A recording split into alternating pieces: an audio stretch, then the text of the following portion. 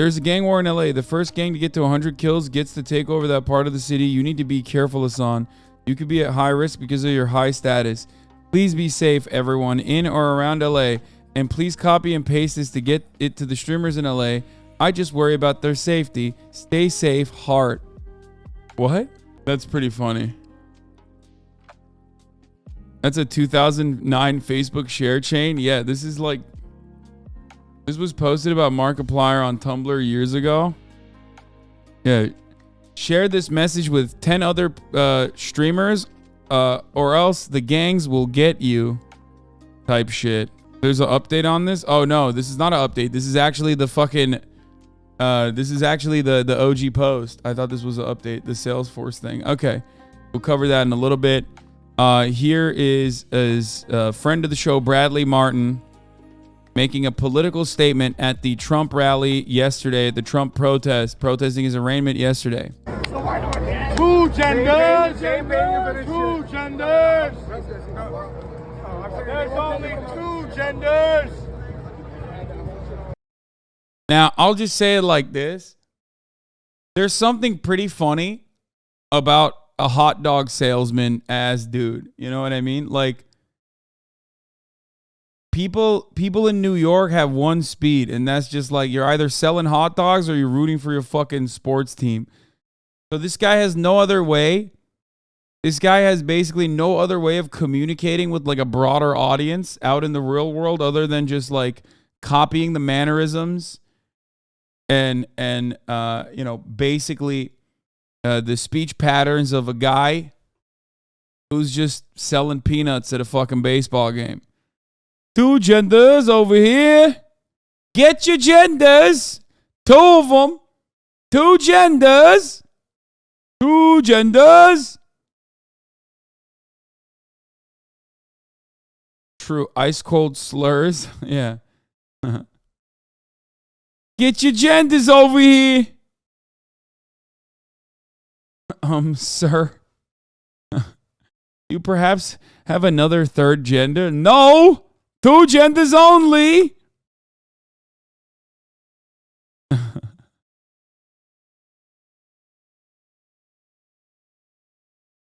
Anyway, that's great. God, I love these freaks, man. I love these freaks. They're my favorite.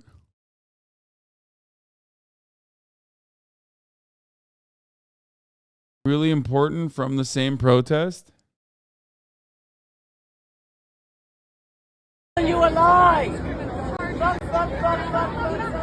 You want? Boot it. It will not be televised. It's telling you a lie. Fuck.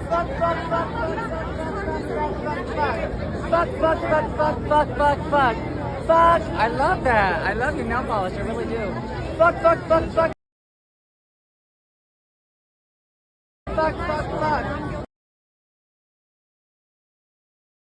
They're just happy to have a reason to get out of the house. Poor lost souls. Oh, 100%. They're bored. Like, a lot of this is just out of boredom. You know what I mean? Stop being a hater for 2 seconds to recognize a slay. I can respect that.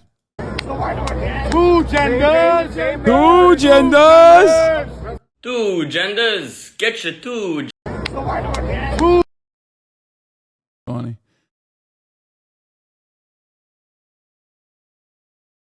Ripped out a MAGA going out today to slay some Dems? Yeah. Slay queen. Do it. The Trump protesters in New York are not having a good time. Oh, we saw this already. This was pretty funny. Just dead. Dude, I love that one, dude. It's so good. It's like... Oh, yeah. Oh, yeah. Oh, yeah. Literally.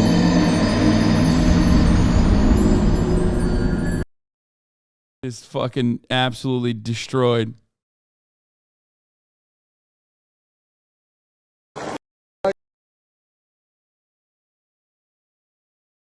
As a professional famous skater who did that, respect. ACC gonna be on your ass for that dead ass? ACC about to snitch on you? Oh no. He's about to snitch on me again. I just showed someone dying. That's fucked up. Oh no, I'm sorry, dude. Dude, I'm sorry, dude. I can only look at police chases by reacting to XUC reacting to it. I fucked up.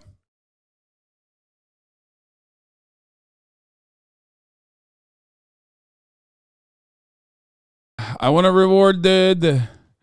Where is my reward, dude? I want a reward, dude. I want a cookie, dude. I didn't show the person jumping out of the car, dude. I'm the referee, dude. Yeah, we don't know. That guy might have died like months later. If he died, who knows?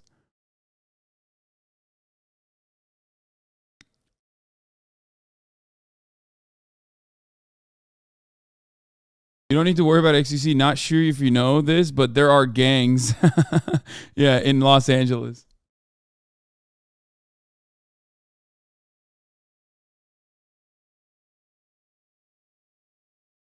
This one's even better. Oh, this lady is incredible. We watched this yesterday. I love her. The deep state. I love her because I love this jacket. Like, I want that fucking jacket. Delete the elite 1%. All roads lead to fucking where? Vatican and then Switzerland, right? Okay, we know that. Switzerland, that's where the bitch was. When I say bitch, I'm talking about. Why is she like humping the air a little bit when she says that? You know what I'm saying? The fucking elites and the Satan. You know what I'm talking about, right? Hey, fucking hey, you know. The devil's got that good dick. Where? Vatican and then Switzerland, right? Okay, we know that. Switzerland, that's where the bitch was. When I say bitch, I'm talking. Yeah, she's like, when I say bitch, I'm talking about that bitch, the devil, who's got a fucking nice cock, if you know what I'm saying. Hey, how you fucking doing? Fuck you. Talking about the devil himself, all right? And you're like, yeah, the God. All right? Oh, yes, you do. Oh, yes, you fucking do. Because the devil himself, all right? And you're like, the devil himself, all right? Hey. I love her. I love her. I wanna be in her. I wanna be a part of her stands that just say slay. She really slayed here. You know, what's that meme where it's like every insane woman deserves a group of gay men behind her saying it's giving mother or big slay every time they say some unhinged ass shit. You know, go off, sis. This is it. yeah, the God. I don't believe in the devil. Oh, yes, you do. Oh, yes, you fucking do. Because there's the devil. If there's the devil, there's God. Listen, did the devil create you? I don't believe in God, so. But the Creator created you, bro. Who created you? Who created your ass? Listen, bro. Listen, bro. There's two. There's the Creator of all creation, the source of all sources. Call it whatever you want. Buddha, Taoism, I don't care. There's the Creator of all creation and the source of all sources. That's it. Bada bing. Bada bang! Hey, how you fucking doing? Fuck you. Bada bang! Oh man, New York is fucking awesome, dude. Just great. This is what happens when like a QAnon mom from Facebook is out and about in public. You know what I mean? It's awesome. Bada bang! How you fucking doing? Hey, how you doing, devil? Fuck you. When you're with the devil, you will know it. Because you know why? Because your life will become a total living hell. Total. New York is the Florida of New York. Bitch, Florida is the New York of Florida. Like, why do you think Florida has so much mental illness, dude? It's the fucking New Yorkers that move down there. That just, like, cook the books. Fuck up the water supply. Anyway.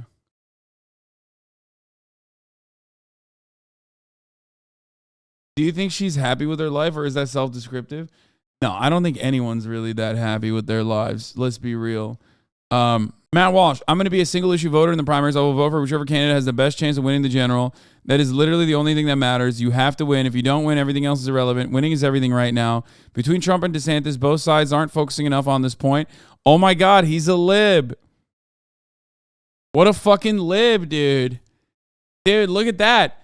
Ultimately, this guy could be like literally a stochastic terrorist who wants to murder all fucking trans people in cold blood and is like constantly demanding that like that be the party position, who's absolutely fucking obsessed in the most perverted way possible with like trans people and the genitals of children.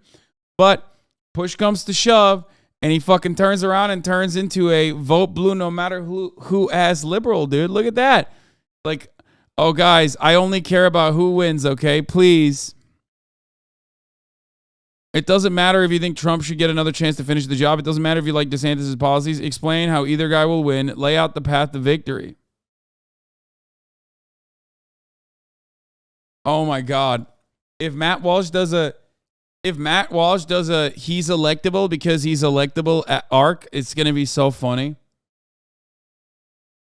Maybe that will end up I don't know, depressing voter turnout a little bit more from all of these like psychotic fan bases within the Republican Party. InfoWars exclusive. Judge Napolitano predicts attack on Trump part of scam to install Hillary Clinton as president. Fuck yeah. That's my shit, dude. I love this. I fucking love that, dude. I love that so much. Just, get more and more unhinged, increasingly more unhinged. Anyway, let's get to it, though. Trump is pled not guilty to 34 felony counts on falsifying business records, including some actually very juicy stuff, like another catch and kill story that his doorman was possibly trying to sell to the National Enquirer and numerous other outlets, about having a child out of, having an adulterous relationship with a model and having a child, possibly, which is cool. I mean, I think that's a cool story that's like going a little unnoticed. Why the fuck is he paying all these people? Why is he doing that? Manhattan District Attorney Alvin Bragg spoke after the arraignment, saying Trump continuously lied to cover up previous crimes. Scott McFarland was at the courthouse yesterday. He has the details of this historic indictment. It's not just about one payment. It is 34 false statements in business records that were concealing criminal conduct. Manhattan District Attorney Alvin Bragg alleged former President Trump falsified business records after planning a catch-and-kill scheme to suppress negative information about him throughout his 2016 presidential campaign. According to Bragg's statement of facts released with the indictment, Trump orchestrated hush money payments beginning in 2015 to 3 individuals. Those payments included $130,000 to former adult film star Stormy Daniels by former Trump lawyer Michael Cohen, $150,000 to former Playboy playmate Karen McDougal, and another $30,000 to a Trump Tower doorman. The defendant claimed that he was paying Michael Cohen for legal services performed in 2017. This simply was not true. The indictment lays out nearly 36 different business records that were allegedly falsified. The scheme violated New York election law, which makes it a crime to conspire to promote a candidacy by unlawful means. The $130,000 wire payment exceeded the federal campaign contribution cap, and the false statements in AMI's books violated New York law. AMI was the publishing company of the National Enquirer. Bragg alleges the head of the tabloid, David Pecker, was a Trump ally who prevented negative stories about the then candidate from getting out. It's alleged that by trying to hide that campaign violation, that becomes a felony. Scott Frederickson is a former federal prosecutor in Washington. If he were convicted, a low-level felony, he certainly would not, in all likelihood, ever go to jail over this. It wouldn't prevent him from running for president or being president, but it is certainly consequential. Keep in mind, this is just part of Trump's legal troubles. He's facing Department of Justice probes into his connection to the January 6th attack and efforts to overturn the 2020 election, and also an investigation into possible obstruction regarding his handling of sensitive material at Mar-a-Lago. And in Georgia, we're waiting for the district attorney's next move after a special grand jury there looked into whether Trump and his allies tried to overturn that state's election results. John? Scott, thank you. Well, the morning after that historic indictment, Donald Trump is on the attack. We saw this striking image yesterday of the former president surrounded by his lawyers in the courtroom, where he pled not guilty to 34 felony counts. Prosecutors say the allegations are linked to hush money payments made to adult film star Stormy Daniels and to other people who they say could have damaged Trump's chances in the 2016 election. If there was any speculation about whether that court appearance would give Donald Trump pause, he put those questions to rest last night. In a defiant speech at Mar-a-Lago, the former president claimed he's a victim and targeted the prosecutor and judge in the case. Major Garrett was at Mar-a-Lago last night and joins us now from West Palm Beach. Major, good morning. What was it like in the room? Good morning, John. Good morning, everyone. I got to tell you, the atmosphere inside Mar-a-Lago was festive. It seems strange to say, but it was like... It was festive because the offenses are low level and it's not all that significant, and he will probably, most likely, not go to prison. Okay? That's why he can just have fun with it. That's it. Most people don't think that this is serious. It's understandable that they don't think it's serious. Trump is just basically trying to do everything he can to farm as much money as possible off of this. Nah, throw the book at him, 136 years? Yeah, according to Rap TV. If you ask Rap TV, he's going for 136 years. You know, ultimately, none of these guys care about law and order. It's shocking, I know. Everyone's shocked to find out that the Trump supporters are not the law and order party, the Mr. Lock Her Up ass motherfuckers, which wanted to lock Hillary up, which I'm on board with. Again, turns out they're not so fond of locking people up if it's their guy getting locked up. There are now prison abolitionists. They're reading Angela Davis. They're talking about how prisons are actually obsolete. And they're saying crime is not really a crime. That's not that big of a deal. I'm sorry, but if nothing's going to happen, why are we sitting here listening to reporters say the same shit for hours? We could be talking about Tennessee or Florida. I don't know, because we do talk about Tennessee and Florida pretty much every day. And sometimes it's fun to talk about the largest news story that a lot of people are, interested in hearing about.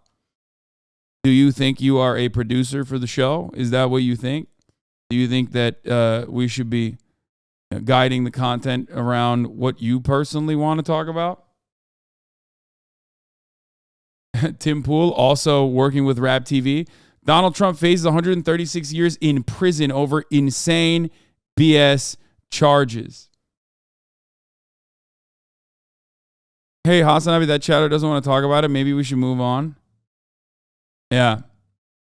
Dude, hey, you cover the news? How about all the news? Why not all the news happening all the time? There was a stabbing that occurred down the street from me, and your silence on the matter is deafening. Okay?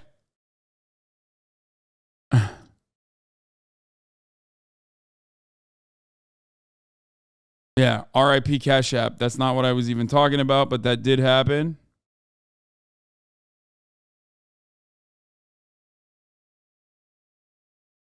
So there is that. Anyway, I'm outraged you haven't covered my village mayor race and our one fucking candidate. I know. It's fucked up. Really messed up. Not as messed up as the top of the hour ad break is, obviously. That one is the most messed up thing because at the top of the hour, there's a 3-minute ad break. And a lot of your silence on the 3-minute ad break is deafening. But that's probably because you're subscribed. For $5 or for free with a Twitch Prime, you get to avoid the top of the hour ad break.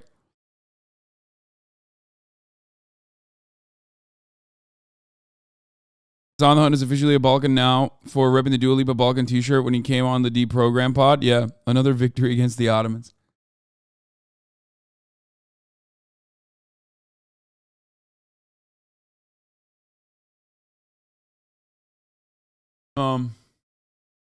D-Tone says Trump equals best president. Thank you for the $3 donation, D-Tone. That's not his Twitter.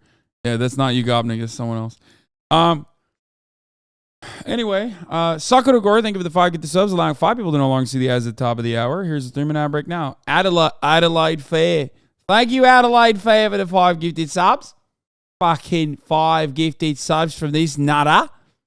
You nutter.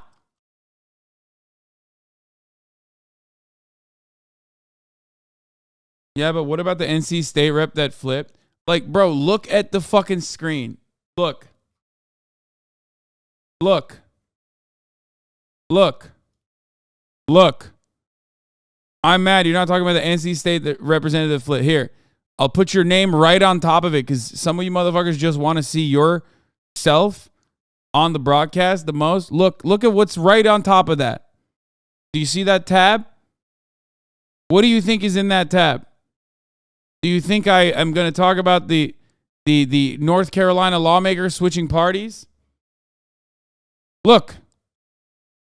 I'm covering it now. Stop. He'd be real fucking shocked if he could read, okay? There it is. All of that is on the on the agenda. An indictment party. Trump supporters were eager to rally to his defense, seeing him as a kind of political renegade being persecuted for challenging the system. The energy and anticipation in the room were real. And then Trump spoke, and despite the history and the stakes involved, the room fell oddly quiet as the former president read through a laundry list of all too familiar political and legal grievances. Former President Trump portrayed himself as a victim. And I never thought anything like this could happen in America. And the Manhattan District Attorney who indicted... He's like, dude, rich people, powerful people, people that were presidents, people that help out other rich people going to fucking jail or possibly facing legal scrutiny. I never thought this would ever happen. When I say that, I just mean I never thought this would happen to me. Lock her up, by the way. Indicted him a tool of, quote, radical left lunatics. The only crime that I have committed is to fearlessly defend our nation from those who seek to destroy it. Trump said his indictment cast a dark cloud over America. Virtually everybody. Like, I can't get over that element. I just cannot get over that element of, like, the party that ran on Lock Her Up, the party that has like a genuine constituency that believes that like all Democrats are pedophile vampires who were supposed to go to jail under the Trump administration when the storm came. Like that party is now upset that like, you know, the justice system is actually coming after them. In the exact same like biased political way that they wanted to weaponize it. I can't get over it. I cannot get over it. You had your shot and you missed it, Mr. President. You know, I love you. I think you got a fat dumper, you're a pog. I'm a fan, okay? But goddamn, like you fucking had your chance of locking Hillary Clinton up and you missed it. That has looked at this case, including rhinos and even hardcore Democrats, say there is no crime. During a nearly half-hour speech peppered with a laundry list of baseless grievances, Trump attacked Manhattan District Attorney Alvin Bragg and the judge presiding over his case. Trump's oldest sons posted articles pointing to the judge's daughters work with then-presidential candidate Kamala Harris's campaign. The criminal is the district attorney. I have a Trump-hating judge with a Trump-hating wife and family. Trump also said falsely the 2020 election was stolen from him. He characterized other ongoing investigations in Georgia and Washington as led by racists or Trump haters. Trump and the Republican Party he leads have suffered setbacks in 3 consecutive elections, a fact Trump tried to turn on its head. They can't beat us at the ballot box, so they try and beat us through the law.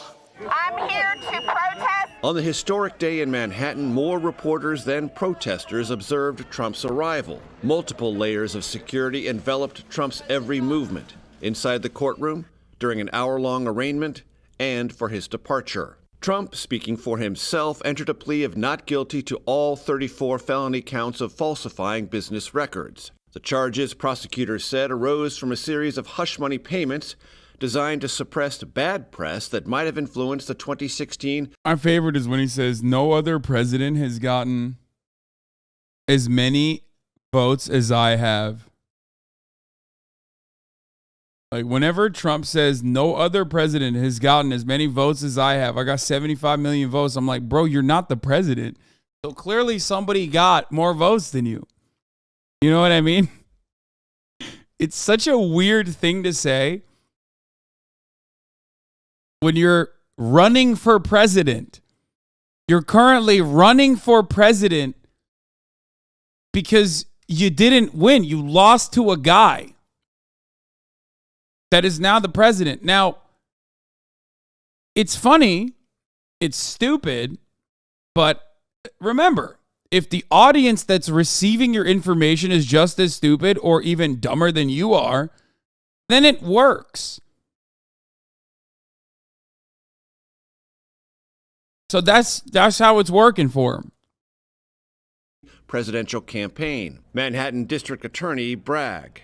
No matter who you are, we cannot and will not normalize serious criminal conduct. Trump's lawyers said they plan to file a motion to dismiss the case within the next several months. Well, everyone is not above the law, no one's below it either. And if this man's name was not Donald J. Trump, there is no scenario we'd all be here today. Trump has leveraged the threat of arrest and the...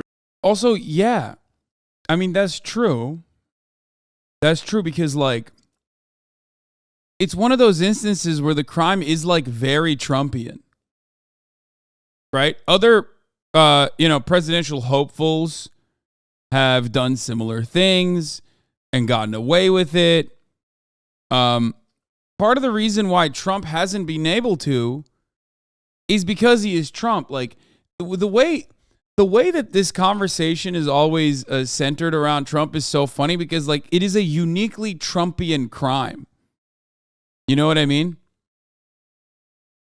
Like when Joey Tacopina comes out and says, like, yeah, this could happen to you. If this could happen to Trump, it could happen to you, right? And it's like, no, it can't, because the crime is, like, incredibly specific. It's incredibly specific. It's so specific that it's, like, almost entirely specific to Donald Trump, because at least most people would try to avoid getting hit with any kind of, like, criminal misconduct, because they would cover their tracks adequately. Like, even across the board, it's like a crime that only people who are technically running for office could engage in. People who have to also be, like, pretty wealthy to be able to, not only have sex with porn stars, but then also pay them hush money during the process of an election.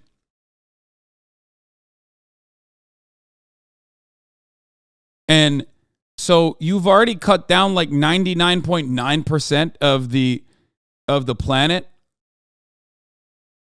that way. But then also on top of that, he took no effort in trying to counter the potential legal implications, the potential legal accountability that might have been brought against him in this process, by very clearly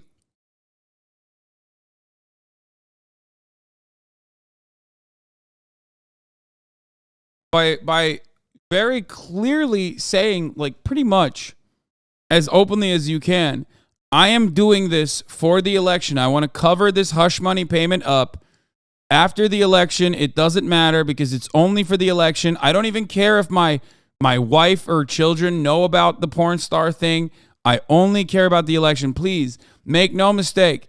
This hush money payment that we are basically, hiding as though it's like legal payments to Michael Pence that we're funding through campaign donations is actually for the election. I care only about the election, and that's why I did it. Like, there's no other way that this could have been escalated into a felony charge, but he did it.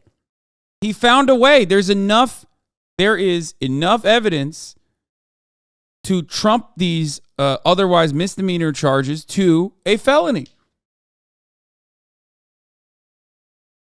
And I find that really, really wild. Bribery is legal unless you say what it's for. I mean, that's a great example. Bribery is legalized in Western nations in the form of lobbying, in the form of campaign contributions, right? And it's basically like getting arrested for campaign finance violations. In a country where you can dump unlimited funds to an individual candidate by way of 501c4 super PACs and the like. It's such an incredibly preventable crime that the federal government and state governments have basically made it legal for you. As long as you file the adequate paperwork, or as long as you don't openly say that you are doing this for a crime.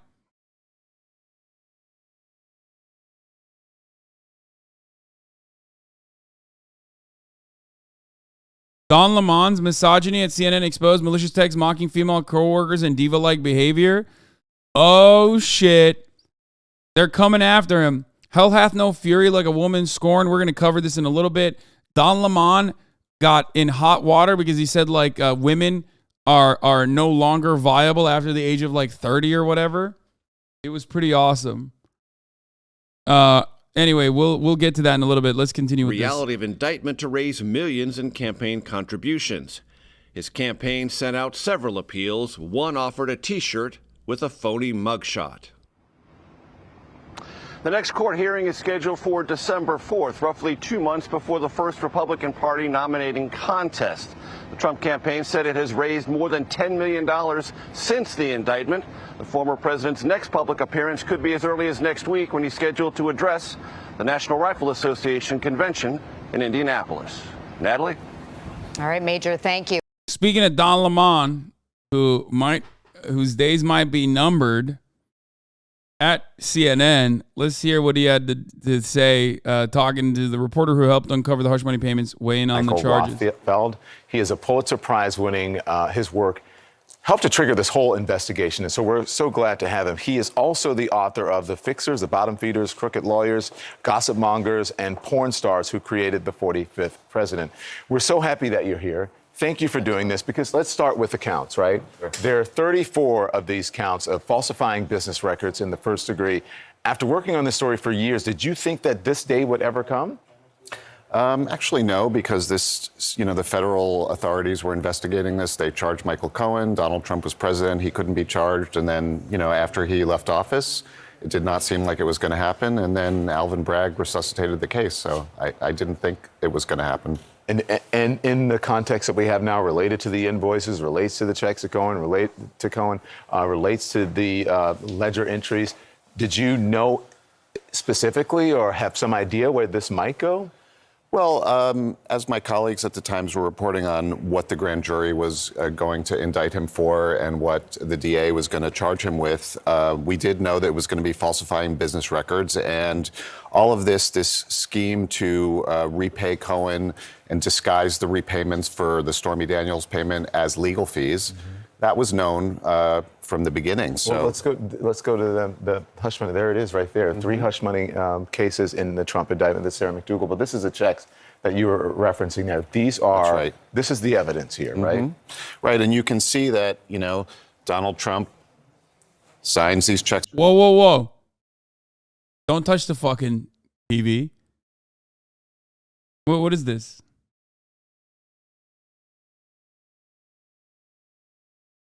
You don't get to touch the TV like that. That's Don Lemon's TV. Fuck you doing?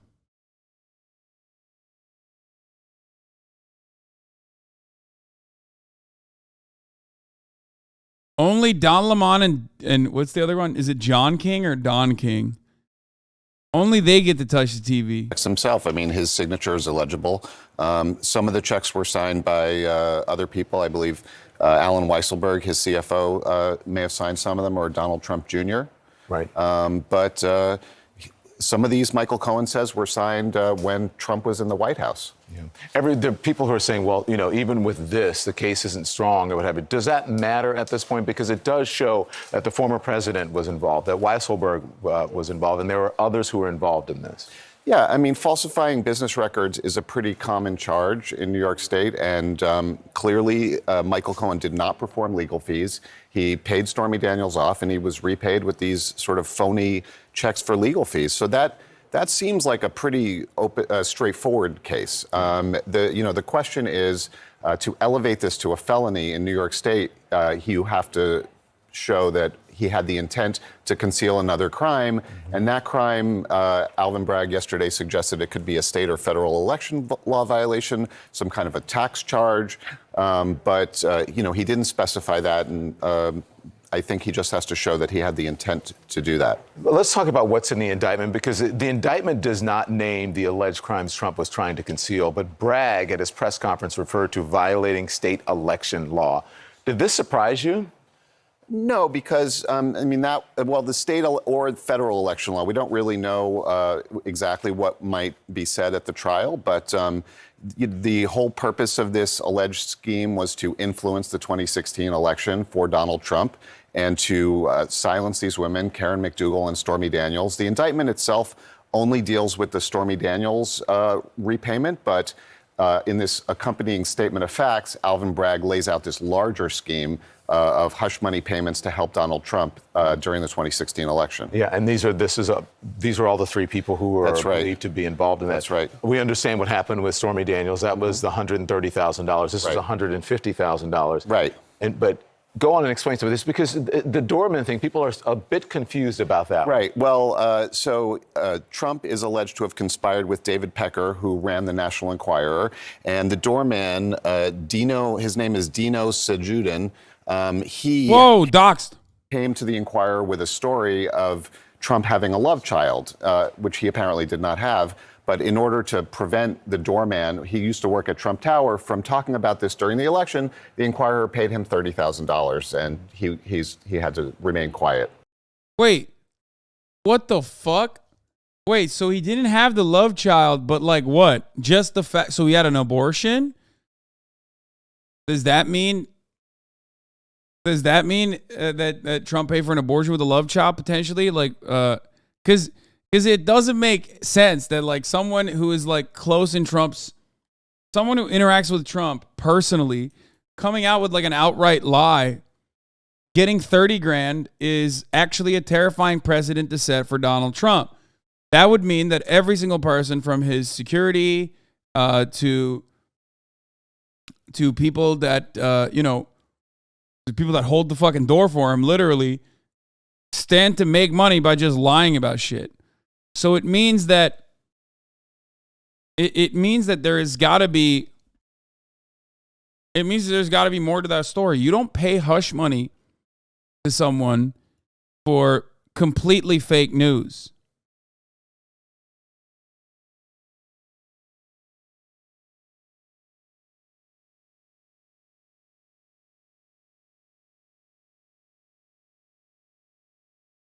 Does that make sense? Because if that was the case, then he would have to fucking pay everyone. Everyone and anyone around him could like come out with like some fake ass bullshit. Yes, you do, lol. Wait, really? But by the way, I love Twitch chat being like, no, that's clearly what you do. Source, I'm a mob boss. Like, how much experience do you have with hush money payments, man? Just got here. Trump had sex with a door guy? What if that was it, dude?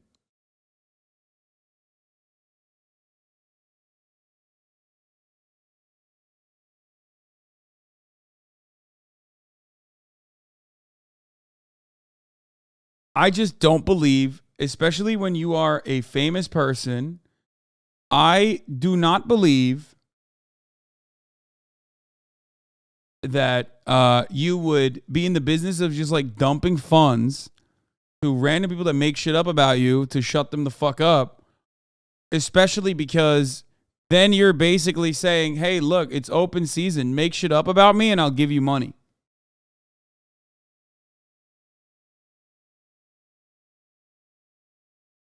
It's also weird because Trump doesn't even pay his contractors famously.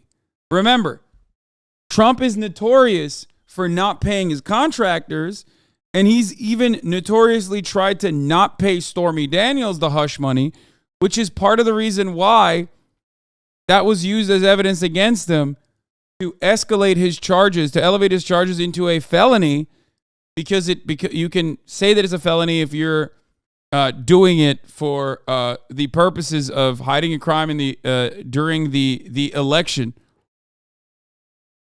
Like from an election law standpoint, the only way that this gets escalated to a felony when you're cooking the books is if you are doing it specifically as it pertains to your election and electoral outcomes. So him saying that he literally fucking did this, or he's so not in the business of paying people that he might actually get into legal trouble over this.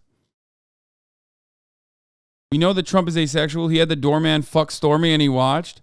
I do think he is asexual, by the way. My union and a couple others took him to court for his Chicago Tower for failure to pay. It's not surprising. This is the least surprising thing I've ever heard. I do think Trump is asexual, by the way. Yeah, but he just saw something in Stormy Daniels that he now calls horseface. But like, I do think that. Yeah. Let me, just before we go, as you've been watching all the coverage and the analysis here, is there something that we're missing? When people are saying it's not a strong case, I don't understand. They're not listing an underlying crime. Are we missing anything with this? What would you like to point out? Again, just that this is a very common charge in New York State. Many people are charged with falsifying business records. And so what the DA has said is that, Donald Trump is no different than them. It's not really that unusual, except for the fact that he was the president of the United States and no former president has been charged before. But, that doesn't necessarily make him immune to prosecution. Yeah. Michael, thank you. I appreciate you joining us. Michael Rothfeld. Former President Donald Trump has pleaded not guilty to 34 felony counts related to allegations he falsified business records in connection with hush money payments. Joe Tacopina is one of the attorneys on Trump's legal team, and he joins us now. God, I love him so much. I'm so glad Joe Tacopina is like seen as is Trump's like main lawyer, because he is such a fucking freak, dude. A delight to look at. An absolute delight to look at.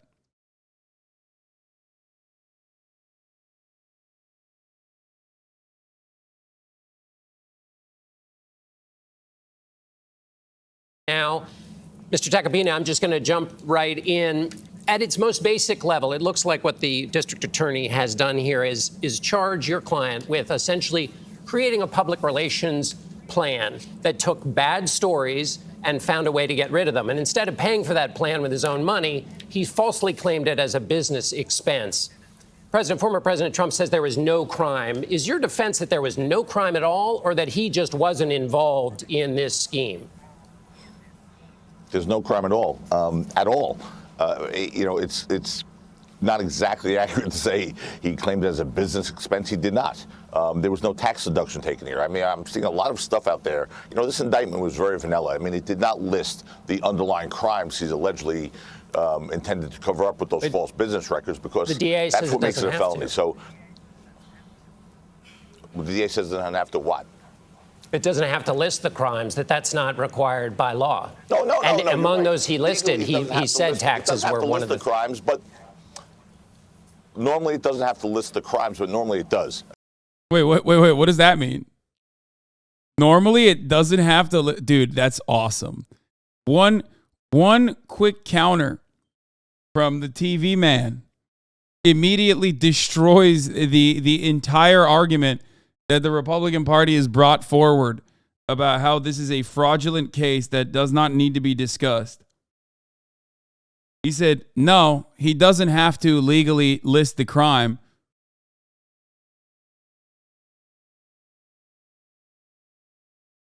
And among those he listed, he said taxes were one of the crimes, but normally it doesn't have to list the crimes, but normally it does. Okay, you don't.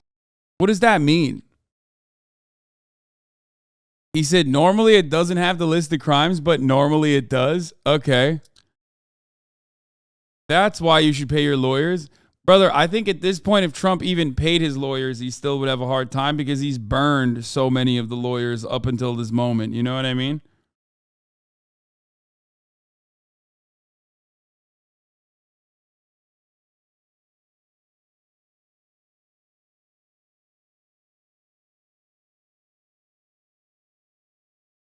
And by the way, for the record, I do know what he's trying to say. He's trying to say that it's not required by law, but normally it is still listed, okay? But it doesn't matter. You can say it's unusual, but you can't say it's like illegal, okay? That's all he's trying to say, but he's having a hard time saying it because he's so used to just saying, no, it's unacceptable, it doesn't happen, it's never happened in the history. You said it's illegal? This is the byproduct of the Republican media apparatus hammering this perspective into the minds of every American. So much so that, people normalize it, people internalize it, and then they repeat it. It's not.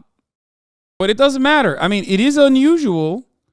Even then, they are talking about the crime itself.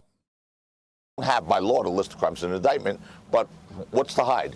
Why wouldn't they bring them forward? What, to get some strategic advantage? I mean, this is not a game. You're charging the president of the United States with crimes that will never be sustained in a court of law because they don't exist. There are no tax deductions taken here. There were no filings with the FEC. FEC has come out and said there's been no violation of FEC laws. So I don't know what crimes we're talking about exactly, John. But is falsifying business records, just as a matter of course, is not a legal thing to do? And you're saying there was no business records of any kind, whether it's taxes or otherwise? Nothing was falsified ever at all? Not only was nothing falsified, but nothing was filed. So I could have my own ledger in my checkbook. I could pull out my pocket and write, I'm buying a horse instead of buying a car in my ledger. Whatever. Maybe I don't want my secretary to see that, right? But unless I file that with an authority like the... Yeah, see, hold up. The issue there is that, yeah, if you didn't want your secretary to see it, then that's fine. If you didn't want the public to see it, or if you didn't want authorities to see it, then it's not fine. If you didn't want the authorities to see it because you don't want the news to go out to your wife, that's still fine. If you don't want the authorities or anyone to see it because it will ruin your chances in an election, then that's not fine. Which is why it's a really high bar to clear for the prosecutors in this regard. And yet, for some weird reason, Donald Trump is able to not clear that bar. And the weird reason, of course, is his endless interest in not paying people, coming back to, bite him in the ass. The tax agencies, or I'm taking a tax deduction, or if I'm running for office, I have to file it with the FEC for some reason. There is no crime. I could write whatever I want in my personal ledger. There was no filing obligation. He never filed anything that would invoke a false business record claim, which is a misdemeanor, by the way. You'll have to work that out with the DA, who says that the law requires proving that distinction beyond a reasonable doubt. Yeah, except that, I don't know if they will. And even if they do, I've told you already, it would be ridiculous for Trump to serve an extended prison sentence or anything like that. But regardless, it is quite literally, Trump is quite literally the only person who would offer receipts to investigators and authorities that, that show him very openly clearing that fucking incredibly high bar that you can even prove beyond a reasonable doubt. Like that's what I'm trying to explain here. I don't even think all of this is all that relevant. I don't think anything super serious is going to come out of this, but it is pretty funny that Donald Trump is the only motherfucker out there who is so openly criminal in the way that he does his regular conduct, the way he conducts his businesses, that like he's the only one that would be able to not clear that fucking high bar. Like no pixel court cases would get thrown out easier. There was a tax violation. Let me ask you about the former Trump Organization CFO, Alan Weisselberg. He is throughout the statement of facts here. He's currently serving because he. In hindsight, Trump didn't have to break any law. He didn't need to pay anyone. We all found out, and he still won. He didn't lose an ounce of support over these stories. Yeah, that's another hilarious part about this is that like he technically didn't even have to fucking do any of this shit, right? He didn't even have to do it. Like he was right when he said I could shoot someone on Fifth Avenue and people would still support me. When he said that, he was right. That was the most correct Trump has ever been.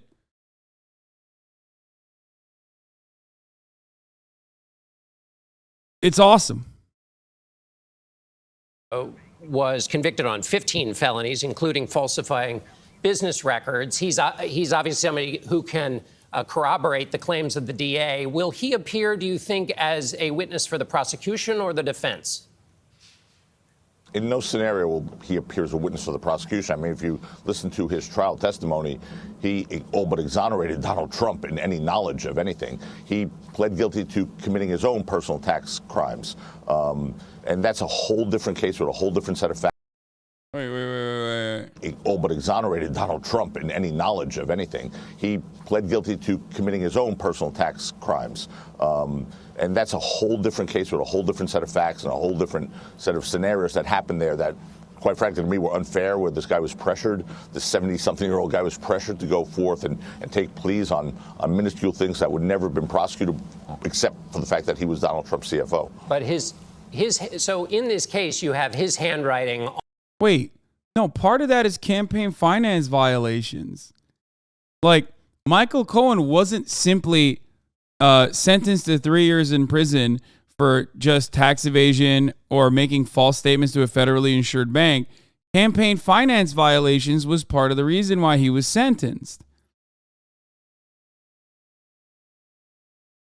That's what we're talking about. Oh, he's talking about Weisselberg? Oh, sorry. He's talking about the other Trump guy that also, the CFO that was doing a classic tax evasion scheme. Sorry. There are so many fucking people that have like done illegal shit in the Trump organization that it's hard to understand exactly which one we're talking about. You said stop texting, except like I'm pulling information so I can bring it up here, pulling information that's helpful for the narrative that they're presenting, or at least like diminishes the narrative that they're presenting. That's why I wasn't paying as much attention as possible to what he was saying. And also because there are a lot of fucking... Also, what the fuck am I doing? Like, I can text if I want to, bitch. What do you mean? You're not my micromanager, little boss. Okay, chill out. Like, this guy is literally like an Amazon manager. He's like, time off task. Fuck you. Jesus Christ. There are too many criminals in the Trump organization. There are too many criminals in every organization, especially as it pertains to real estate developers, okay? So many of these big real estate developer companies would get into hot water and get into legal trouble if they had the same level of scrutiny that the Trump organization has gotten. That much is true, okay? That part is absolutely true.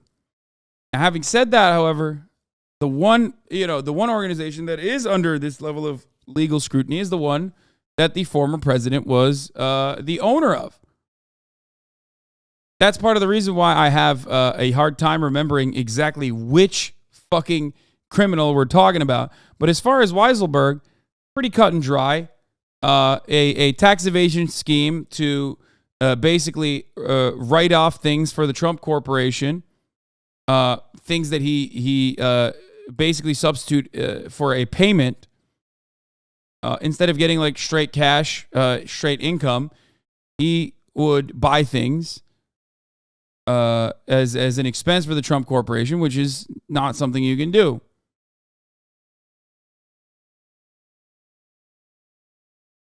You can't do that. On materials that are in furtherance. He said, I mean, you can. Well, you clearly can't because he's,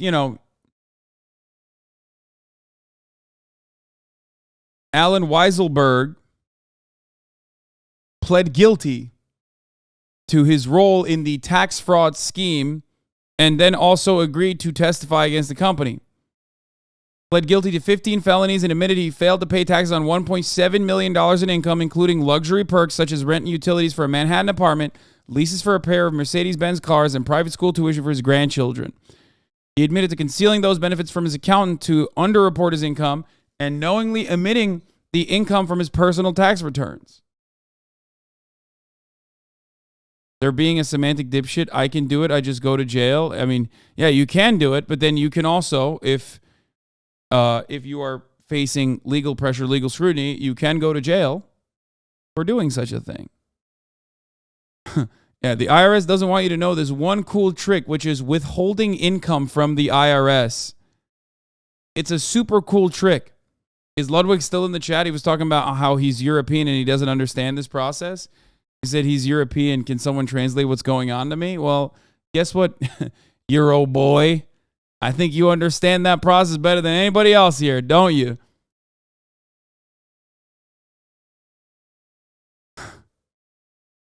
He might have just ran away already. Oui, hon, hon, hon.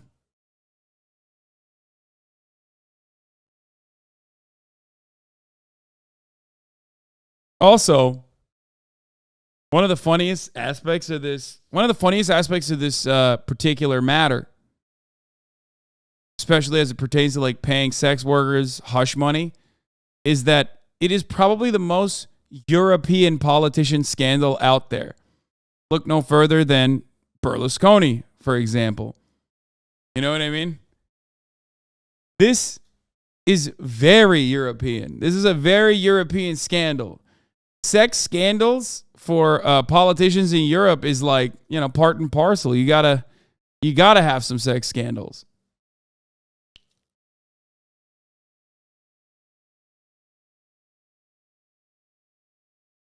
Yeah, it is a rite of passage. It's like tradition.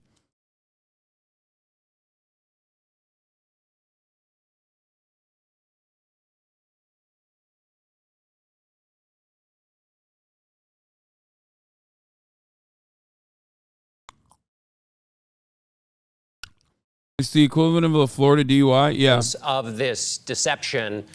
You say it has nothing to do with taxes. It may also have to do with campaign finance violations. But I mean, his word doesn't, necessarily need to testify because they've got documents. One of the greatest lines of all time, Silvio Berlusconi, upon being asked if he had sex with a 15-year-old girl, said, "At least I'm not gay." Wait, he did? He said that? I don't even remember that. That's crazy.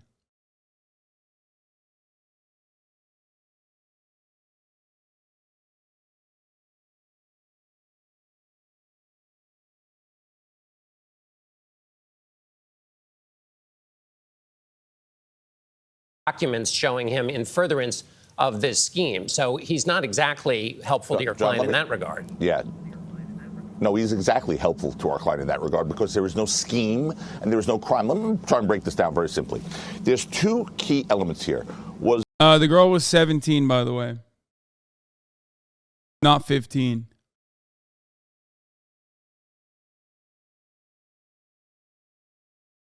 Ruby, Berlusconi sex scandal rebuttal. At least I'm not gay.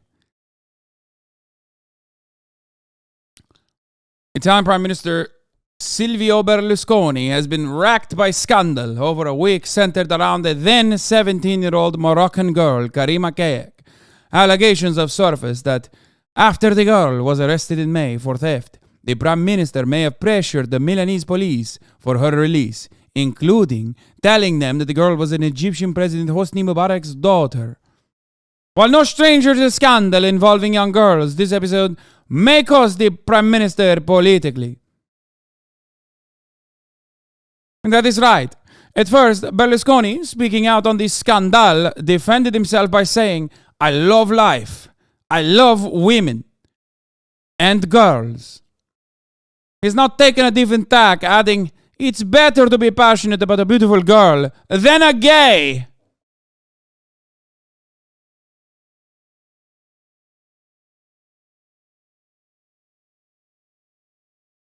Oh, Maron.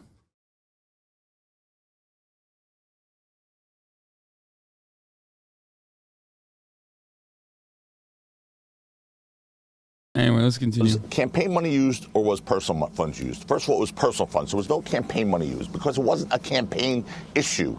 This was done to prevent an unpleasant story. Well, it would have been a campaign issue if it had come out during the campaign. John, of course, it was a campaign issue. Let me finish my answer. Yeah. Oh, yeah. It's not a campaign issue, even though, it very clearly looks like it might have been perceived as one by the Trump organization at the time. Key elements here. Was campaign money used or was personal funds used? First of all, it was personal funds. There was no campaign money used because it wasn't a campaign issue. This was done to prevent an unpleasant story. Well, it would have been a campaign issue if it had come out during the campaign. John, of course. I love when they say, like, oh, no, it was personal money used. No, it wasn't. It was campaign funds used and then refilled with personal money down the line. Okay? So I'm pretty sure that part is not correct. Okay? These guys, they always do this shit. By the way, which is identical to literally doing the tax evasion thing, because you're just like, oh, no, I wasn't evading taxes because, once I got into trouble, I just, I paid it, right?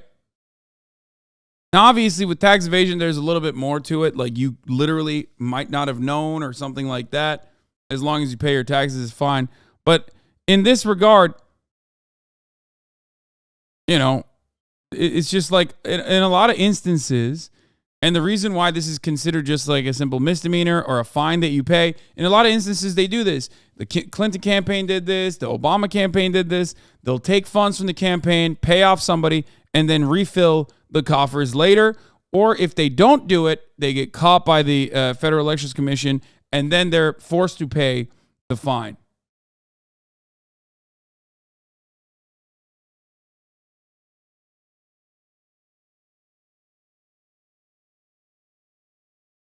Trump beating the case for sure. Uh-oh.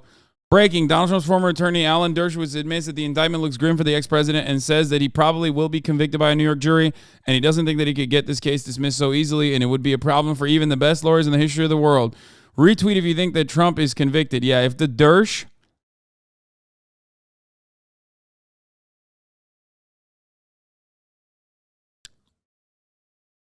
If the Dersh is saying that he's going to fucking not be able to beat the case, I don't know.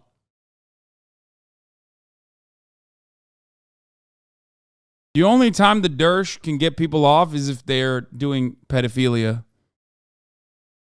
So, I don't know how good Dersh knows about these kinds of violations. I don't know. Not exactly his forte. It was a campaign issue. Let me finish my answer. It'll get to that. So the second part is simply this. When you have personal funds used during a campaign, the rule of law is for campaign finance was that expenditure made, that payment made solely for the purpose of the campaign? Because if it was made irrespective of the campaign, then it's not a campaign finance violation.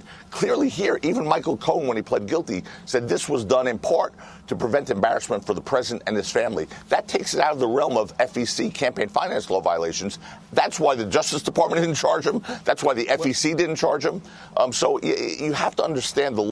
Yeah, except he might have said that to cover his own fucking ass at the time. He's saying something entirely different now. And there's also additional evidence that has come to light since then. And that's why everyone is looking at David Pecker as the star witness in this case, because when you look at what the DA released, the statement of information as it pertains to the case itself, there is multiple additional forms of evidence. Like, let's say, here's the, and I don't perfectly understand New York law in this regard, but it's kind of like if you hired somebody, or if one of your cronies went and did like a bank robbery, okay? And at the time, they pled guilty, they went to jail for it, and they basically said things during that process that they saved your ass on, right? They did not implicate you in the crime. And then after that, no, wrong. In this case, we believe convicted liar and criminal Michael Cohen because it helps us. No, it doesn't even matter. Like, it doesn't even matter if that's the reason why people say Michael Cohen is not the best witness here.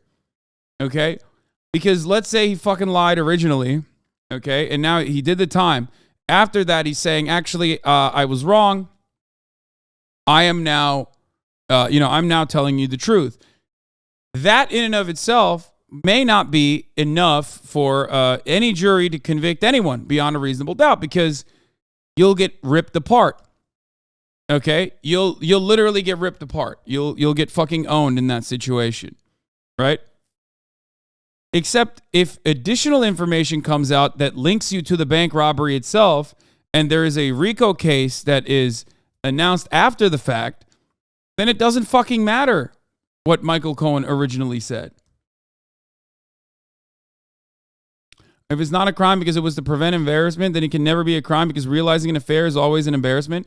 I agree with you, except there is some evidence that I have pointed to in this legal case that while, really difficult to charge someone with this, makes it a lot easier for Trump to be charged with this. What I'm, of course, referencing is this piece of evidence, including others, but certainly this one.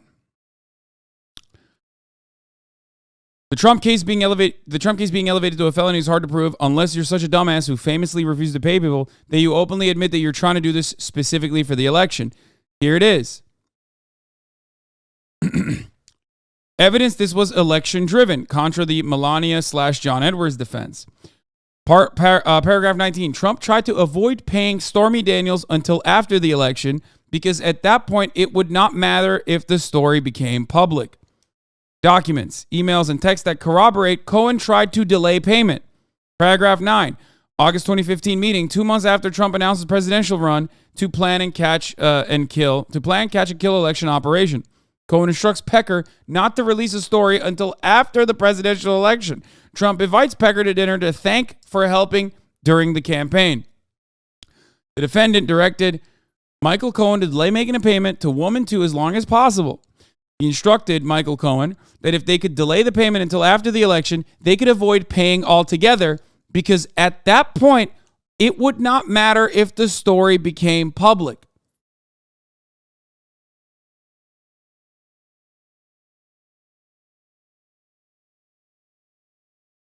That's the beautiful part about this story, is that if you are doing this so brazenly, the only way that you could ever actually get into legal trouble over this, something that no one ever gets into legal trouble over, is if you very brazenly and very openly said you're doing this for the election. Okay? That's it. That's it. And Trump has, especially when you see this evidence, this piece of evidence, it totally makes sense why they, in a very biased way, elevated this to a felony. Okay? Yes, to clarify, he explicitly states that his marriage is irrelevant. If the story comes out after the election, he does not care. As reflected in emails and text messages between and among Michael Cohen, Lawyer B, and the AMI editor-in-chief, David Pecker, Michael Cohen attempted to delay making a payment as long as possible.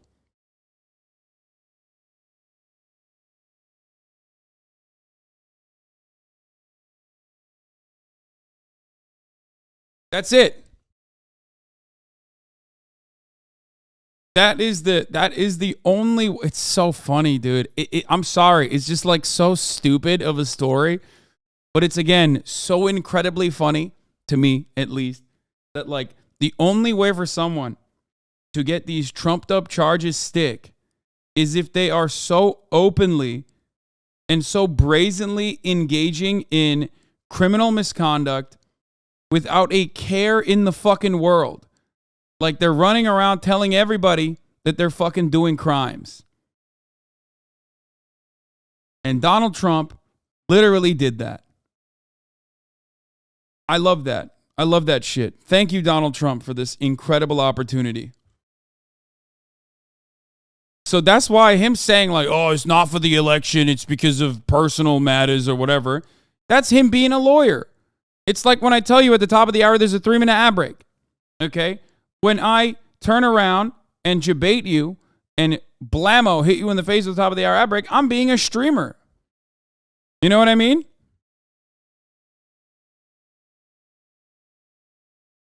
But fear not, if you no longer want to see those ads, all you need to do is subscribe, which you can do for $5 or for free with the Twitch Prime by connecting your Amazon Prime account to your Twitch account, where you get 1 free Prime subscription a month. You can use it on your favorite broadcaster. Hopefully that's me. Okay? No, you're not. No other streamer does these dog shit segues.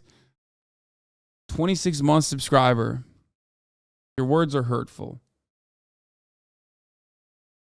Parody, thank you for the 5 get the subs. Allowing 5 people to no longer see the ads at the top of the hour is a 3-minute ad break now. I saw how you guys reacted when I said I'm no longer going to do these segues, and everyone was so fucking sad. And then when I do actually do these segues, all of a sudden everyone is mad.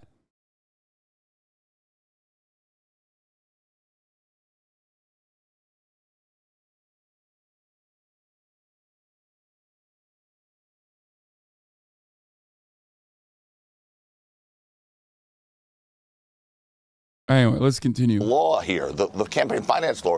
And this is a first. A state prosecutor is bringing a violation of federal election laws. Never happened in this country before. Final question to you about your client. Former President Trump says, I have a Trump-hating judge with a Trump-hating wife and family. Does that help the case? It doesn't help the case, it doesn't hurt the case. It's a statement of fact. A statement of fact based on the Daily Mail's reporting and others reporting that the judge's family members work for Kamala Harris. But you agree that it's a Trump-hating judge. So does it help the case or hurt the case? It's a fact that it's a Trump-hating judge? It's a fact. It's an opinion of someone who's been put through a political persecution, John. It's not a fact. Yeah, Donald Trump, no other president has ever been put through this much struggle.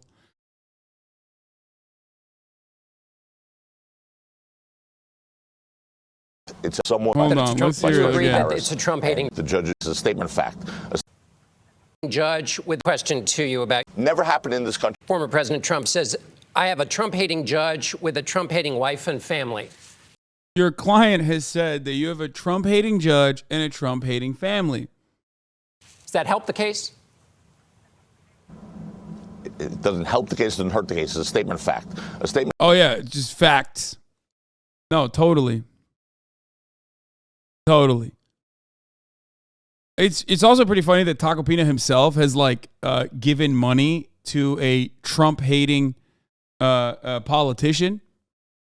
So that makes it even funnier. Because like, I don't know about this judge's background, but it's not shocking to me that like a New York judge would be a liberal and would have, liberal children. Okay. But no, it doesn't help that when your client is going on a fucking podium and screaming about the judge that is presiding over the case that you are trying to win. But I expect that the Trump administration, or not the Trump administration, like people working alongside Trump and Trump himself will most likely raise the stakes a little further. I suspect that they're going to have some fun with this and do a little bit more trolling, do a little bit more, I'm not threatening the judge, but I'm actually threatening the judge a little bit. You know what I mean?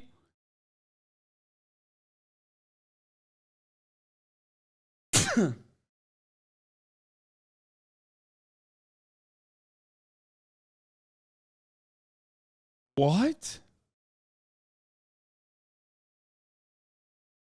Is this real? Watching Alvin Bragg, all I can think of is El Bozo plus ratio.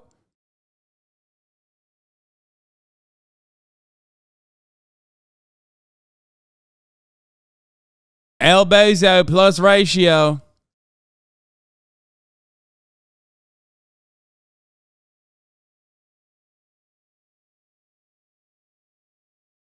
Did he get fucking hacked again?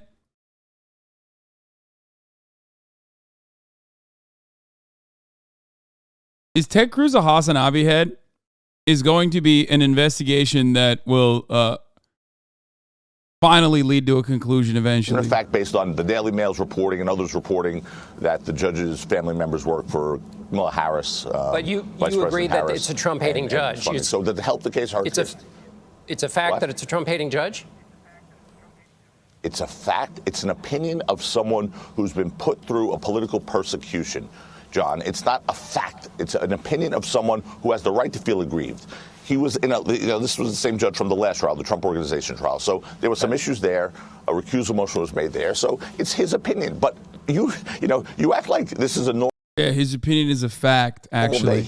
It's a fact, but it's also an opinion. It's not done, but it is done. It can be done, but it's not done. Dude, I love that Donald Trump's lawyer is Italian train wrecks, okay? It just makes things so much more fun. He's just straight up like he's like it's not a charity, it's a system. It's not a charity, it's a system. It's an opinion, but it's also a fact. Been put through something that no one else, if he was not Donald Trump, he would not be a defendant. No one else would have been prosecuted in this country for this crime because it's not a crime. It's a campaign. Hillary Clinton, who actually said legal fees for a Steele dossier, which was dirt digging, got a fine from the FEC. He gets indicted for using personal funds. 30 other people have been indicted on this falsifying charge by this DA, but I understand you say that that's not what's happened not here. For campaign, not tied to federal campaign finance law violations, John. But for the charge on the indictment, which John, is falsifying records. It has to be tied to a violation of federal election campaign. Damn, that's crazy that this judge has, got 30 other people indicted on identical charges, but only one Trump on potentially having to do with an election. I wonder why. It's not like that many motherfuckers are doing what Trump is doing.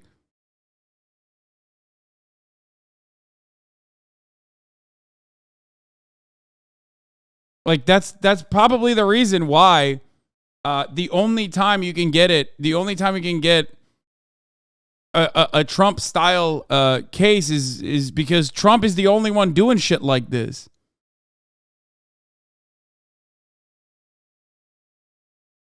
In laws, it is not. My guess is we're unlikely to work this out now, but Joe, I appreciate you going a few rounds with me. We're joined now by one of Mr. Trump's attorneys, Joe Tacopina. Mr. Tacopina, good morning to you. Hey, good morning, Savannah. Well, now we've seen the indictment. We've seen the evidence that the prosecutor has assembled, or at least some of it. What was your first reaction to it? What was the former president's reaction? Well, I mean, where are the underlying charges? I mean, the indictment actually did not list what these underlying charges are. Understand, Savannah, these false business record entries, which are... It's a novel legal theory because how often do you have to how often do you charge a presidential nominee who engaged in a conspiracy to pay off the porn star he had an affair with in the prior election that he ended up winning and therefore became president and therefore silenced any kind of opposition to that sort of thing for the 4-year time frame where he was the president? It's like, it is the type of thing that is so unique because it could have only happened to Donald Trump. Okay? That's why when you point to like Hillary Clinton with the Steele dossier, or if you point to Barack Obama, like, and the payments that they made from campaign, from campaign funds that they replenished later down the line, and the fines that they had to pay, you literally can't compare it to anybody else. Maybe Bill Clinton, but even then, like, again, Bill Clinton did a bunch of weird shit when he was president, possibly before he was president as well, and certainly after, right? Jeffrey Epstein's bestie. Okay? Now, having said that, however, remember, he most likely hired a bunch of fucking annoying Mormons and WASPs to cover his tracks instead of operating like a gangster in the way that Donald Trump operates. That's the whole point. Like, that's the main difference here, is that, like, these are charges that are oftentimes not elevated because it's very difficult to prove with someone who is, if you hire someone who's at least like a little diligent and interested in making sure that there is no like solid paper trail leading directly back to you. Donald Trump is not that guy.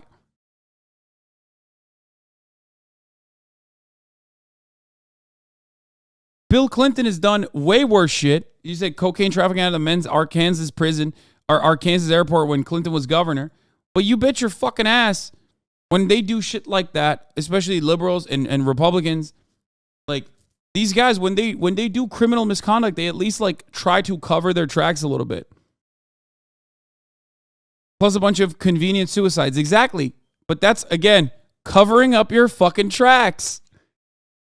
Donald Trump does not do that. This does not mean Bill Clinton should not go to prison. He should. Absolutely.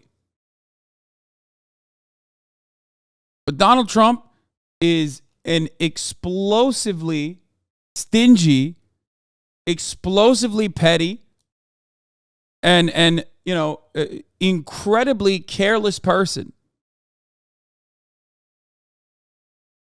Does that make sense? Like, all of these guys are criminals for the most part. It's just that Donald Trump is not just a criminal, but he's also a very bad criminal. Like, he's not good at doing the crimes. That's the main difference here.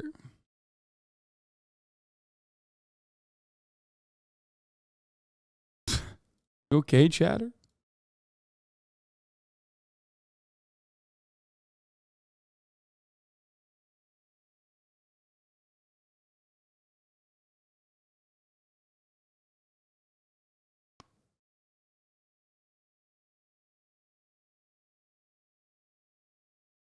Are not even false, are misdemeanor counts, which would not be able to be brought at this point. The statute of limitations is long gone. The only way to make this a felony is to gobble together a couple of misdemeanors, the false business records and the attempt to cover up another crime.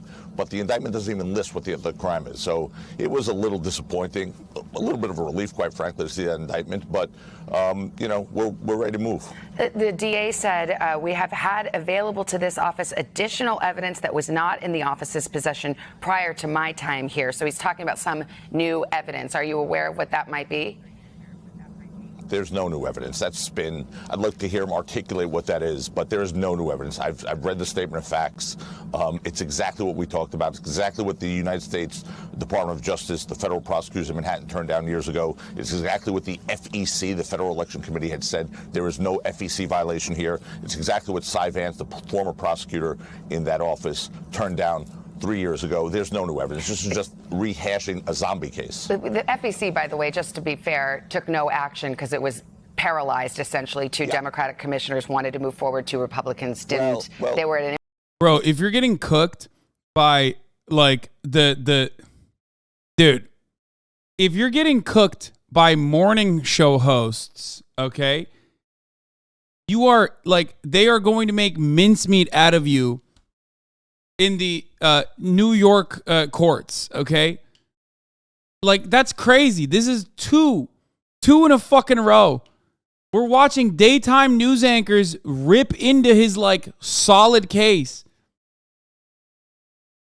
The funniest part about this, there's so many funny components about this, from, like, the lawyer basically being train wrecks. to how funny the crime is or how minor it is ultimately in the grand sea of things, because Trump has done so many other things that are way worse. I think that I don't even know what to say about this issue, but probably the funniest part about this whole process is that almost everyone knows it's incredibly biased. According to the CNN study, 76% of Americans said that this case was biased, okay? And yet 60% of Americans think the indictment is valid, which means there are Americans out there, plenty of them, that are like, yeah, no, it's fucking biased, but also lock his ass up.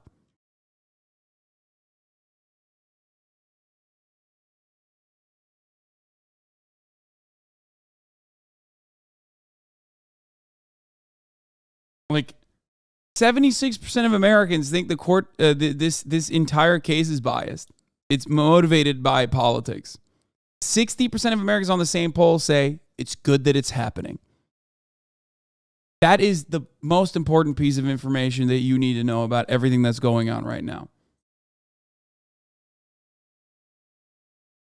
Impasse, were they not? Savannah? I mean, it's not.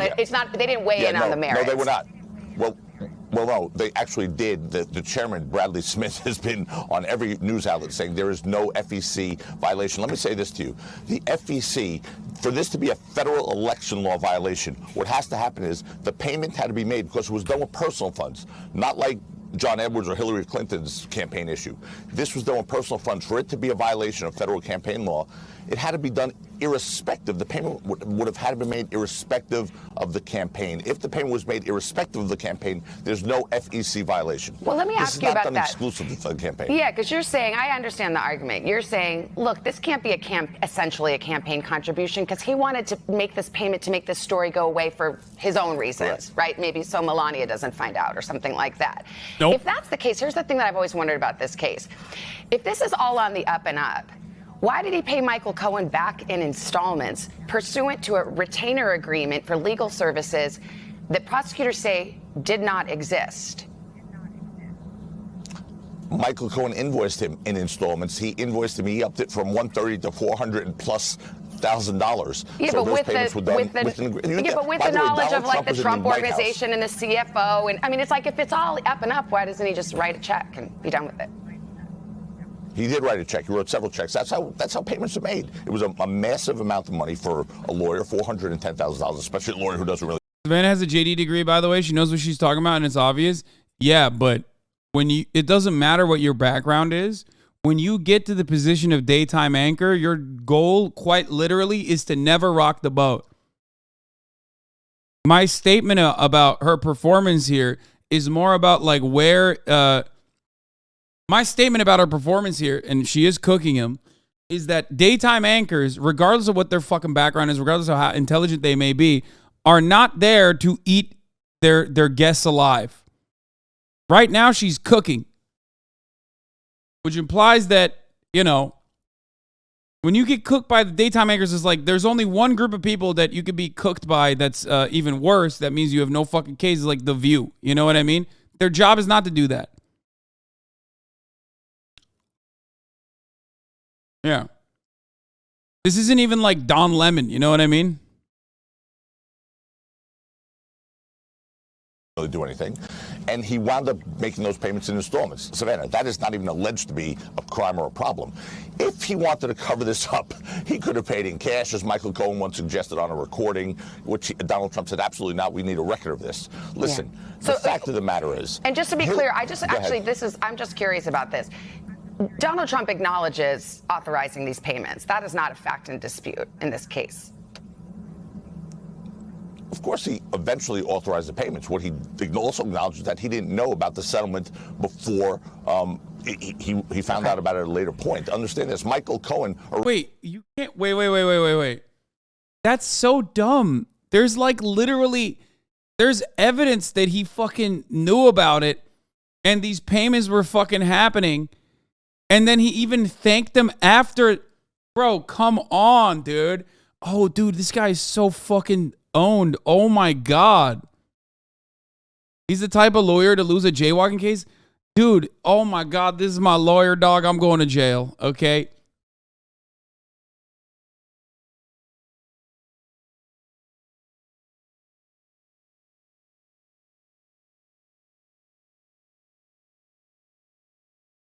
What? Watch him going on TV and Does stating? anyone actually believe, anyone, left, right, middle, whatever, that if someone else were accused of paying hush money to avoid a public sex scandal in the manner that Donald Trump is alleged to?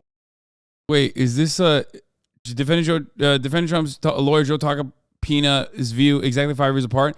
Okay, first of all, yeah, I'm sure he said some fucked up shit back in the day. We'll get to that in a second. Let me finish this first. Arranged that with Stormy Daniels' attorney. Michael Cohen took out a home equity loan to finance the settlement, and he signed the settlement agreement. Michael Cohen, Donald Trump's name is not on that settlement agreement. Let me ask you this. The judge, he said, I'm not going to issue a gag order. He said, nothing even close to it. But then he said, I would encourage counsel on both sides. People, please speak to your witnesses, not for you. Defense counsel, speak to your client, Donald Trump, and anybody else you need to, and remind them to refrain from making comments or engaging in conduct that, among other things, has the potential to jeopardize the safety or well-being of any individuals. Did you tell your client, did you do what the judge asked you to do and advise him to knock it off? President Trump heard the judge. He's not done anything to try to incite violence. Clearly, yesterday was an insane scene outside, but there was no violence. He didn't call for violence. He didn't call for anything. Well, so there was that. And the reason the judge didn't admonish him or post a gag order, because he didn't do anything that would have incited violence. That's the key, inciting violence, not protesting. Protesting is what we did in this country. You know, that Boston Tea Party thing? It's fine, as long as there's no violence to it. And he didn't incite violence. I'm reading it. It's a very particular, because last night Trump again, after he heard these words, he talks about, like, not only did he do a bad job of defending defending his client against the facts that have been found in this investigation, he's not even doing a good job defending his client after the investigation was concluded, after the arraignment occurred, and he's like routinely doing his very best, Trump is, to fuck up to ensure that this judge is the least favorable to him.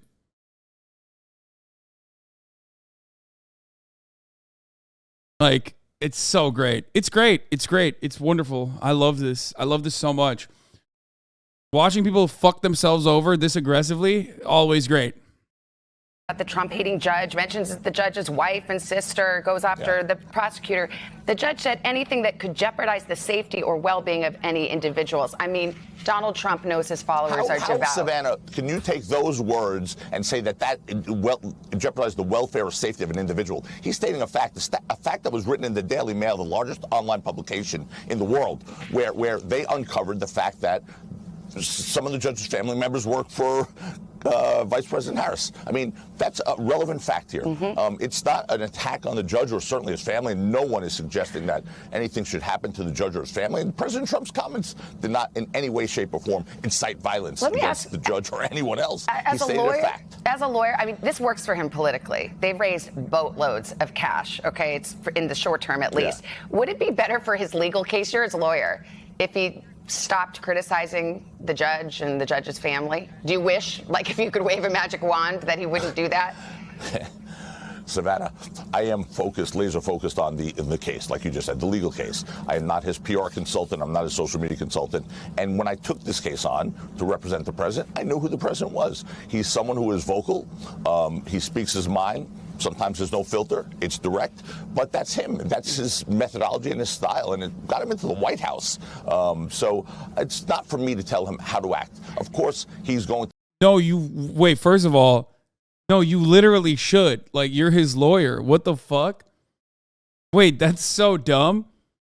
No, that's your job. Like, a part of your job is to ensure that your client is not fucking, like, telling the judge overseeing your case that he is a biased piece of shit and this is his daughter who's also biased. Like, no, you should definitely offer him some counsel as his legal representative. Oh, it's not my job to tell my client that, you know, that he can kill the fucking judge. I was like, no, it is your job. Like, that's definitely part of your job. Okay, but not publicly, though. I mean, regardless. Not doing a good job. To comply with the judge's rulings and the law, and he has, by the way. That's why the judge didn't come close to it and giving a gag order yesterday or even admonishing him. But I understand what you're saying, but there's no issue here. Yesterday was actually an incredibly peaceful day, insane but peaceful. And that was thanks to the Secret Service, NYPD, Dennis Court's Court Officers Union. They were amazing. So it was really, for a day that was insane, it was pretty smooth. Final quick question, yes or no, if you can. Do you feel that you can get a fair jury in Manhattan? I feel that we're not going to get to a jury, Savannah. After seeing that indictment and knowing what the law is regarding federal election campaigns, I don't think we're getting close to a jury. I think this case is going to fall on its merits, on legal challenges before we get to a jury. If we get to a jury, I think any person, whether they're on the right or politically opposed to Donald Trump or in favor of him, is going to see this for what it is. It's weaponization of the legal system. It's something that this country never did before and hopefully will never do again. Joe Tacopina, always. Joe Tacopina, let's hear what he had to say over here about fucking Donald Trump over here in his case. Does anyone actually believe, anyone, left, right, middle, whatever, that if someone else were accused of paying hush money to avoid a public sex scandal in the manner that Donald Trump is alleged to have avoided a public sex scandal, they would be prosecuted? The answer is 100% no. If there's an issue with that payment to Stormy Daniels being that it was made on behalf of the candidate, okay, and it was not declared, that's fair game, unfortunately, if that's the case. It's an illegal agreement, it's a fraud. If that's in fact the case, it doesn't make sense. It doesn't pass the straight face test. And quite frankly, if that is what happened, we have a potential campaign finance issue.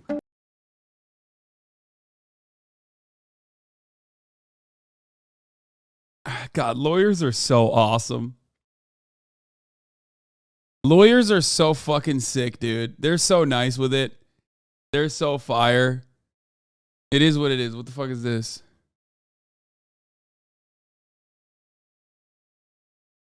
What? Dude, why are you fucking linking dumb shit like this? God damn it.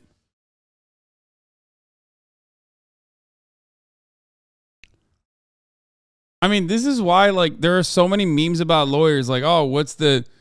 Like, the most famous joke is like, what's the difference between a hooker and a lawyer? The hooker stops fucking you after you die.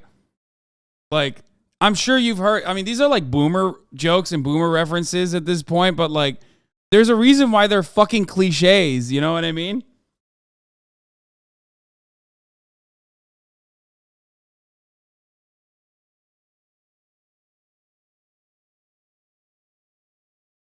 It's such a boomer joke. I know. It's just like, but it also kind of shows you, again, it's a cliche, but it also kind of shows you exactly how the fuck this works. Fox News alert, back to our top story, the Trump arrest and indictment yesterday. And with an election on the horizon, inflation out of control, and China's constant provocation, is this really what voters want our elected officials to focus on? Ooh, this is a good way. This is the Hasanabi chatter defense, but being utilized by senior douchey, okay, on the Fox 5. Like, Americans have bigger issues to worry about. Like, no, the fuck they don't. They just don't give a shit about anything.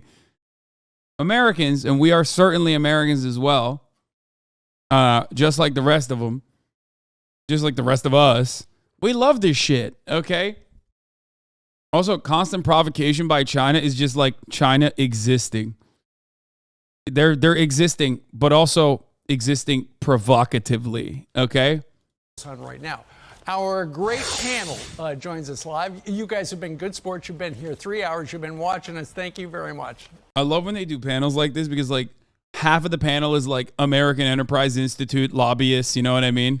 They're like, here, let's hear from these concerned citizens on our unbiased panel that we got together. Joining me now is Bartholomew Carlsberg from the American Enterprise Institute, playing the role of a concerned parent. All right, let's start. An audience question, first of all. We've been watching the polls on the Republican side. It seems like every time there's news about this indictment, and yesterday we saw it, Donald Trump's poll ratings go up. If the primary were held today, who thinks Donald Trump would win the Republican primary? Okay. Now, fast forward to the general election. And no shit. How many of you think that Donald Trump would then win the general election? Let's see the hands. All right. Sammy, you're in the back. You're a Democrat. Why do you think that Donald Trump No. would win the general after this? Well, if you see what's happening in our country where, abroad, they're not respecting us. Saudi Arabia already said that they're not going to follow. Yeah, here is our Democrat, Sammy Ravello, who's definitely a Democratic Party voter, who's certainly not here to basically say exactly what like every Republican says. Yeah, Democrats love talking about how Barack Obama lost respect at the global level, and that's why I voted for Donald Trump. I mean, I voted for the Democrat. What we say, the dollar is in shambles right now overseas. We see also how, here, people, their buying power, their disposable income is shrinking, His Twitter, oh my God, you found it. Father, son, anti-woke U.S. Navy veteran, 9/11 for real, retired NYPD lieutenant, president of the Dominican Veterans of America.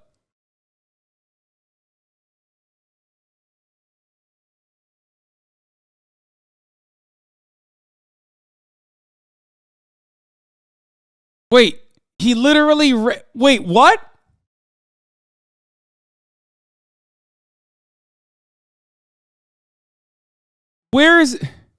Oh, he lost in the Democratic Party because he ran as a conservative.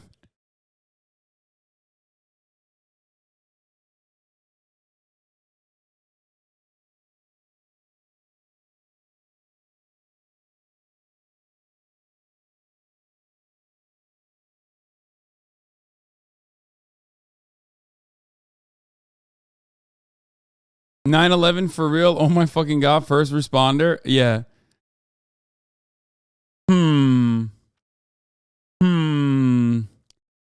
I wonder how much of a Democrat this guy is. That's a lot of concern for us to be worried about finance laws on the former president. I think we're concentrating on the wrong thing. What the fuck is a conservative party Democrat, bro? That's even more geared to lose than a normal Democrat? Yes.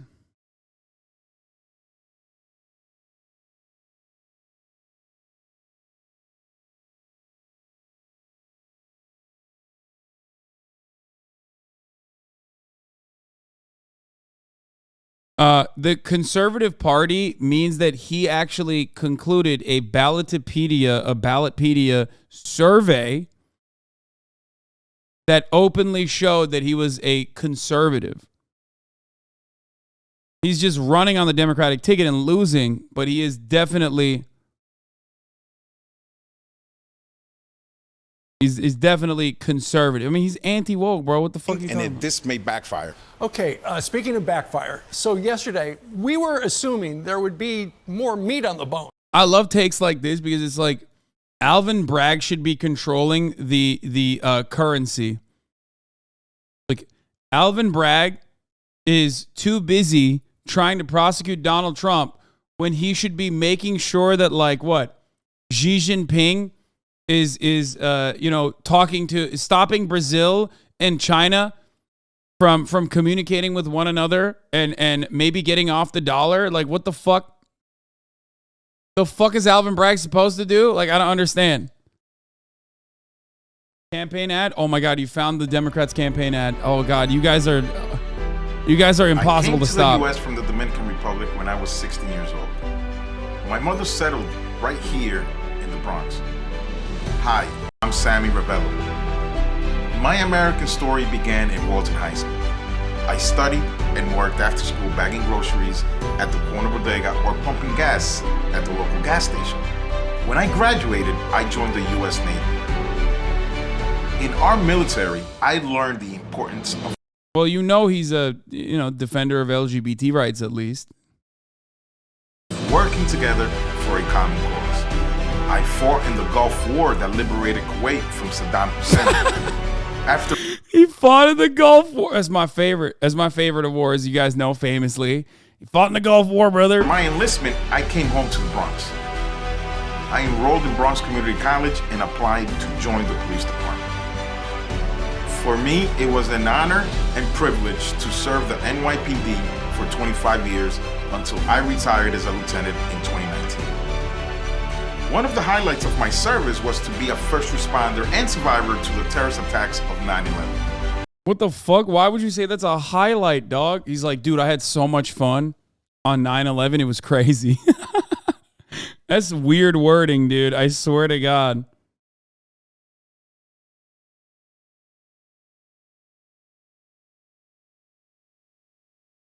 Yo, that shit was crazy, dog. 9/11, so many fond memories from 9/11. Definitely the highlight of my career.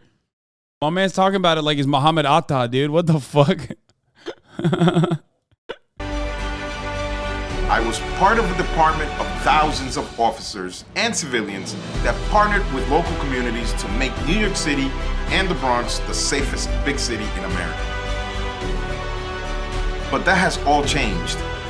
Crime has risen to levels not seen since the 1990s. Yeah, I wonder why this guy lost, dude. It's so crazy to me that, this guy just, couldn't win the Democratic primary. Rents are out of control, and the borough has the worst healthcare outcome out of all the counties in New York State. Career politicians have failed us, and now they're asking us to give them a new job. I say no. The Bronx has been hit the hardest during the worst pandemic in our lifetime, and we need a real champion who will fight to help us in the recovery. I will be that champion. I am Sammy Ravello, and I approve this message. Yeah, this guy sucks. Okay, love that though. We've now established that he's definitely a Democrat. Who was surprised that there was no felony listed? Marissa? Once again, you're a Democrat as well. Welcome back. I am. I was just surprised they were building this and building this. I mean, this is There's what gotta be Bragg something ran on. big. There has to be something big. And quite frankly, look, I'm not a fan of Donald Trump, but I was expecting more. I mean, this is nothing new. Every president, everybody who gets ascended to political power has some sort of skeleton in their closet, right? So I frankly wasn't that surprised. Yeah, but, this is new. Yeah. Porn star payoff is kind of new in That is presidential new, politics. but Just when they're saying. talking about falsifying. Damn, bro, chill. Trump watches this, bro. Hold up. Why you bring that up? Why are you bringing that up, dude? My favorite thing is thinking about how much these motherfuckers secretly despise Donald Trump. So, oh no. Business documents, I feel like that happens. Samantha, you're smiling back there. Because I think it's a joke. How we... They have heard to shit on liberals apparently all the time. Some Biden voters have buyer's remorse as various crises plague the White House. From normal Perspective on this, and you say it. I don't think that their vote, I just feel very manipulated by the media. Of course not. I tend to err. President Biden's handling of that topic. You say that you don't regret voting for Biden, but you really aren't very happy with the direction of the country. Of course not. I tend to err more on the side of being a progressive, and we are just as upset about the direction of the country as anyone else is. I came of age during the Obama administration where President Biden was this funny, cool guy, that funny old guy, Uncle Joe, that everyone.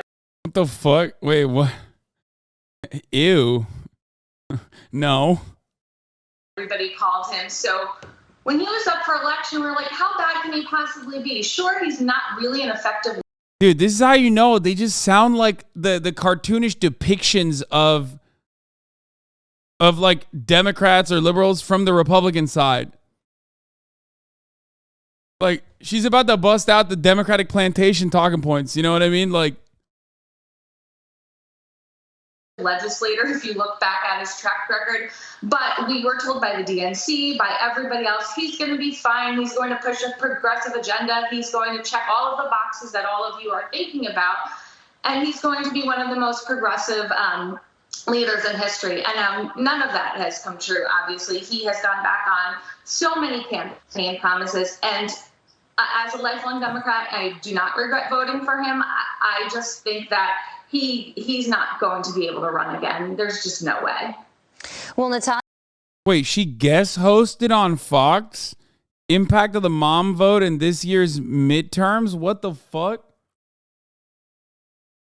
Also, why does she look so evil?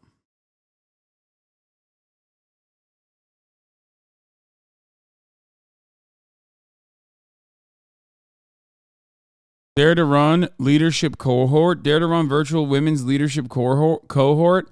Marissa Benton-Caro is a recent transplant to Greenwich, Connecticut by way of New York City. In addition to being a mother, a perpetual student, Marissa is a K-8 school administrator, Democratic political commentator on Fox News, and the CEO and founder of Empowering Media, a digital media firm that gives women the skills and education to start and grow their businesses through mentorship programs, education, and services. She is a champion and advocate of social justice, equality, inclusivity, access to education, and women's rights. She's a schemer, chaotic, neutral type. Yeah, it does seem like that.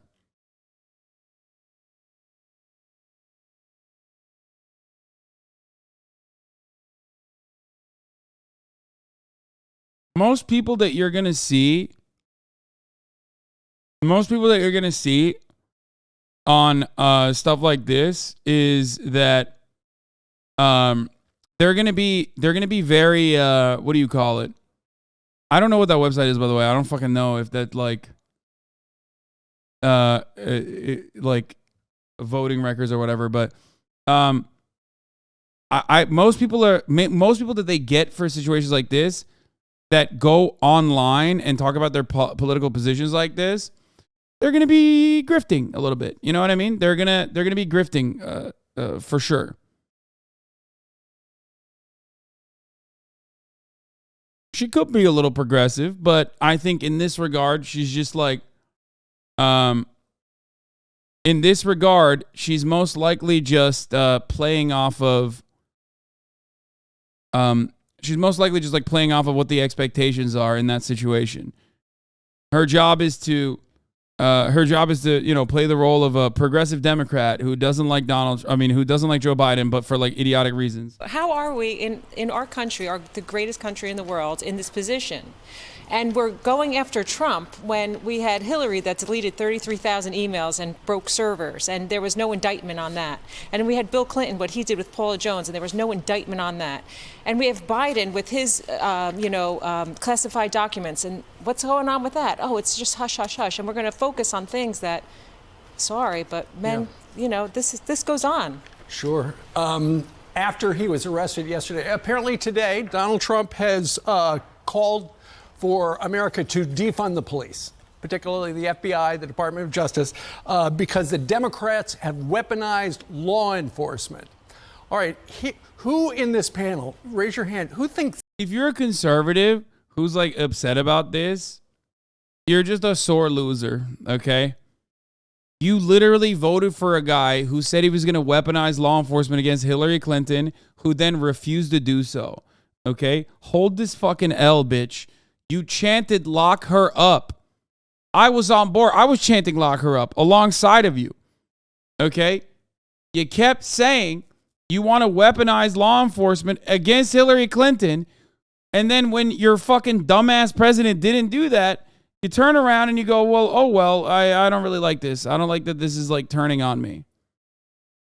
The turntables, I don't like. That's a good idea. All right, nobody. But Madeline, you have a very special story because you wound up having a family member murdered, and so the cops are on your side. Yes. Jesus Christ. Or so you would think that they are. We need the police in our communities, all right? I speak directly to the black and brown community, where all of the crime is happening, all of the crime that's being ignored and swept under the rug, that Alvin Bragg is refusing to prosecute. We need the police. If we don't have any other defense. Dude, yeah, Alvin Bragg famously is like, you know, he just loves that crime is happening. Again, this Manhattan district attorney is famously pro-crime. It's so fucking insane. Famously. Or deterrent for the runaway crime that's happening. At least let us continue to have our NYPD. Like, one of the funniest parts about this is that crime not being investigated adequately, okay, and not being dealt with properly is directly in the hands of the police. And oftentimes when you actually talk about this issue, they'll say, oh, well, then they're doing a blue flu, okay? And it's like that means like they are no longer responding to crimes in the way that they're supposed to, okay? That has nothing to do with the fucking DA. It's still the cops, dumbass. Get mad at the fucking cops. But because one of this lady's tweets, all you media outlets pushing and airing these abortion commercials over and over and over and over again, you have no idea the destruction and genocide you are promoting. All you can is trying to win off votes with the backs of black babies, destroyed abortion, insane. Yeah, I mean, she is a conservative. They're not saying that she's not.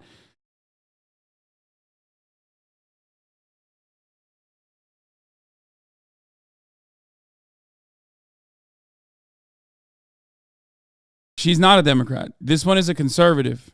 Not every one of these people on the panel are Democrats, chat. She's a conservative. They're anyway. The point is, I know that. I understand that. I'm talking about something different. I'm talking about the fact that people regularly talk about how, like, oh, the DA is responsible. These are, you know, not tough on crime DAs. It's like, dude, ultimately, the people that are stopping criminals on the fucking streets, if you think that that's what cops are supposed to do, are the cops. Okay? The DA does not have that much power over regular police conduct or misconduct.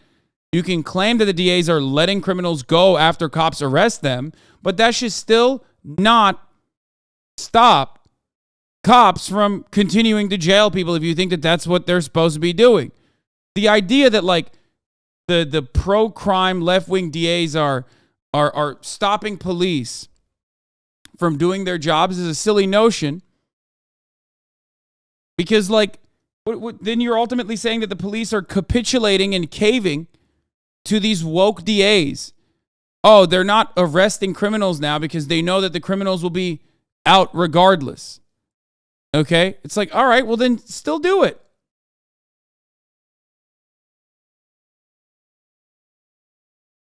Of course, regardless, when you consider the fact that, we house in this country 25% of the entire planet's caged humans, okay, despite making up only 4% of the entire planet's overall population, when you consider the consider the reality that America's punitive carceral state is one of the most horrifying, awful ones,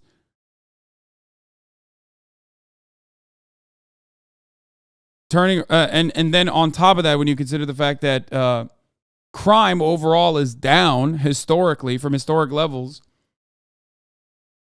it just makes no sense. This argument makes no sense. But of course, it's not supposed to make sense.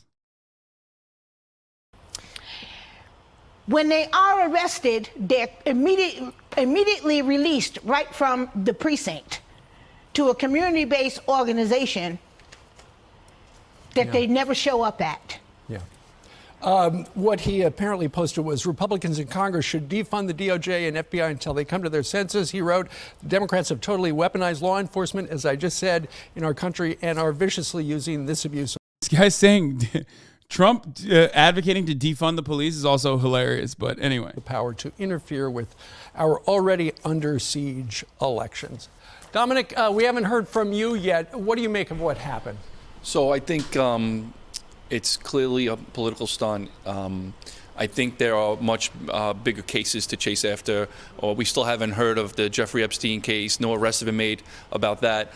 We know dozens and dozens of high-profile political people were involved in that scandal or in that case. I'd be much more interested to hear about what happened on those islands and what happened in those cases, much more before I hear about Trump and his business dealings. Frank, the former president does face other legal peril with the Georgia case, with the so-called... It's funny, again, whenever Republicans talk about Jeffrey Epstein, it fucking blows my mind that they can't piece that, like, Alan Dershowitz, who's Jeffrey Epstein's bestie, who literally defended him in court, among other things, like defending the lowering of age of consent laws. I wonder why he did that from a constitutional perspective, of course. Like, how do you not realize that, like, that guy is quite literally on every fucking Fox News panel? Like, he's on every Fox News panel all the time, including Tucker Carlson.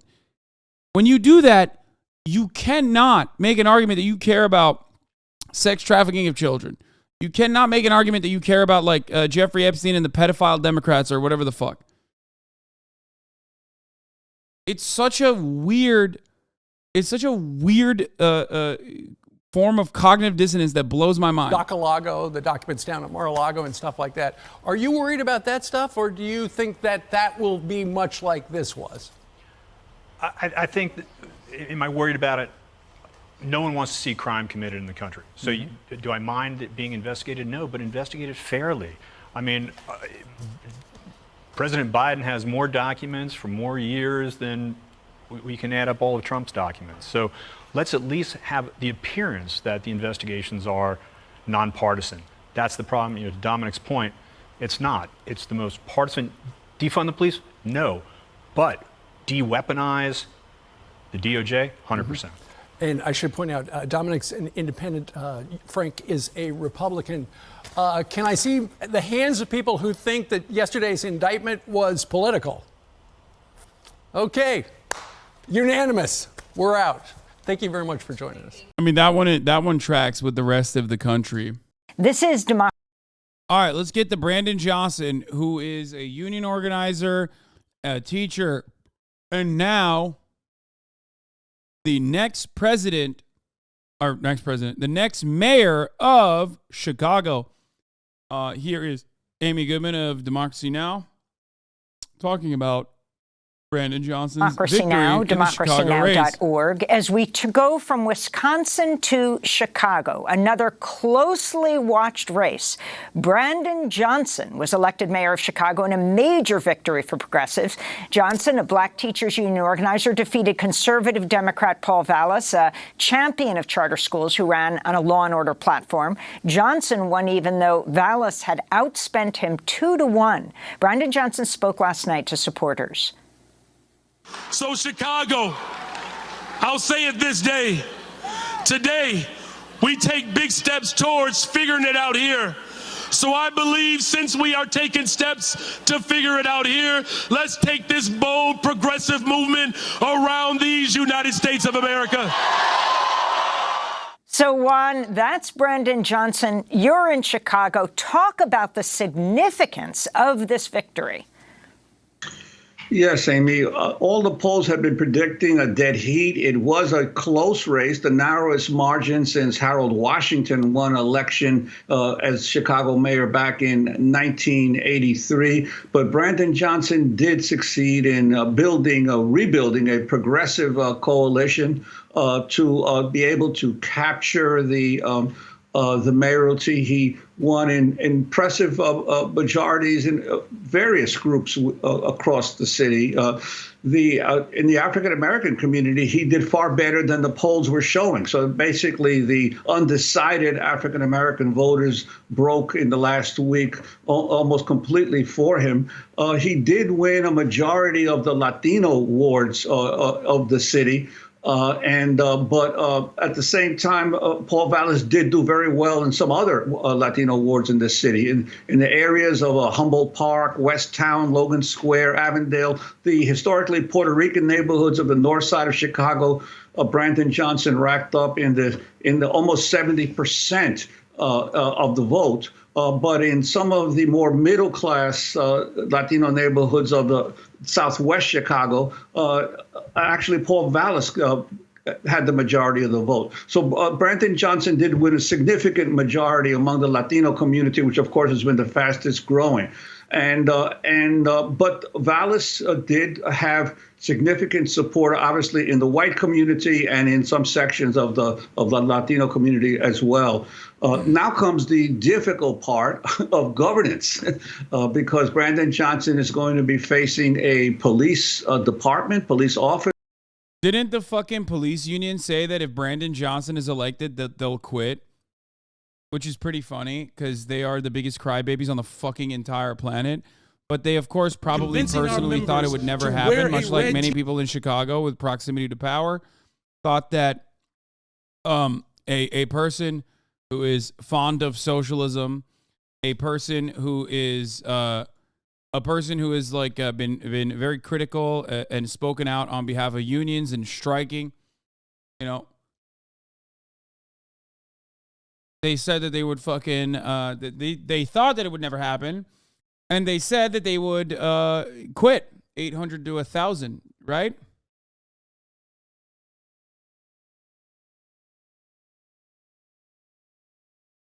So what's up with that? Are we waiting on the resignations? I would like to know when those resignations are going to come.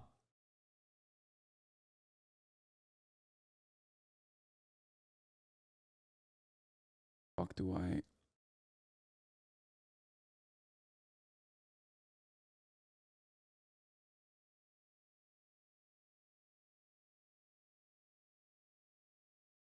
Yesterday, unique viewership number was 357,452, by the way. I looked it up. And on an average day, it's around 233,000. 230K. So my unique viewership, as in like my ratings, is still significantly smaller than Seth Meyers, who is, you know, still a TV show. Oh, here it is.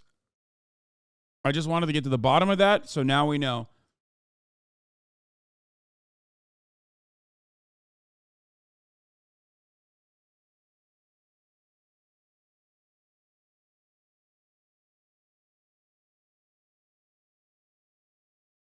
TV ratings are not unique viewers, man. Seth Meyers' uniques would be in the tens of millions. Wait, no, that's not true. TV viewers, TV ratings are literally done like that. You think 10 million people, you work in TV analytics, you think 10 million people watch Seth Meyers every night? Are you fucking nuts, dude? You work in TV analytics? How the fuck do you think Nielsen TV ratings work?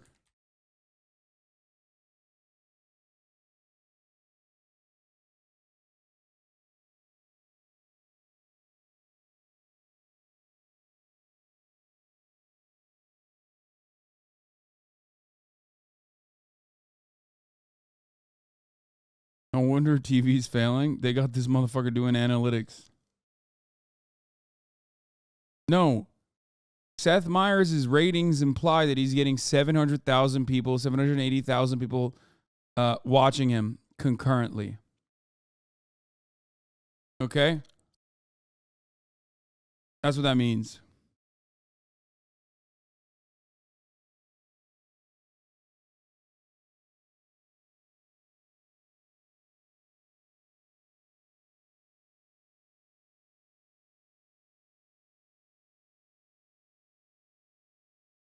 Anyway.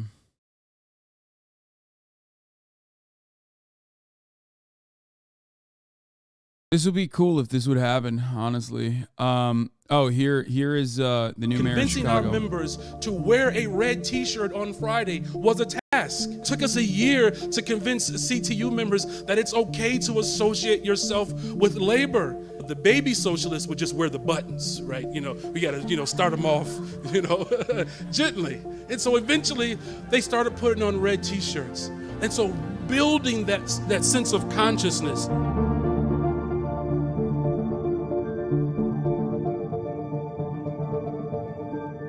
Officers who see him as their worst nightmare. He's going to be facing a business community that is definitely worried about some of his pronounced policy positions, and of course the billionaires who continue to fund the charter school movement are going to be also going to find a difficult situation with the new mayor. So we're going to be a key aspect of this, of course, was the power and the mobilization and the money of major labor unions like the service.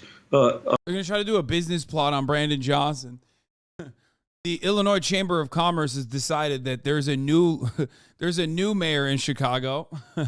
America is doing a paramilitary coup in Chicago by way of the police department and taking out Brandon Johnson and then putting in the Illinois Chamber of Commerce leader as the new mayor of Chicago. We've decided.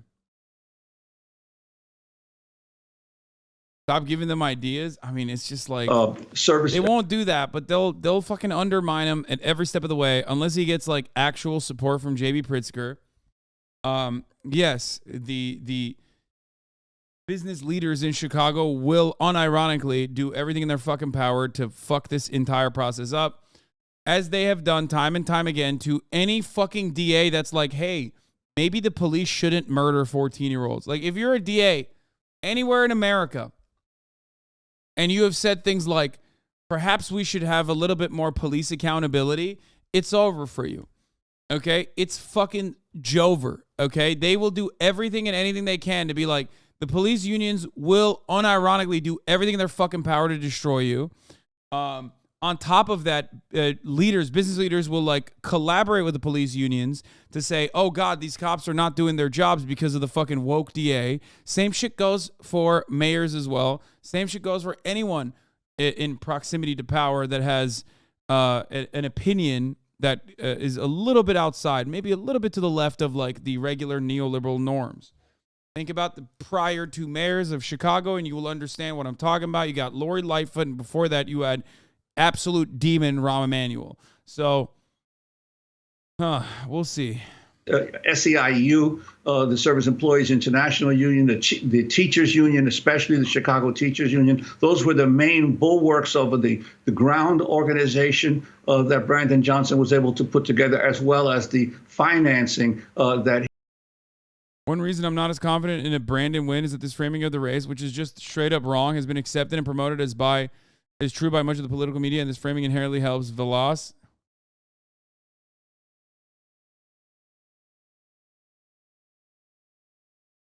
Velas is the charter school candidate, not the FOP candidate. Velas would sell CPT to the Saudi Public Investment Fund if he could. But by framing this as a race as Mr. No More Crime versus Mr. No More Cops, Velas largely ducked his charter school ties. The cornerstone of Velas's public safety plan is to have retired cops give up their extremely generous pensions and unretire. It's unserious and openly hints at a plan to ultimately raise the CPT's retirement age, but because he's the white conservative candidate, it sticks. Yeah, that's actually really interesting. I didn't pay that close attention to the Chicago mayoral race, I'll admit. I felt pretty confident in a narrow but clear Brandon win, 3 to 5 points. As recently as a week and a half ago, the runoff was progressing about as I expected, but the flood of right-wing money really salvaged Velas's floundering runoff campaign. Now the vibes feel different. I will say the demographic crosstabs in the final poll feel right, though I think it'll be closer to 58-42 Velas among white voters. Still, that should be enough for Brandon to win. It is telling that the Velas-aligned M3 strategies release public polls seemingly every week in round one when Velas took the lead, but have kept their results private all runoff. Doesn't necessarily mean they have Velas losing, but it's interesting.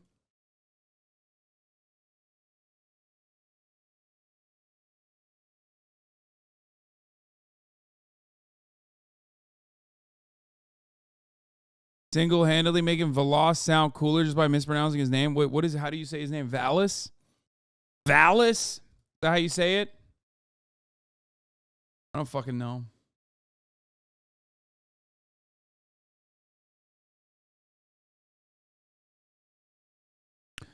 Valis wins if a substantial number of undecided black voters breaks his way or stays home, or if there's a surge in white, shy Valis voters in the north side. One thing I'm relatively confident about is that we'll know the winner tonight. There will be lots of tens of thousands of outstanding mail ballots counted. Valis is a charter school candidate, not the FOP candidate. We already covered that. The cornerstone of Valis is public plan. Okay, yeah. He was able to raise. Well, of course, we'll continue to follow what happens in Chicago with you right there in the middle of everything, Juan. Okay, another good victory for the progressive judge. We talked about that last night as well. Tennessee lawmakers facing expulsion talks, and he's expulsion, and he talked to CNN, but we're going to skip that. Of course, the Chicago Tribune. Mayor-elect Johnson found a place in his acceptance speech for God, but not Barack Obama, which, by the way, is God. How dare he not have a place for Barack Obama? He's a black man, just like Barack Obama is, and also from Chicago. Wow, this is really fucked up. This headline's giving Bernie 2020 vibes. Yeah, except a lot of the stuff. Yeah, first of all, fuck Barack Obama. He can suck my dick. Barack Obama famously did not endorse him. Okay, so he can double suck me. That's number two. And number three, you know what? Actually, another fuck Obama, just for funsies. Like, what the fuck is this? What the fuck kind of argument is this? Oh man, he didn't say thank you, Mr. Obama, sir. Yeah, he must be an anti-black racist, I think. You know how it is. You know how it goes. Mainstream media. Luckily, one of the components of like American racism that actually does work in the favor of marginalized groups is that they literally, Americans just don't understand that like someone who is black could be anti-black, for example, which obviously works in the favor of Candace Owens when she's like doing Candace Owens shit, but also will work in the favor of socialists who are black themselves. When you try to tell a fucking random American that like a black socialist is anti-black, they're going to be like, the fuck are you saying? Shut up. Same with Bernie Sanders and anti-Semitism allegations, right? Americans are too stupid to comprehend that you could be Jewish and anti-Semitic, but like that actually works in the favor of someone like Bernie Sanders. When the same Democratic majority for America PAC that was led by the very same individuals in the UK that tarnished Jeremy Corbyn's reputation try to do that similar kind of attack against Bernie Sanders, nobody believed it. Nobody believed it. Everyone was like, that's crazy. Shut the fuck up. People are pointing out how embarrassing this is, but to make a more pedestrian observation, Obama didn't endorse or campaign for Johnson, and some key figures from Obama would endorse his opponent. Obama world endorses his opponent. Why the hell would Johnson mention Obama? Exactly. If Obama voted in Chicago, he would 100%, without even a shadow of doubt, have voted for Paul Vallas. He's a conservatively minded actor whose main concern since leaving office has been getting obscenely rich, not the Pope of progressive politics. The only thing linking Mayor-elect Let's Go Brandon Johnson to Barack Obama is the color of their skin. And, of course, that is going to be enough for places like the Chicago Tribune. Every fucking neoliberal mainstream media outlet loves running the same fucking lines. You know? In many respects, there's no difference between this and some fucking Fox News watcher looking at a black guy, pointing to him and going, that's a Democrat. That's woke. Literally. It's just like two sides of the same fucking coin. Adam Johnson has a great take on this. The ideological work here is worth pointing out. It's so casual and banal, but it's impressive how the deck gets stacked. Chicago doesn't grapple with underinvestment, poverty, inequality, dispossession, or systemic racism. It always grapples with crime and insufficient austerity. That is how the neoliberal media cuts its propaganda. This is the Associated Press. Understand, this is the Associated Press. This is supposed to be objective. But in that objectivity, you see the advocacy for neoliberal austerity measures and the only solution to crime coming from aggressive enforcement and police operating like an occupying force, and never about spending money in underfunded, underserved, underprivileged communities. Look at that. Brandon Johnson, a union organizer and former teacher, was elected to Chicago's next mayor on Tuesday in a major victory for the Democratic Party's progressive wing as the heavily blue city grapples with high crime and financial challenges. Is that on purpose, though? Of course it's on purpose. The way that you could objectively frame this, if you had a legitimate interest in emancipation, a legitimate interest in like advocating for the material equality of people, you could cut this article with the same exact title, the title that Adam Johnson wrote. Okay? Brandon Johnson, a union organizer and former teacher, was elected as Chicago's next mayor on Tuesday in a major victory for the Democratic Party's progressive wing as the heavily blue city voted for someone who said they would truly tackle underinvestment, poverty, systemic inequality, dispossession, and systemic racism. There you go. That's the correct way, the leftist way, but also the, objectively, in my opinion, correct way to cover that story. I don't think it's on purpose. I legitimately don't think they realize it. It's like the Chomsky line. Yeah, I know. When I talk about the media, I'm talking about like this organism. I'm not talking about the individuals that are like thinking this through or not. Do you not get what I'm saying? I'm saying like the media as a unit.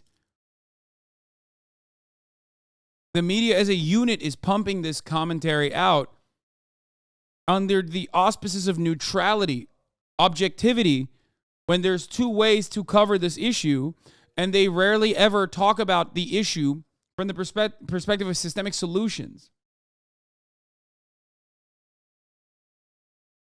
Do you get it?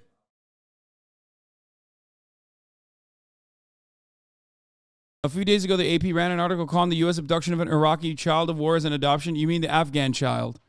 They did that. You're right. And CBS has been covering it too in the same exact way.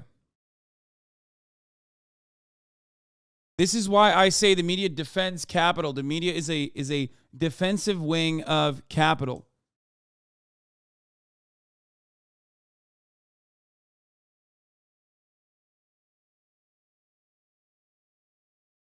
I am a little confused. Are you saying that everyone is taught to write and push stuff like this because it's supposed to be neutral? Okay. What I'm stating is that what they're writing here is an inherently right-wing attitude to crime. There's two solutions to crime. One is one that hasn't worked so far. Okay?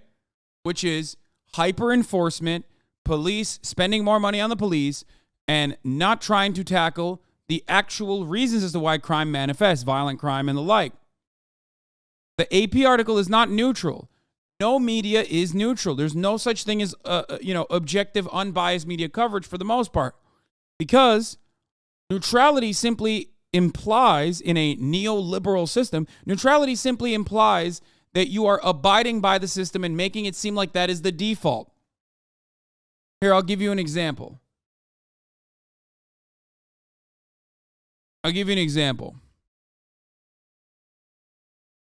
For the longest time, gaming is a new sector, but for the longest time, video games usually featured a white male as the primary character. That was seen as the default. So anything that strayed away from that was considered political. Okay? The Associated Press, if they wrote an article talking about the actual systemic reasons as to why crime works or crime manifests, systemic inequality, that would be considered editorializing and not neutral. Because neutral in this regard would be advocating for austerity measures and more police brutality or more funding for the police. Okay? But the default being a white male character is inherently a political concept.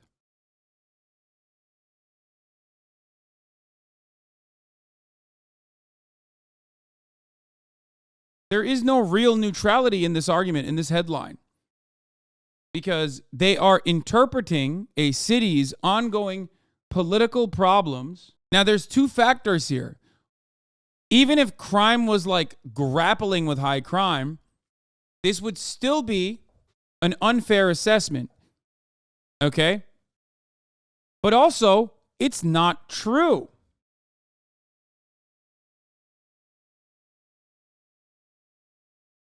Crime is down everywhere on year-over-year trends.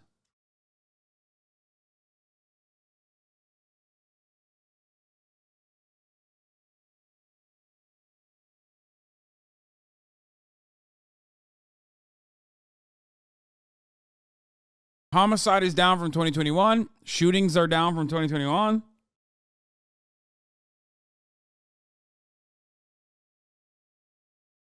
Crime is not higher. It's actually lower.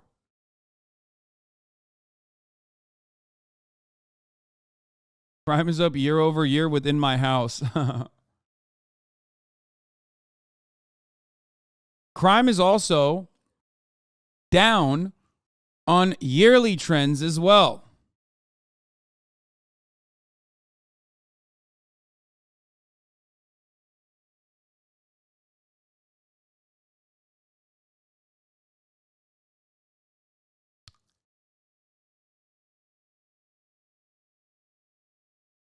Why is it that crime seems to spike specifically around the U.S. election cycle?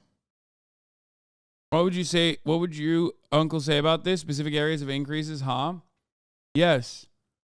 Homicide is the only type of crime that's up in Los Angeles, for example, which is a pretty significant crime to consider, except the reality is that it is not one that impacts the neighborhoods that my uncle frequents. It's simply a poverty issue regardless. Doesn't this show that the current way of treating crime is working? In my opinion, no. If you ask Uncle Sam Cedar, my real uncle, my true uncle, he will tell you that it's lead poisoning that caused this level of crime because there's no other way to factor into consideration a global decline in crime without any serious decline in poverty. Are you saying there's less lead poisoning? Yes. Some 9.2 million lead pipes carry water into the homes across the U.S., with more in Florida than any other state. Oh my God. Bro, this literally... Oh my God, this explains so much. What the fuck? This literally... Oh my God, this literally explains Florida. We just cracked the fucking code. Remember when I used to say, I think there's something in the fucking water in Florida? Well, turns out I was right. That something is lead.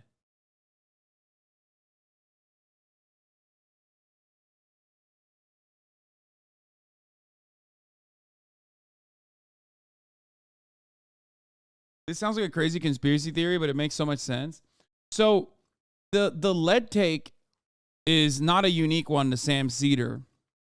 Lead poisoning and lead contamination in gasoline is what many people account the like lost generation that was significantly more violent.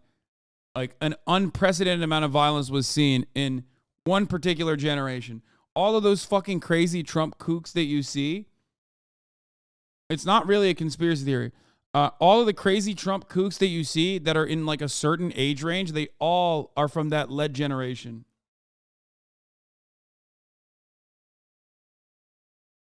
Gen X was the most lead poisoned generation. The peak of crime was when they hit early adulthood. Yeah. By the way, there was a complete lead pipe replacement plan in Build Back Better and got blocked by Manchin and Sinema. Only cost $50 billion for the whole country. We spent $850 billion on the Pentagon each year. Seems like too much.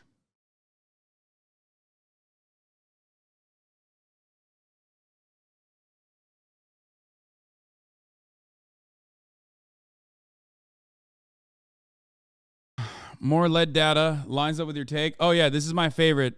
I've literally looked at this before.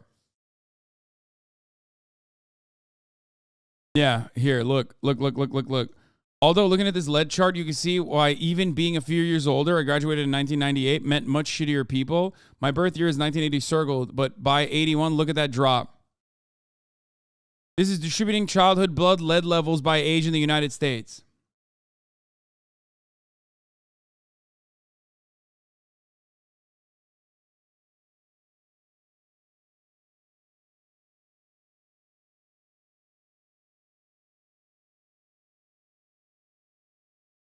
Lead was in the paint chips. Lead was in the gasoline. Probably in the pipes too, I suspect. Which hasn't really gone away.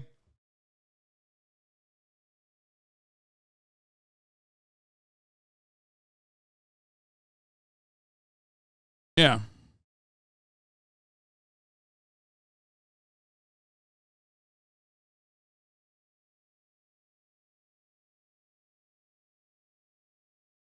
Now, instead of lead poisoning, we have microplastics that we need to worry about,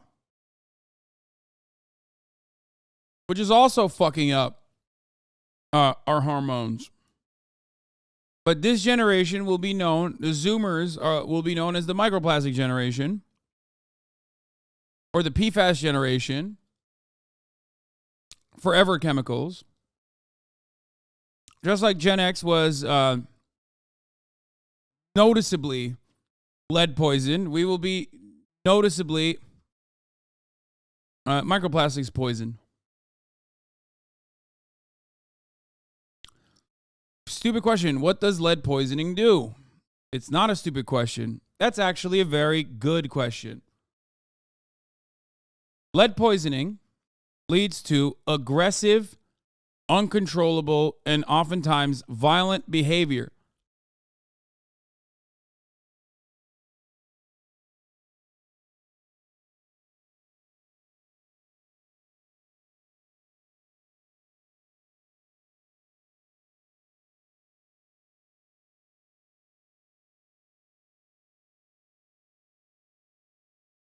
Some people believe that this could have been a decline in the Roman Empire as well. Impact of lead in children in the Roman Empire. But obviously, Roman Empire spanned across a very long timeline, so a lot of speculation.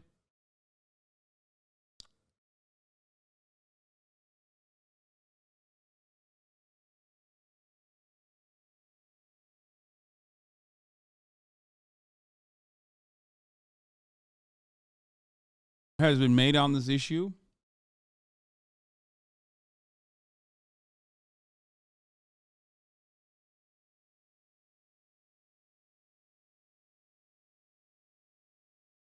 This is a 10-year-old, more than 10-year-old article talking about how lead could potentially be a cause for violent crime. It's the only consistent principle that they've found in numerous countries. All other factors controlled.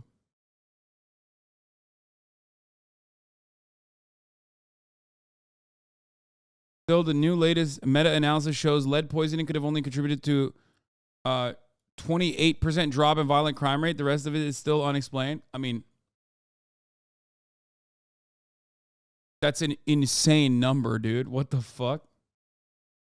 There's no planet in which like any kind of sociological component leads to a 28% increase or decrease where you go only 28%.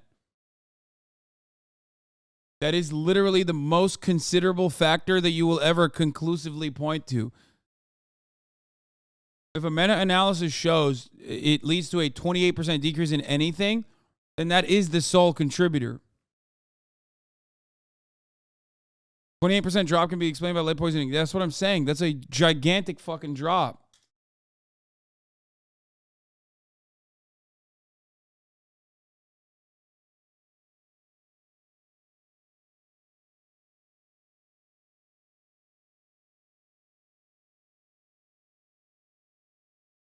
Oh, 28% of the drop can be explained by lead poisoning. Oh, I misunderstood. I don't know.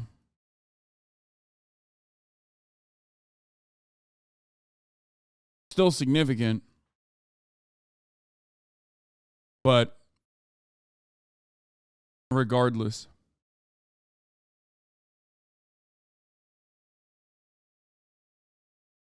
Still massive. My mom was a Gen Xer. She said there was even lead testing sheets at schools in the 80s.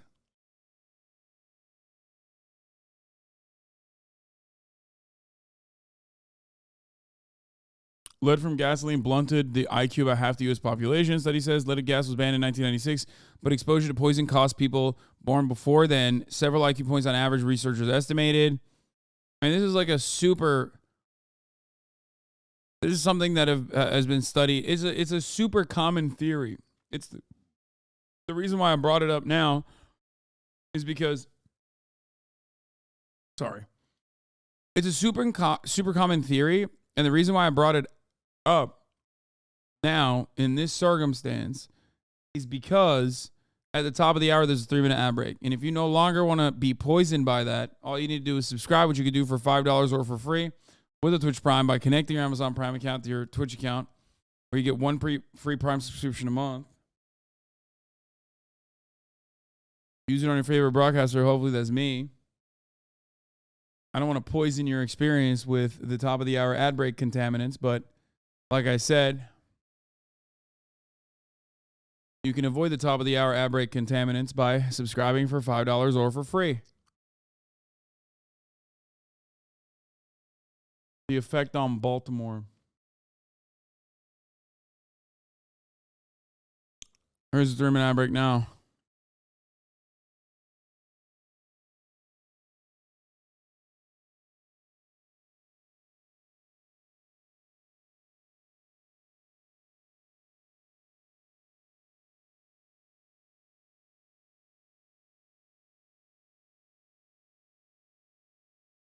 Nessa Beavers, thank you for the 5. Get the subs.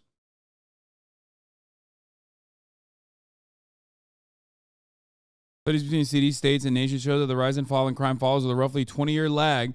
The rise and fall in the exposure of infants to trace quantities of lead. But all that gives us is correlation, an association that can be coincidental. Mother Jones' article, which is based on several scientific papers, claimed causation.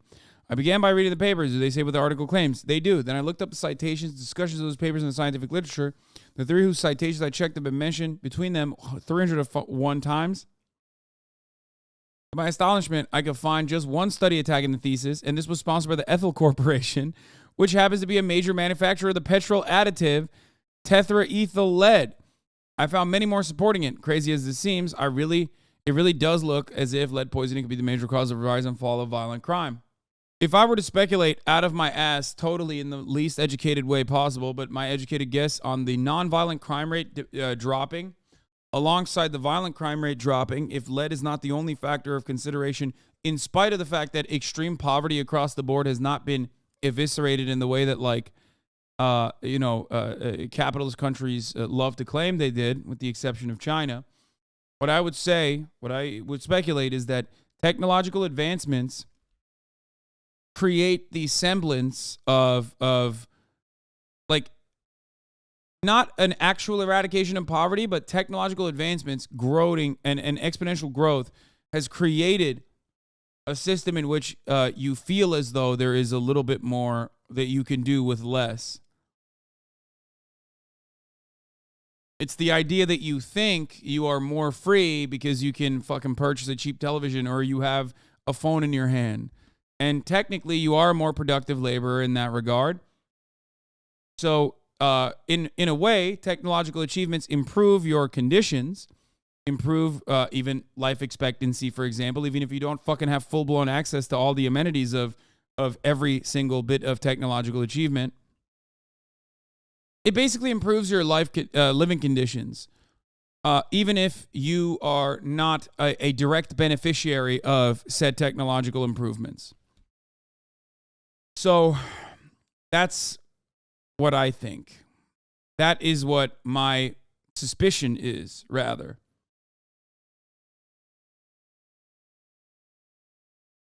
Does that make sense?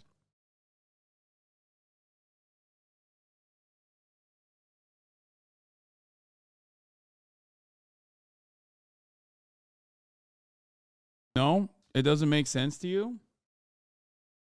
I mean, a poor person being able to, 20 years ago, a poor person could not afford a mobile phone. Mobile phones didn't even fucking exist. Now, 20 years later, a poor person can afford an iPhone, has significantly more amenities, significantly more access, in spite of the fact that their living conditions in comparison to other people's living conditions are still fucking awful. You've made marginal improvements. This is what Steven Pinker talks about all the time. The difference is they fucking point to, or well, 20 years ago was 2003. It was like mobile phones were coming out at that point. So it wasn't like,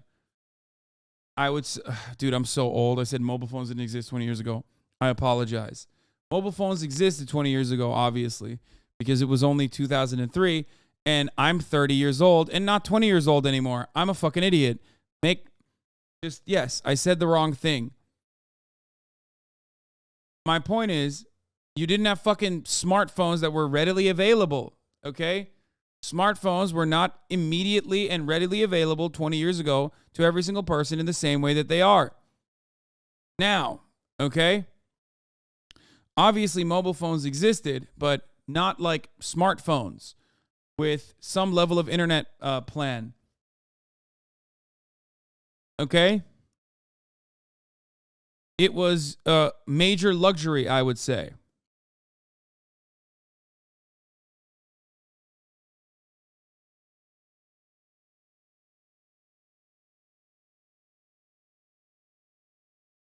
So that,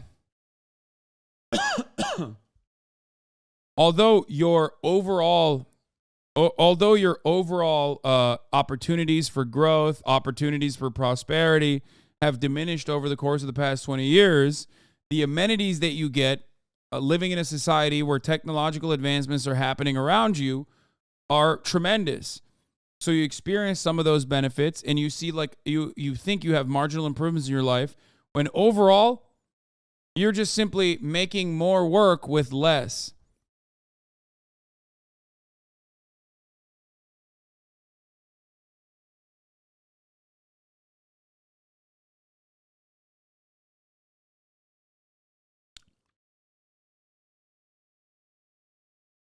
You get it?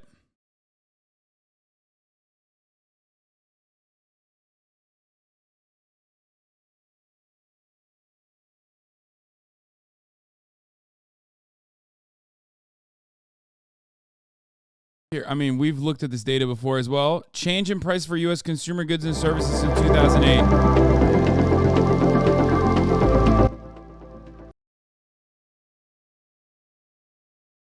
Here.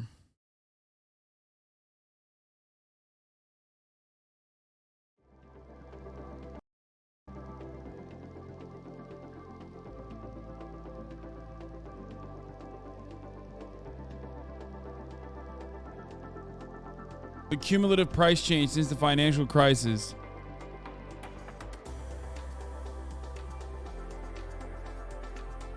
By the way, this is even worse when you compare it to like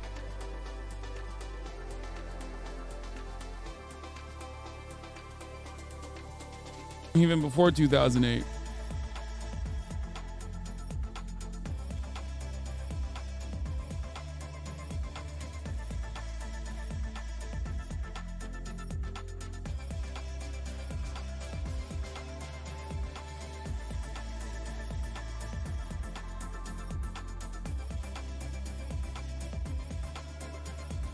Hospital services and the cumulative price change since the financial crisis in 2008 for hospital services is 99.8%, whereas TVs have remained as cheap as possible and have only consistently gotten cheaper and cheaper. Smartphones have gotten cheaper and cheaper. Software has gotten cheaper.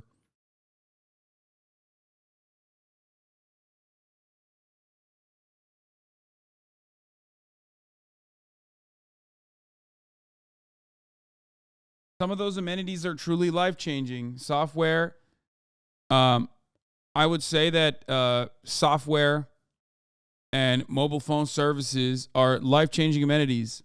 They're not simple distractions. TV is a simple distraction. It's a simple it's just like a cheap. Toys are treats. TV would be in the treat category, but mobile phone services and software would not be considered in that, in my opinion.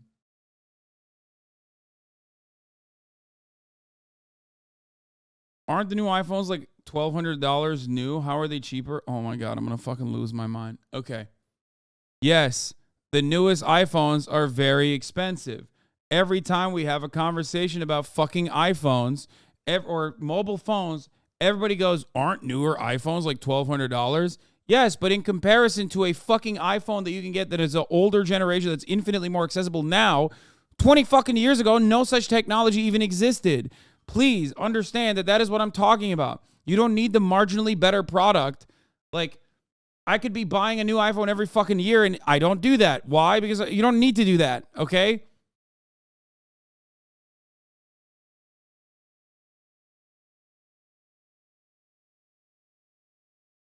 Then the second part of this conversation always revolves around Androids are cheaper. It's the fucking true... it's the true mobile phone of the proletariat. Meanwhile, the fucking most expensive Samsung phones are literally price adjusted to the most expensive iPhones.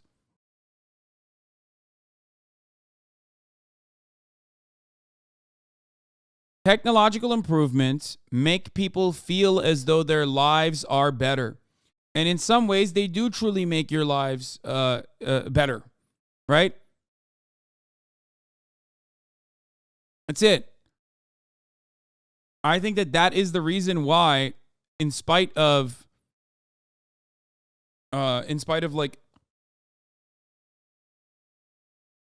I think that is what kind of improves people's existence, like material realities, while their overall big budget needs for survival, needs for inelastic demand, need for upward social mobility, the single most important factor for upward social mobility, needs for survival, needs for survival, needs for survival, needs for survival in the form of shelter, are all still infinitely more expensive and getting more and more expensive by the fucking year.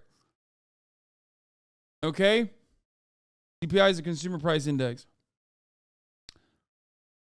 I'm taking a screenshot of this so I can pull it up next time someone tries to make that stupid fucking argument.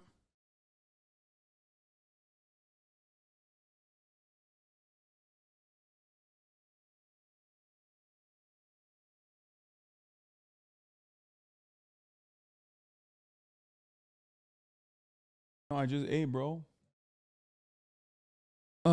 Only 10% of your hospital goes towards paying doctors, by the way. The rest goes towards CEOs, admin, and insurance companies that literally don't contribute at all to the patient's healthcare and only serve as middlemen and raise prices. Yes.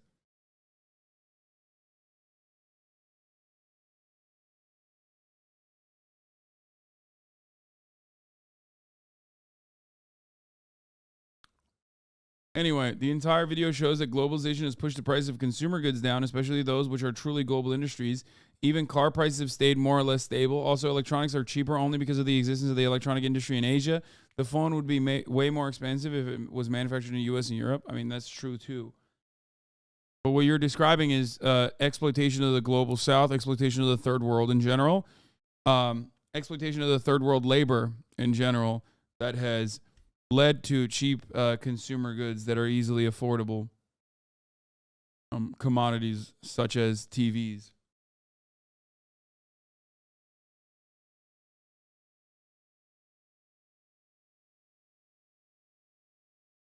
But the thing is, you can live without a fucking television. I wouldn't say you can live without mobile phone services. In this day and age, it's absolutely essential that everyone has a fucking phone. However, you literally will die without hospital services or medical care. You will literally die without food and drink. You will literally die without housing. And everything that you need, everything that is either like, everything that either has inelastic demand or close to inelastic demand has consistently gone up.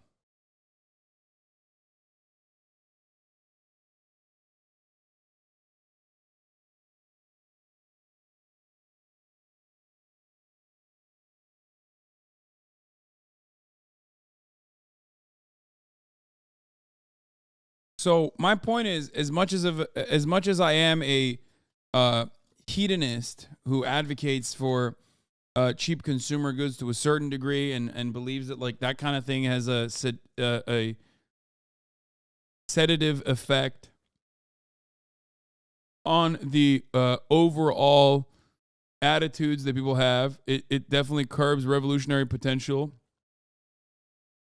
or at least makes you more docile and easier to lead, which, if a government is doing a good job, is not a bad thing necessarily.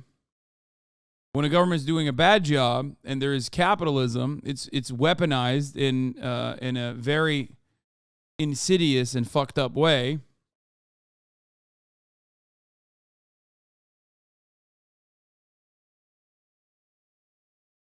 It pushes you away from recognizing the contradictions.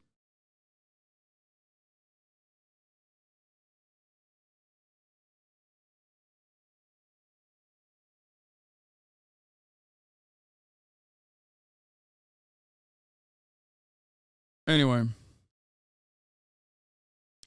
how do we get here? We were talking about crime. We're talking about lead poisoning and potential contributions to crime. And what I personally believe is that there's an improvement in the material conditions of all laborers across the world. Like, it's almost like a trickle down effect. Not real trickle down though.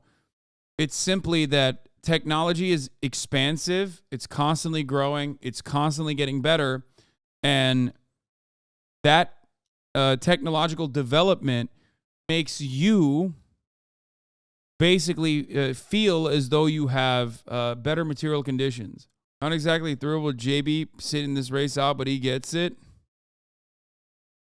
Governor Pritzker was asked today about his react to yesterday's mayoral race. Brandon Johnson, the reporter said, barely won the race, which is an odd thing to say because Johnson is currently ahead by 3 percentage points, and that lead is expected to grow as more mail-in ballots are received. But here's his response. Well, let's start by saying congratulations to Brandon Johnson on his big win. I think there were a lot of people who were surprised, and in fact, when you say it was a small margin, actually, I think there were people who thought he would lose by a larger margin than he ended up winning by. But he won, and he overcame, I think, suggestions that he couldn't. And so anybody that's ever run for public office knows that when you can overcome expectations and eke out or succeed in winning, especially in an important city like Chicago, this is J.B. Pritzker, big boy, big boy's neighborhood, defending another big boy. I think Brandon Johnson could be considered a big boy, potentially. Not as big as JB. JB is the biggest of big boys, but anyway. They deserve enormous kudos. I look forward to working with Mayor like Johnson. I spoke with him last night. He was still celebrating and had a very long day, but we'll be meeting, no doubt, over the next couple of weeks as he moves in his transition to make sure that the state of Illinois is doing whatever we can to be supportive of him as mayor, as we are all mayors across the state. If America balkanizes, the Midwest is looking strong, by the way. I'm not even kidding. I think Gretchen Whitmer even has some solid fundamentals there. It's very odd, but I see the Midwest rising up. That's all I'm going to say.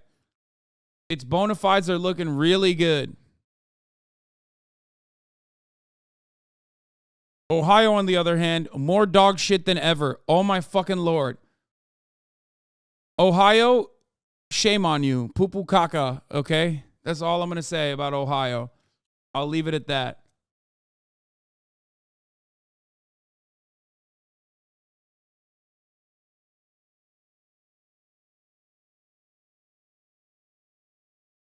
Ohio's trying to be fucking Florida so bad. It's weird. Disgusting. Yuck.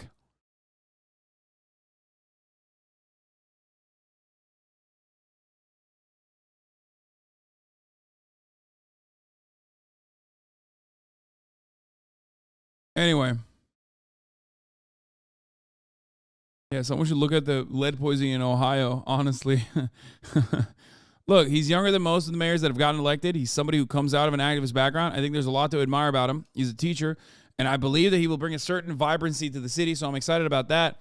And I want to make sure that all the very important things that Chicago needs to work on, whether it's balancing its budget, paying its pensions, all the stuff that sounds boring to everybody and doesn't get brought up sometimes in the midst of an election campaign, but are very important for the future of the city, that those are just baseline things. And I want to state to be helpful in that endeavor as we are trying to be for municipalities across the state. So I do believe that this is a change for the city, something new. But you know what? It's a new generation of voters that come to the polls. There's a change that's gone across the Midwest, I might add, that people who believe in investing in workers, investing in families, investing in young people have come to leadership positions of governors, as mayors in states. Think about Wisconsin and Michigan and Minnesota and how those legislatures turned Democratic in Michigan and Minnesota. We're not going to talk about Wisconsin in that regard. We'll just keep the Wisconsin Supreme Court dub as what it is. We are not going to talk about Wisconsin and one of the worst gerrymandered states of all fucking time. Like literally, historically, you could have like 99% Democratic vote and still have Republicans control the state legislature. Obviously, I'm exaggerating. That's not the case. But it's like damn near the case. Holy fuck. Anyway. It's really fucked up. I mean, Wisconsin is so busted. Okay. And so I think he's part of a kind of sea change that's going on in what I guess politically we'd all call the blue wall. Later, and talk about gun violence, Pritzker returned to the topic of the mayor's race without mentioning Paul Villas by name. There was one candidate who made out crime as if it was a single issue. You know, that it has one facet to it, and that is putting more law enforcement on the street. Now, I happen to think that we do need more law enforcement on the street, but that doesn't mean that that's the only thing that you should do. That doesn't solve the problem by itself. You also have to make sure that, again, that we're providing resources for mental health and substance use treatment. And many of the young people who are getting a hold of guns are in need of mental health and substance use treatment. And if we can address those issues, we take a huge burden off the police, and I believe reduce violent crime significantly because we're addressing some of the underlying causes. Pritzker was also asked if he had any reaction to the school board race across the state. Yes, my reaction is that fortunately, the voters saw through the hidden extremists, which, by the way, that doesn't address the entirety of the problem. The gun violence in Chicago has significantly less to do with substance abuse than it does, or mental health issues, than it does with poverty and a lack of social amenities and a lack of social spending that neighboring towns, neighboring municipalities enjoy due to their material wealth, due to how wealthy these neighborhoods are. It's not like Naperville is any different than the south side of Chicago. There's still people in the south side of Chicago, and there's still people in fucking Naperville. Okay? It's the socioeconomic inequality that leads to violent teenage crime. Okay? That's it. Like something as simple and as stupid that you would think, because it's like, what the fuck? But something as simple as like literally after school programs, a basketball league could unironically and has unironically led to a significant noticeable decrease in violent crime amongst the demographics that are normally contributing to the violent crime. I'm talking like younger kids. Something as stupid as opportunity for fun. Yeah, no, straight up.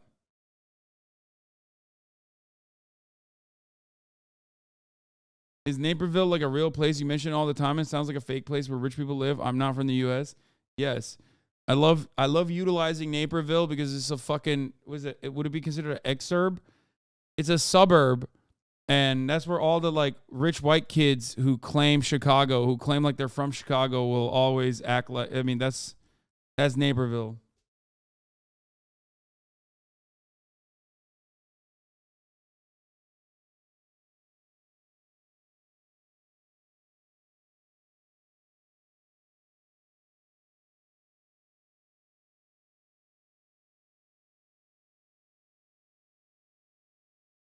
Every time you see a Zoomer with a perm and a fucking high and tight fade underneath it, you know, the ramen noodle hair, going, on God, for real, you ain't slide for Vaughn, dog. You ain't slide for Vaughn.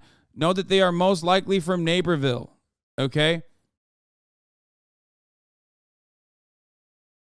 Anytime you see an Aiden Ross fan out in the fucking wild, wearing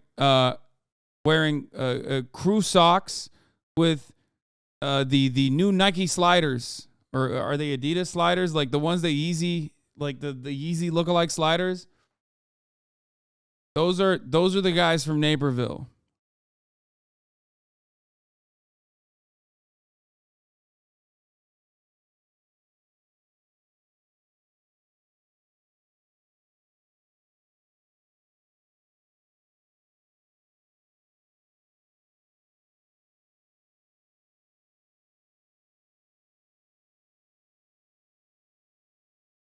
Just read the meta-analysis.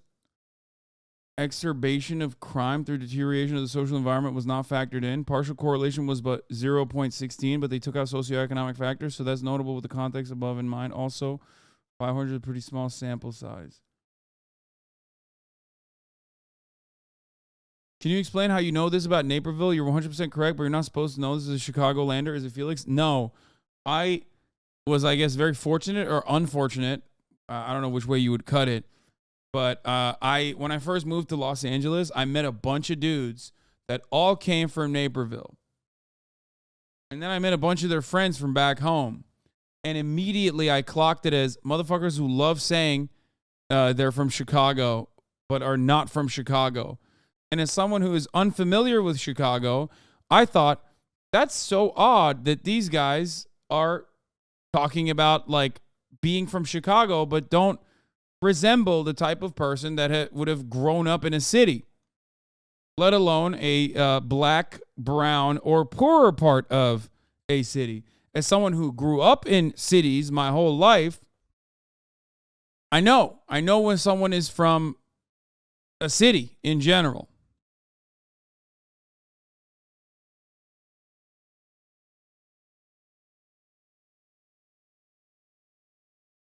You know?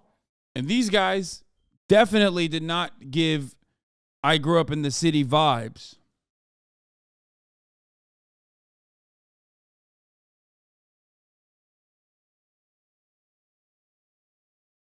And since then, my Naperville Andy memes have developed through my understanding of drill music and its primary consumers. You know, over the course of many years, I learned more about Naperville.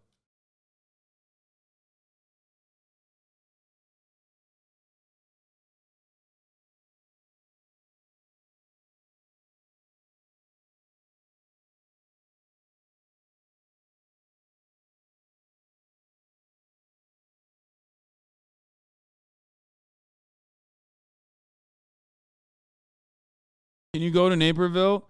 Yeah, I do need to check in with Kyler and Tanner if I go to Naperville, lest I get shot because it's on site. They'll be driving by with their mother's Toyota Sienna.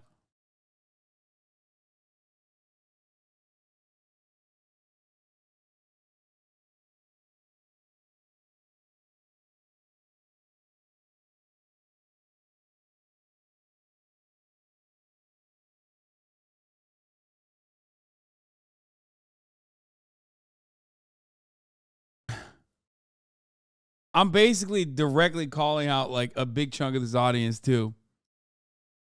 Anyway, don't forget Kyler's girlfriend, McKaylee. Oh yeah, 100%. And also, you're missing a couple different vowels there. McKaylee is not written with a A-Y-L-E-E. It's written with an A-E-I-G-H.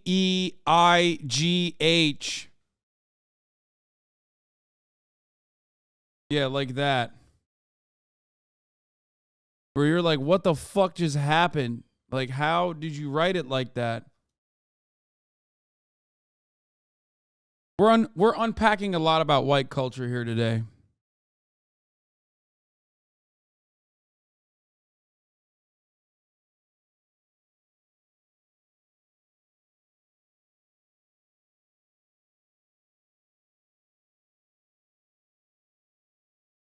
Anyway, Yes, my reaction is that fortunately the voters saw through the hidden extremists who were running for school board across the Chicago suburbs and surrounding counties. Just to be clear, Cook County suburbs and surrounding counties, I mean. Really, you know, the extremists got trounced yesterday and has been acknowledged by some, the more extremist politicians in the state overnight and this morning on Facebook and elsewhere. And I'm glad that those folks were shown up and frankly tossed out. So that's it. Good news coming out of Chicago, though.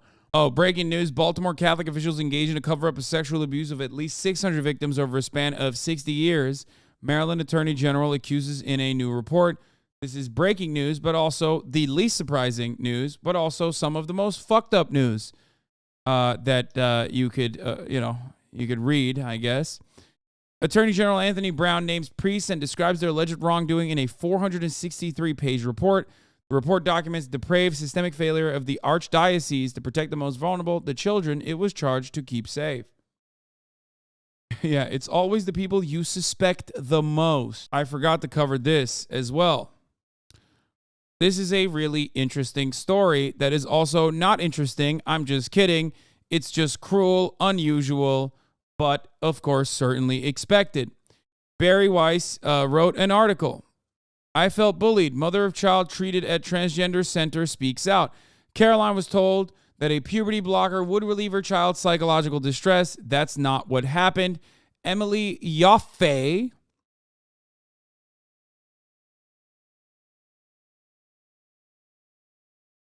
wrote this article on the FP, the free press, independent media, the free journalism, free to just fucking dunk on trans people as hard as possible. Then, turns out, the 16-year-old that is in the article reinstalled Twitter to respond to the story and make sure that their voice was heard. I am Casey. My real name is Alex, but my mom decided it would be best to hide it for anonymity. But this is my story, not hers. This is not the Free Press's story. About a week ago, my mom contacted Emily Yoffe without my knowledge and told her what was supposed to be our story. She expressed her frustration with the transgender clinic at the Washington University, many of which are false perceptions that my mom has about the doctors and the clinic. I learned of this article through my mom over the phone when she asked if it was okay at the Free Press that the Free Press published this article. I said that I wanted to read it first. When I read the draft, I was disgusted with what the reporter and my mom had made my experience out to be. Upon interviewing Emily Yoffe myself, I was told that I had no say in whether or not the article was published. I asked if my consent was required to publish the article, and the reporter told me that's not how these things work. Says, sorry, kid.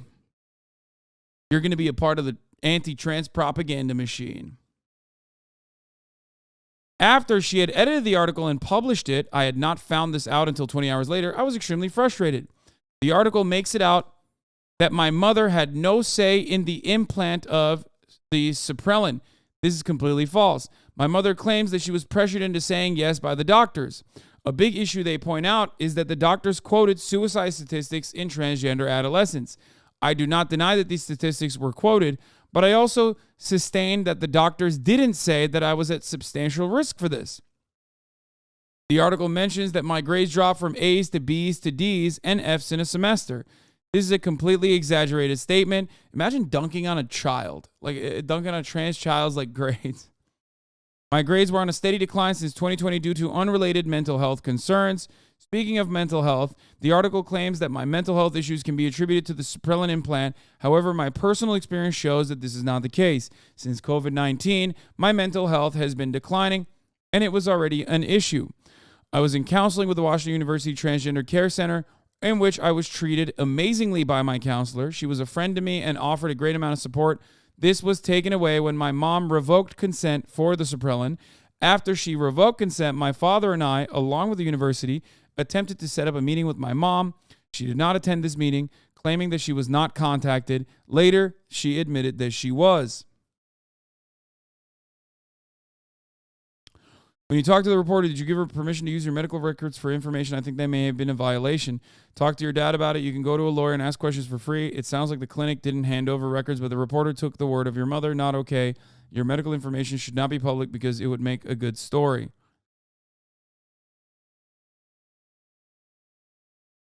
I'm sorry to say, but you're 100% wrong here. There's zero liability on the part of the media in this case. Now, whether the mom did something actionable is a different question.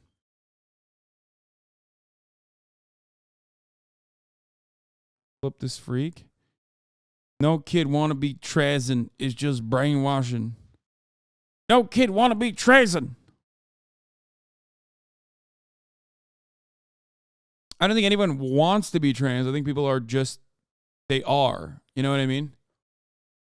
So technically, he's not wrong, this person, Jahan96. No one's like, oh man, sure love being trans originally. Like, it's just a thing that they are. You know what I mean? And society constantly tells them that it's actually wrong to feel that way, which leads to a relatively high suicide rate, in my opinion. So, you know, the brainwashing is on the other side, in my opinion.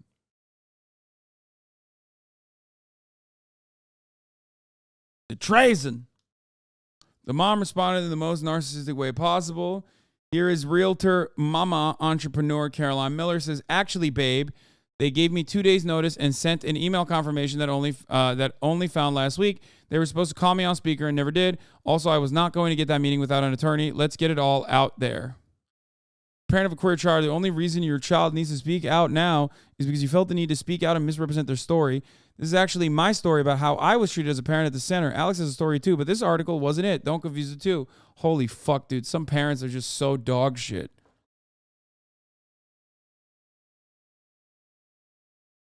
Vile shit.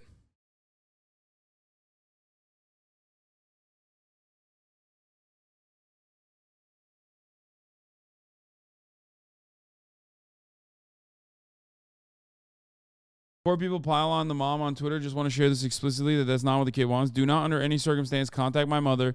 Leave her alone. I don't care if you disagree with her. Bro, what the fuck is this? She made a Twitter account and proudly declared that it was her story to tell, completely ignoring the target she single-handedly put on your back. Should we ignore her tweets too? Yes. Yes, you should. You literally, yes, you should do that. I don't understand. Why the fuck? Like, when a 16-year-old trans kid says, leave my mom alone, please, and you go, nah, fuck that, actually. I'm going to fight your mom on your behalf. Kansas Republicans just overrode the governor's veto to enact a bill requiring genital inspections on student athletes. These people are sick. Oh, nice. We can add this to the list of far-right anti-youth policies, but this is so creepy and disturbing. I mean, yeah, penis inspection day, baby. Coming to a school near you. Yeah, we just gotta get the PE teachers to look at every fucking student's genitals. You know what I mean? Me when I piss on the penis checker. Well, that kind of happens when you get your physical. Yeah. Think about that for a second. You know, that kind of happens when you get your physical versus like having it happen because you're playing fucking high school or middle school volleyball. And it also happens by a doctor. Don't know who's going to fucking do it at schools. I'm assuming they'll still make a doctor do it. But, you know, you do realize there's like a medical component. Like there's a medical procedure is entirely different. It's literally the same as, bro. It's like, it's like if Ohio passed a bill where they could like do open heart surgery on you. You know what I mean? Well, actually, Sweaty, doctors do open heart surgeries on children all the time. Okay, so they should do that for no fucking apparent reason as well. I mean, I'm exaggerating. Obviously, an open heart surgery is not the same as like fucking penis inspection day. But that is an unreal thing to try and describe.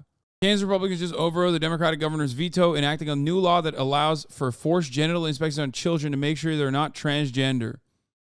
Bro, like, I mean, you're a pedophile. I'm sorry. You're just straight up a pedophile. If this is your goal, if this is like the bill you're passing for like the 11 trans children that may or may not be interested in playing like fucking middle school sports, you're just a pedophile. Like, who do you think is going to get hit with this? Anytime a female athlete's performing, cis, trans, doesn't fucking matter. Oh, that's trans. That's a trans athlete. We got We got to bring them in. We got to bring them in for penis inspection day. See if they have a fucking penis. It's like, just think it through. Please. Think it fucking through. Who does this help? Why does that have to happen? Do you think that this is a valid thing to do?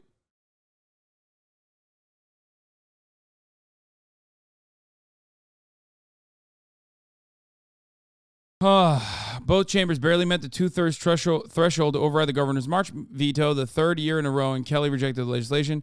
Kansas is now the 20th state to pass a transgender student-athlete ban into law. It sort of breaks my heart, Kelly said. It certainly is disappointing. I know that there's some legislators for whom this was a very, very, very hard vote, and I think that they will regret as they look back. Oh, man, they will regret. Oh, it was really hard for them.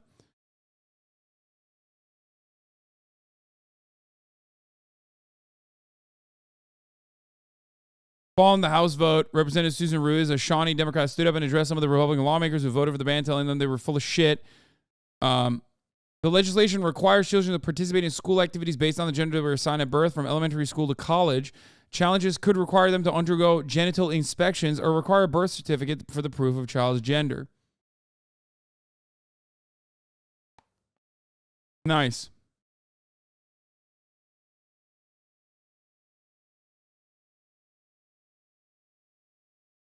There are going to be constant trans investigations in every school, despite there only about probably being 5 trans athletes in the whole state. Exactly. Is one of the several pieces of legislation aimed at transgender youth across the state, including a proposed Women's Bill of Rights that would ban transgender women from female-designated spaces and a bill that would block access to gender-affirming treatment for those under the age of 18.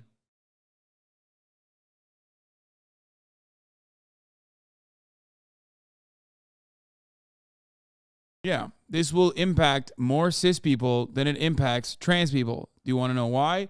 Because there aren't that many fucking trans people out there. There are a lot of cis people, though, and some of these fucking freaks are just going to go, oh, you're trans. Time to do a transvestigation on your fucking 12-year-old daughter. Have fun, Republican parents of 12-year-old daughters who happen to be, athletically competent. An act concerning education related to student athletes created in the Fairness of Women's Sports Act. Oh, my God. Scholastic, intercollegiate, intramural club or athletic teams or sports that are sponsored by a public educational entity or schools or private post-secondary educational whose students' teams compete against public education entities shall expressly designate as one, males, men or boys, females, women or girls, co-ed or mixed. Athletic teams or sports designated for females, women, or girls shall not be open to students of the male sex. Kansas State High School Activities Association shall adopt rules and regulations for its member schools to implement provisions of this section. Any student who is subject to the retaliation or other adverse action by a public educational entity or athletic association or organization and amendments thereto, an employer representative of such public educational entity shall have a private cause of action for injunctive relief, damages, or any other relief available under the law against such public educational entity. So you can, fucking sue schools, too, if there's, a trans athlete? That's nice. Let's see.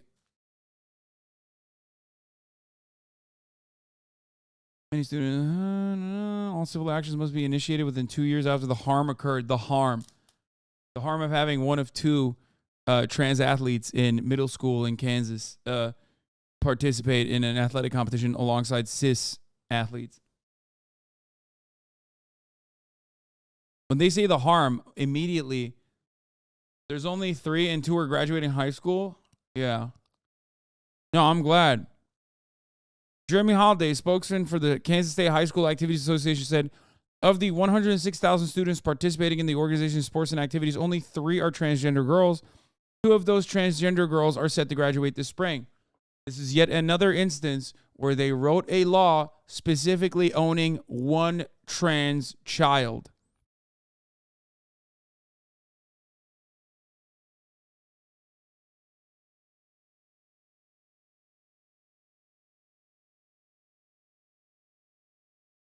When this was going through Ohio, Columbus dispatched a lot of reporting on it. In a span of 6 years, Ohio only had 35 trans male athletes and 11 trans female athletes.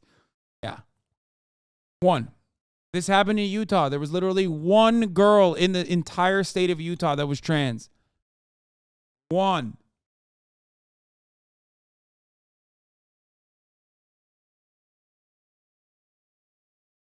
One. Where does it say who gets to do the fucking penis inspection?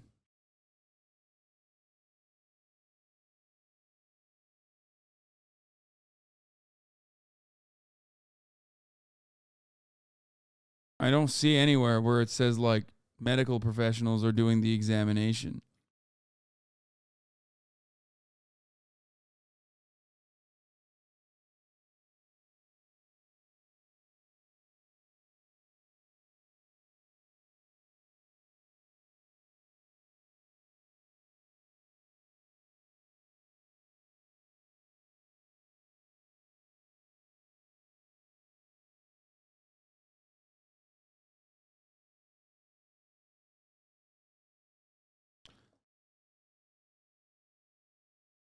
Usually the PE teacher does it. Yeah, no shot.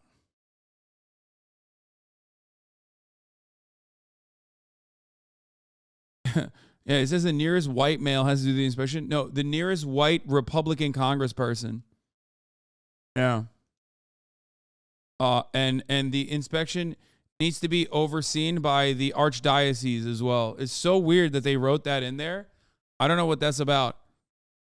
Yeah, it's like the nearest Republican congressperson does the teenage genital inspection day, and it has to be overseen by the entirety of the priests in the region. So odd.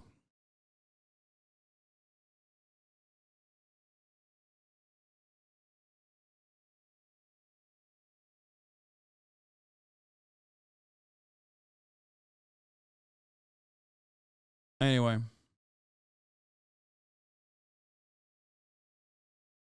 Cool stuff. Lots of fun stuff happening in this country. As material conditions deteriorate, especially in red states, people get more and more cool about distractions that shift your attention away from the real problems.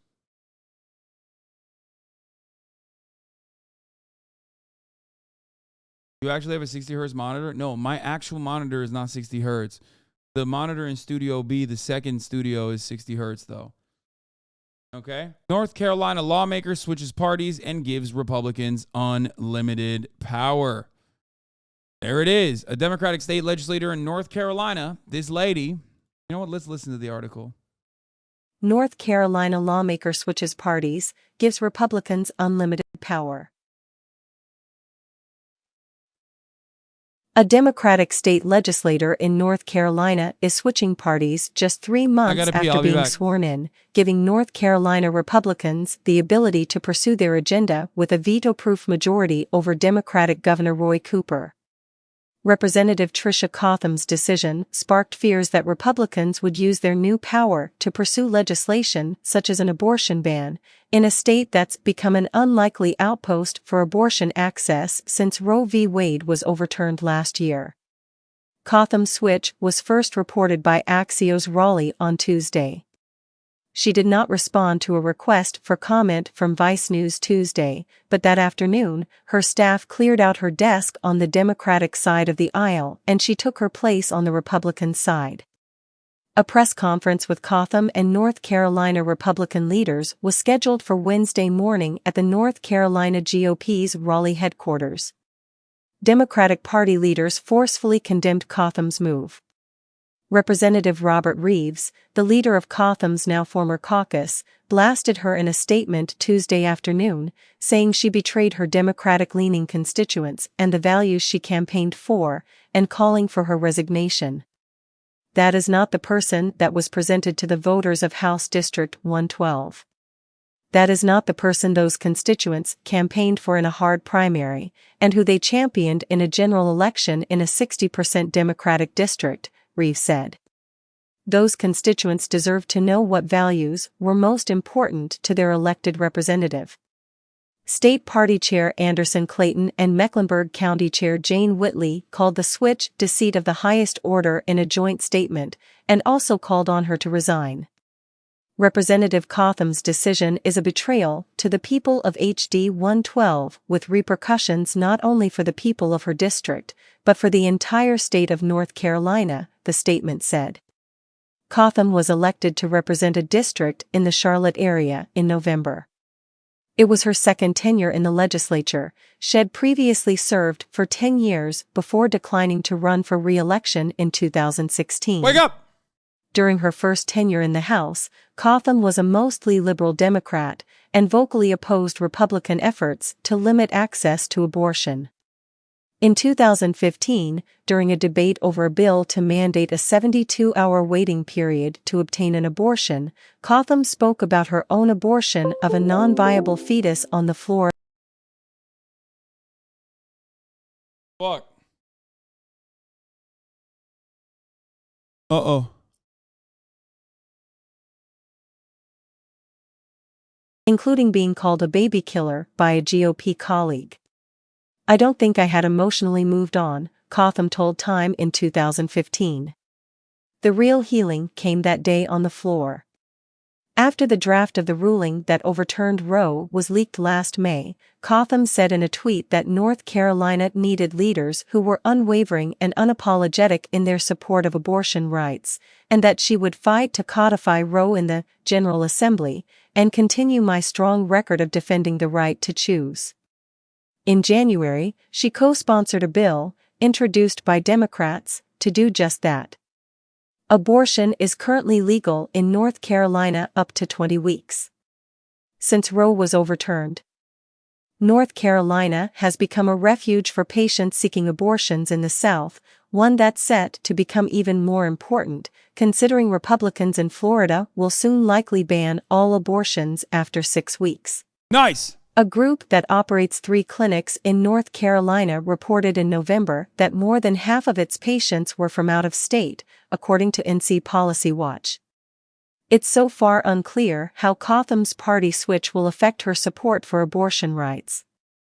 North Carolina Republicans have discussed a number of proposals including a 6-week ban, the AP reported in February, but have so far been unable to coalesce around a single strategy. Cotham's decision could also have implication for a host of other issues, such as LGBTQ+ rights, education, gun laws, voting rights, and criminal justice. Cooper was first elected in 2016, and while he's been constrained by Republican legislative majorities, he has limited Republican priorities and even brokered some major deals, such as a partial repeal of HB 2 and expanding Medicaid after a decade of Republican resistance to the Affordable Care Act. The last time North Carolina Republicans had a veto-proof majorities in the General Assembly, along with former Republican Governor Pat McCrory in the governor's mansion, they remade the state into a model for right-wing politics across the country. Cotham had faced criticism from Democrats last week after she and 2 other legislators were absent during a vote to override Cooper's veto on a bill loosening gun regulations. Cotham later said in a statement to WBTV that she was receiving treatment for long COVID symptoms at the time and that she opposed the veto override. During her 5-year hiatus from elected office, Cotham, a former teacher and assistant principal, spent time as the president of a charter school operator. Of course. After her election to the legislature for a second time last November, Republican House Speaker Tim Moore appointed Cotham as a co-chair of the House Education Committee, where she was voting with Republicans even prior to this week. Cotham sought to downplay speculation about why Republican leaders would give a chairmanship to a Democrat. I stand strongly on my record for working with Republicans and Democrats and all different types of organizations, Cotham told Spectrum News in February. Does that make me a target? How are won her election by 20%, by the way, deep blue district that she stole.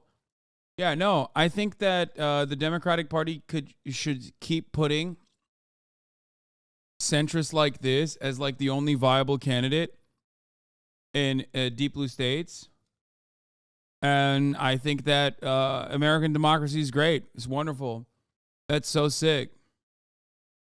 Actually, AI going to replace you so fast, dog? Yeah, hopefully. Knowing someone's position on charter schools tells you exactly if the person is corrupt, 100% accurate always. Oh, yeah.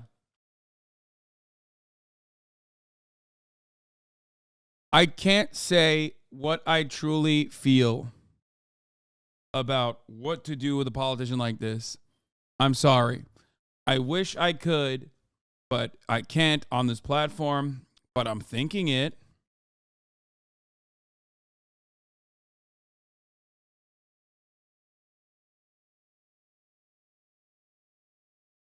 You know, I'm thinking it. You can't stop me from thinking those thoughts, those very not super kind thoughts.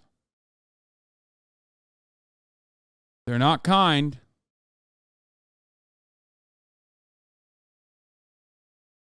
I'm thinking that they should be subjected to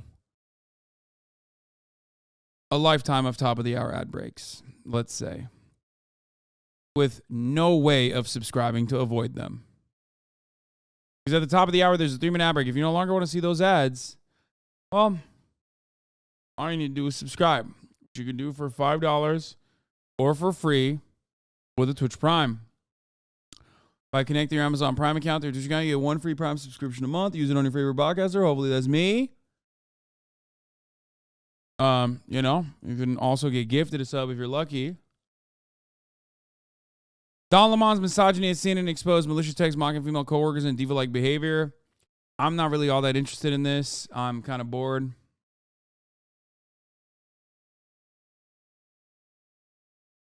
For real, though, this has got to be some sort of fraud. Yeah. Legitimately think the DOJ civil rights should investigate whether this was pre-planned and whether she defrauded voters. New North Carolina Rep. Tricia Cotham, who won election into a deep blue Charlotte area as a Democrat just 5 months ago, changed parties Tuesday, a move that gives Republicans a veto-proof majority.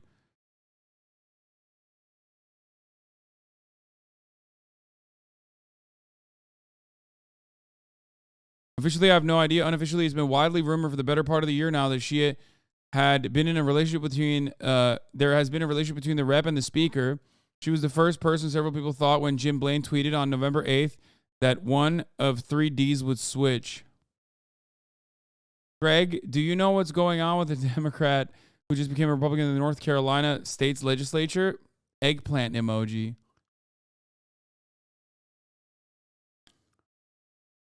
I don't know, dude. What the fuck is this? This is random.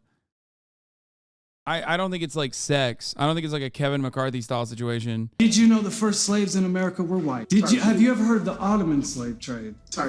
Oh! Yo, he's coming after me! Hey! Chill. Listen. Everybody calm down. Everybody calm down!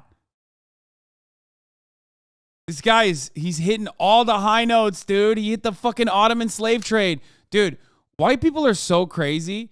You enslave them one fucking time, and then, oh my God, they never give up on it. Even if it's not chattel slavery, even if it's not chattel slavery, holy fuck, they have not stopped. It's like, bro, you're like Irish. What the fuck are you talking about? Just talk about the British, idiot. Like, why are you talking about fucking what happened to the Balkans? Jesus Christ, dude.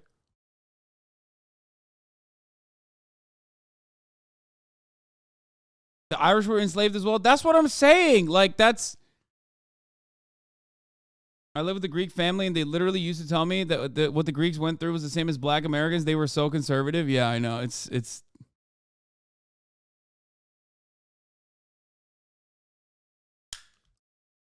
That's a clip. You enslaved white people one time. I mean, I'm joking, but I can't wait for the fucking Nazis to get a hold of that and be like, oh my God, remember, dude, never forget the Janissary program.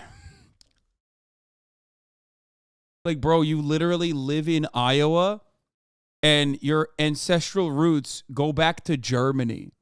Like, what are you talking about? You don't understand, brother. I got intergenerational. Matt Walsh literally did a video on you talking about the Ottoman slave trade. He did? Oh, that's awesome. I never watched it.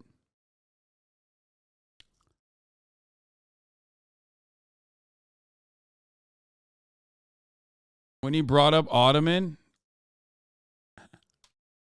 chill, man.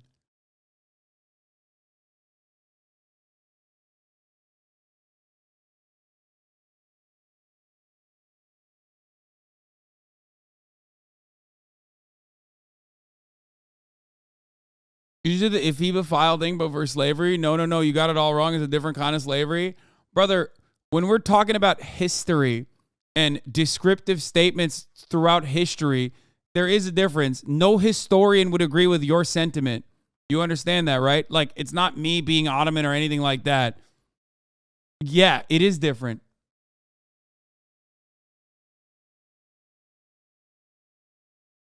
Like, no, literally, like with major distinctions, as a matter of fact.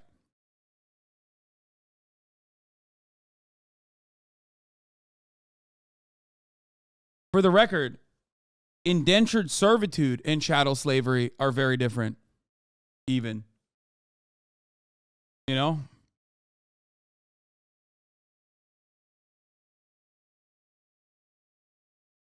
You see what he said about the Jews? I mean, he hit the Rothschilds button super hard, too.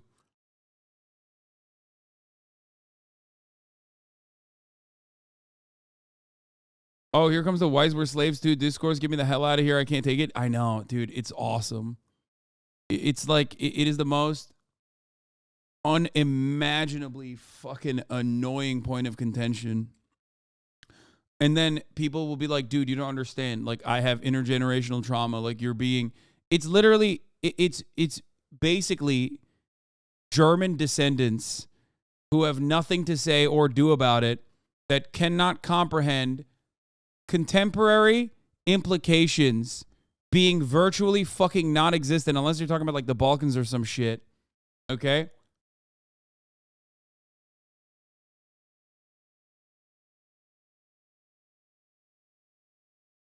Same with, again, Irish indentured servants in the West.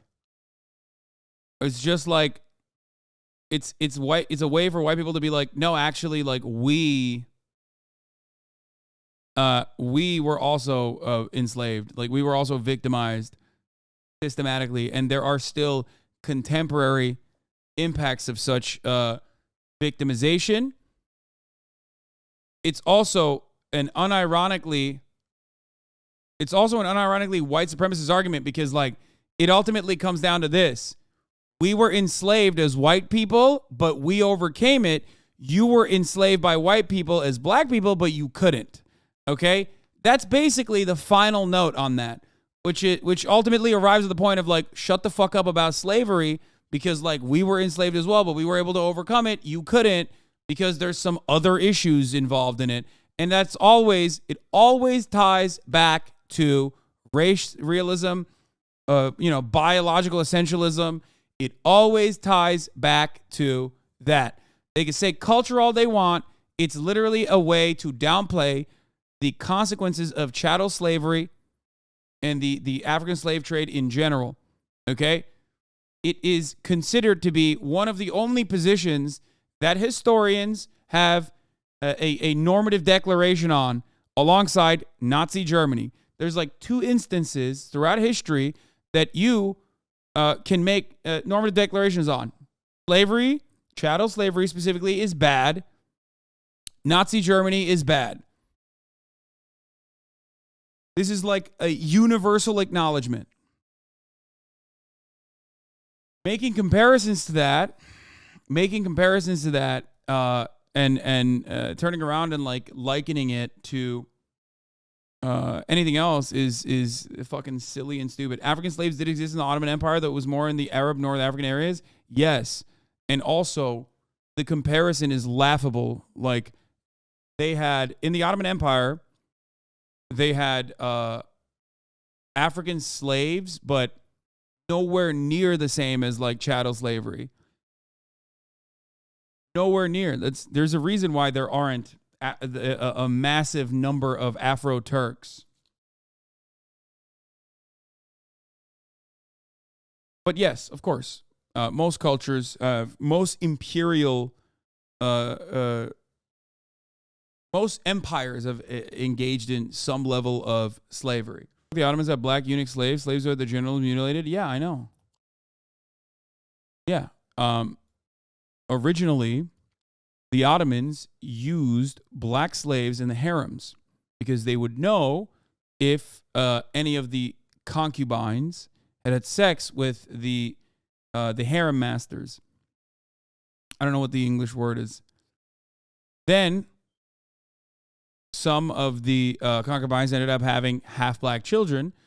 They realized that it was not working in that way, so they were turned into eunuchs. Yeah, it was gruesome. It was disgusting. It was horrific. Absolutely. Are there Afro-Turks though? Yes. I believe there is a incredibly tiny group of Afro-Turks that live around the Aegean Sea in Izmir, I think, like in a surrounding region of Izmir, but like very, very small number. Or is it in Muğla? Oh, I thought it was around Izmir.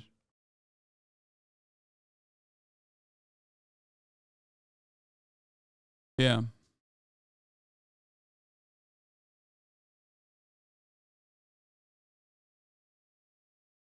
There was even a black eunuch who became the Sultan's most important official that managed the harem in the 17th century. Yeah, the major difference between, and this is not in any way, shape. Oh, Muğla also in Izmir. Bodrum. I was thinking Bodrum for some reason.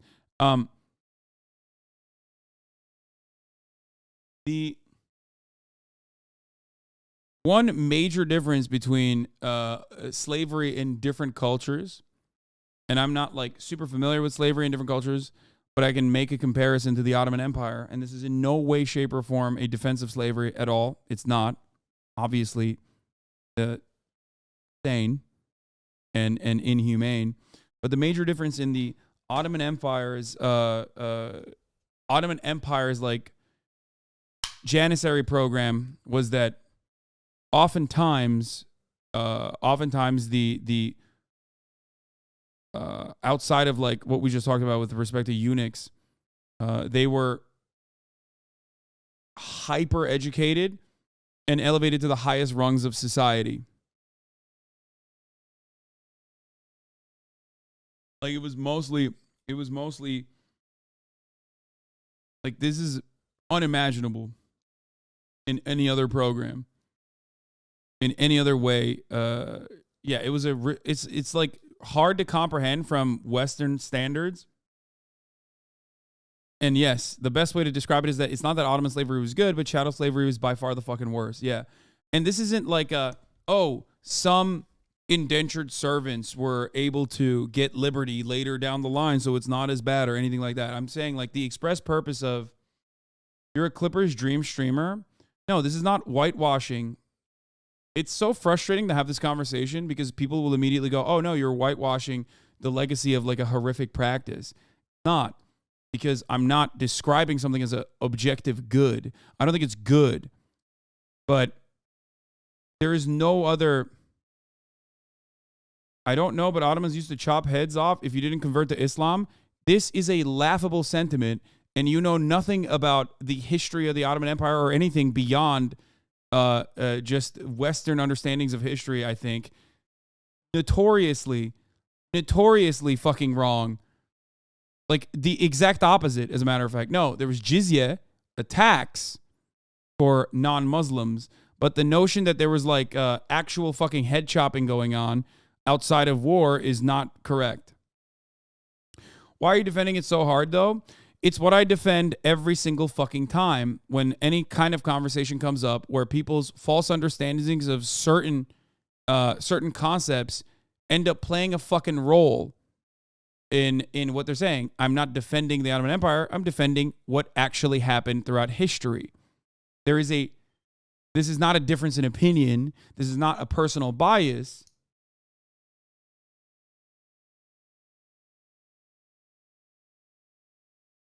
It's what is the truth.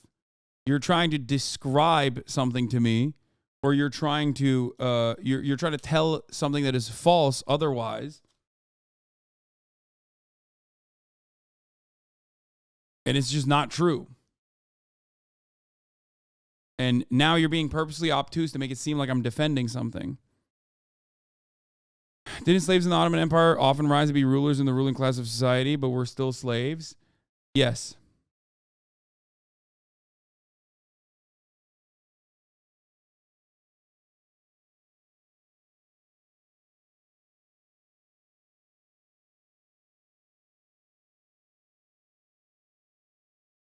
Describing different degrees of bad is always going to bring out the bad faith Andes? Yes.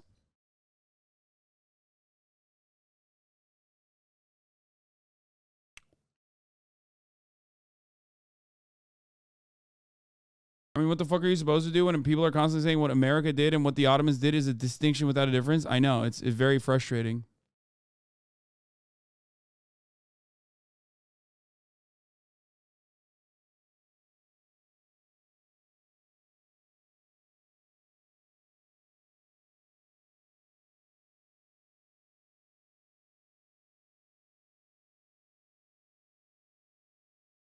How is it slavery if they were paid? Brother, what do you mean? You can still, like, what?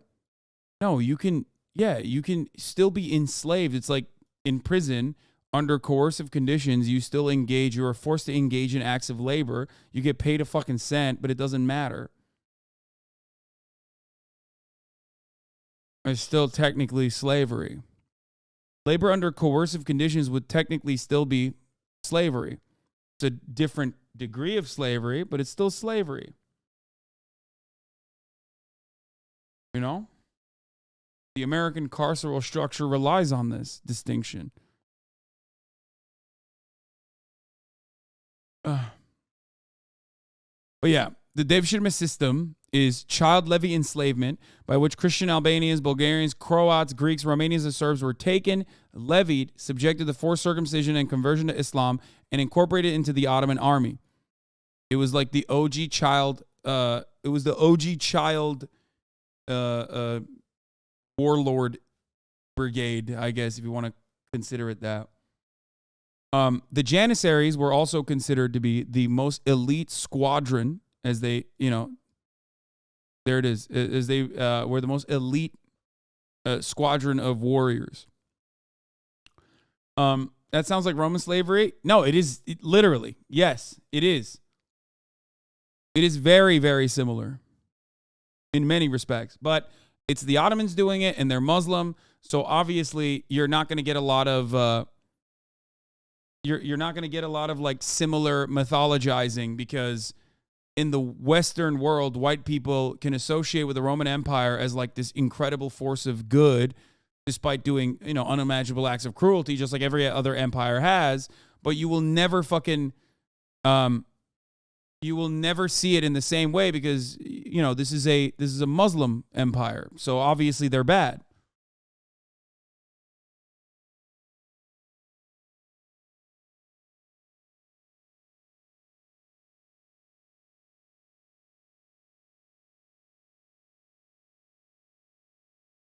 They became famed for internal cohesion cemented by strict discipline and order. Unlike typical slaves, they were paid regular salaries, forbidden to marry before the age of 40 or engage in trade. Their complete loyalty to the Sultan was expected.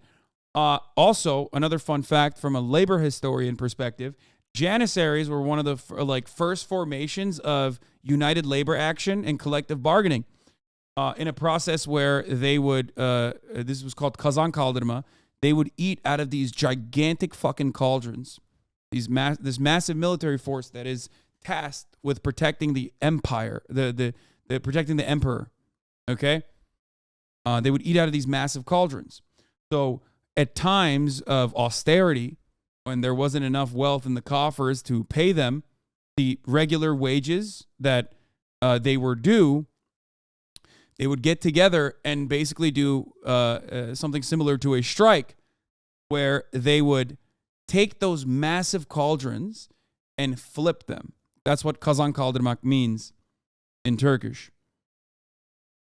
By the 17th century, due to the dramatic increase in the size of the Ottoman standing army, the Corps' initially strict recruitment policy was relaxed. Civilians bought their way into it in order to benefit from the improved socioeconomic status conferred upon them. So while it was the children when they were like, you know, going into war, and there were orphan children or whatever, or even people that they would, steal sometimes, that they brought into the Janissary program.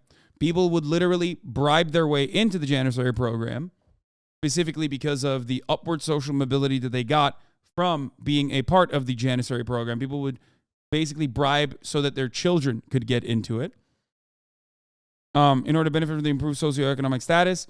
Consequently, the corps gradually lost its military character, undergoing a process that has been described as civilianization.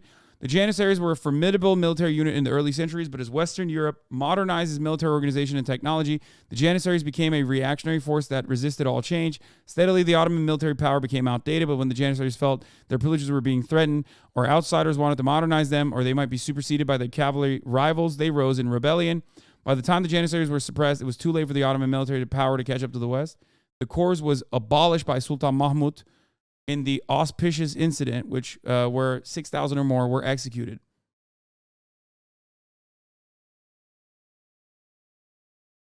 Even Dracula's little brother, after they became wars of the Ottoman Empire, was like, this place rocks. I'm learning so much. And Dracula was old enough to be bitter and hated it. Yeah. Well, you know, we know what happened to fucking Dracula Tepesh, so.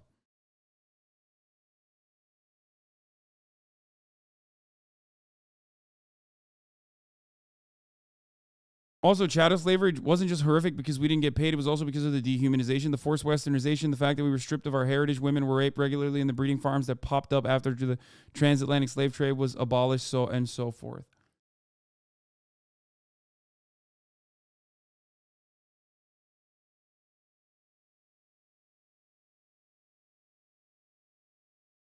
We'll say that the Christian English feared but also admired the Ottomans like empire envy, so they even mentioned the Janissaries in their plays and whatnot. Early Orientalism, yes.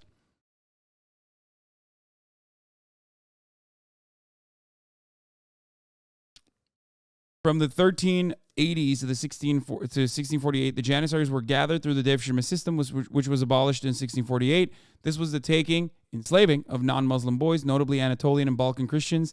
This is why a lot of Christians will talk about like the Christian slave trade, the anti-white, anti-Christian slavery that happened in the hands of the Ottoman Empire. Jews were never subjected to devshirme, nor were children from Turkic families. There is, however, evidence that when Jews tried to enroll in the system, Jews were not allowed in the Janissary army, and so, in suspected cases, the entire batch would be sent to the imperial arsenal as indentured laborers. Ottoman documents from the levy of the winter of 1603 to 1604 from Bosnia and Albania wrote to draw attention to some children as possibly being Jewish. According to the Encyclopedia Britannica, in the early days, all Christians were enrolled indiscriminately. Later, those from what is now Albania, Bosnia, and Bulgaria were preferred. Yeah. Oh, for those of you who also don't know, the treatment of Jewish people across the board within the Ottoman Empire is also very unique in terms of how Jewish people were being treated everywhere else at the exact same time frame. This is not revisionist history either. This is also factually accurate. The Ottoman Empire was seen as such a was seen in comparison to other places as such a free society for Jewish people to live in that Theodor Herzl originally went to the Ottoman Empire at the time to try and buy Palestine, basically, essentially to create the nation state of Israel. He was, of course, told that that was not going to happen. The Ottoman Empire also, everyone hated Jews at the time, but they hated them way less than most other European. Not only did they hate them way less, but the Ottoman Empire literally opened its doors to Jews that were escaping pogroms, specifically from Spain, if I'm not mistaken. I think it was Spain, right? In comparison, is doing some Olympic level heavy lifting there. Yeah, I mean, if you are seen as a safe harbor for Jews that are fucking escaping pogroms, yeah, I would say that yes, Yes, dude. Would you not consider that to be fucking, good and better in comparison? What the fuck do you mean? Yeah.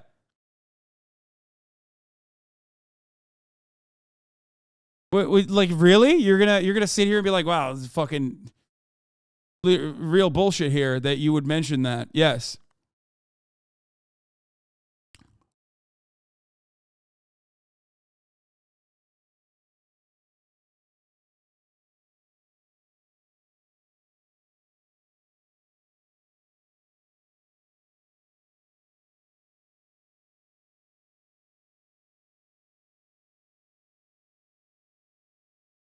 Then why say in comparison? Why not say it was a bastion?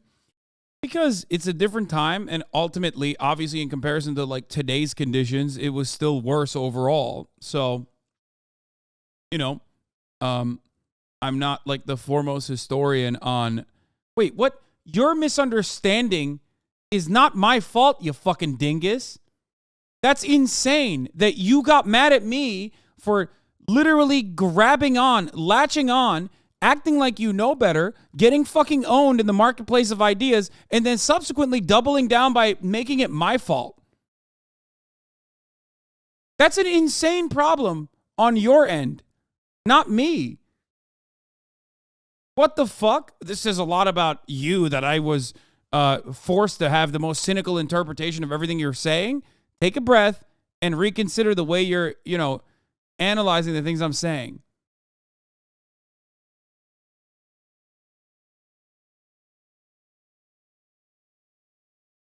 No, you didn't just take in comparison to be in comparison with societies of the time, because in comparison to other societies of the time, my statement is correct. You didn't just take that.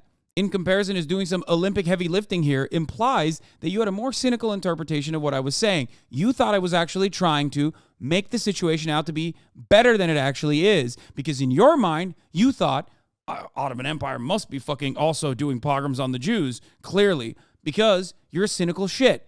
That's fine, okay? But just like reconsider how you interpret information, okay? And don't try to fucking hide behind semantics purgatory in the way that you're doing. You're doubling, tripling, quadrupling down right now, specifically because you feel embarrassed. Stop. It was your fault. It is your own moral compass and your own lack of information on this issue that led you to think in the most cynical way possible. Okay?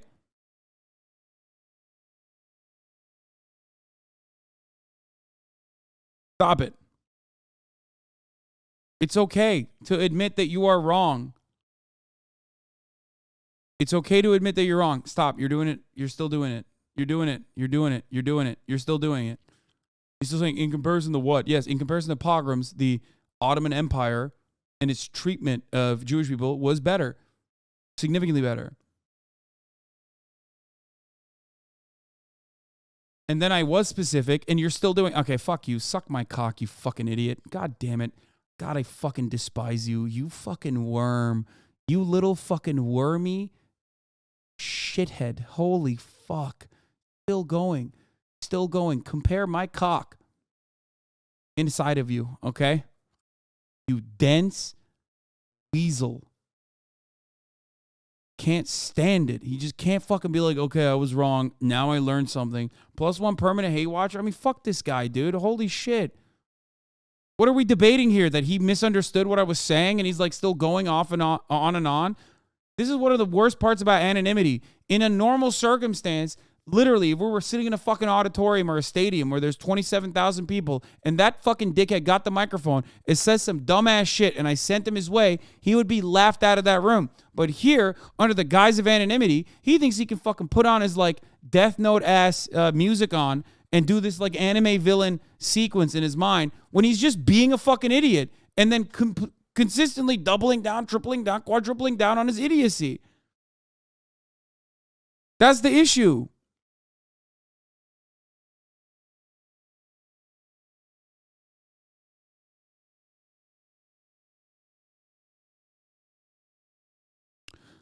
Anyway, the Janissaries were a couple kulita, door servants, or slaves of the port, neither freemen nor ordinary slaves.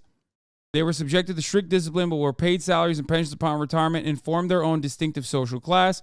As such, they became one of the ruling class of the Ottoman Empire, rivaling the Turkish aristocracy. The brightest of the Janissaries were sent to the palace institution. Through a system of meritocracy, the Janissaries held enormous power, stopping all efforts to reform the military. Okay? Mimar Sinan is an architect, one of the most famous architects in Ottoman Empire history, one of the most famous architects of all time. There are schools dedicated to his name. Mimar Sinan was a part of the Devshirme program. Here. And he is not unique in this component, is what I mean. He's the civil engineer for Sultan Suleiman the Magnificent, Selim II, and Murad III. He was responsible for the construction of more than 300 major structures such as Selimiye Mosque in Edirne, Kanuni Sultan Süleyman Bridge in Büyükçekmece, Mehmet Pasha Sokolovich Bridge in Visegrad, and other more modest projects such as madrasas, külliyes, bridges, etc. His apprentices would later design the Sultan Ahmet Mosque in Istanbul and the Stari Mosque in Mostar. Son of a stonemason, he received a technical education and became a military engineer. He rose rapidly through the ranks to become the first an officer and finally a Janissary commander with the honorific title of Sinan. He refined his architectural and engineering skills while on campaign with the Janissaries, becoming an expert at constructing fortifications of all kind, as well as military infrastructure projects such as roads, bridges, and aqueducts.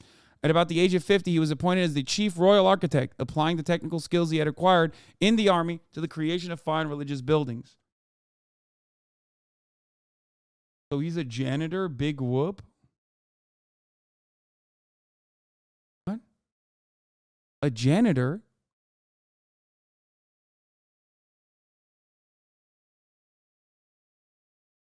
I'm describing to you like, God, I hate having a conversation about like any kind of Eastern, Middle Eastern, any kind of like Eastern history with a profoundly uncivilized group of barbarian Angloids who just have this like unearned sense of this unearned sense of entitlement from their uncivilized ancestors. Didn't even know how to fucking wipe their asses and died by the millions, who have just like dominated the planet, is just so nasty.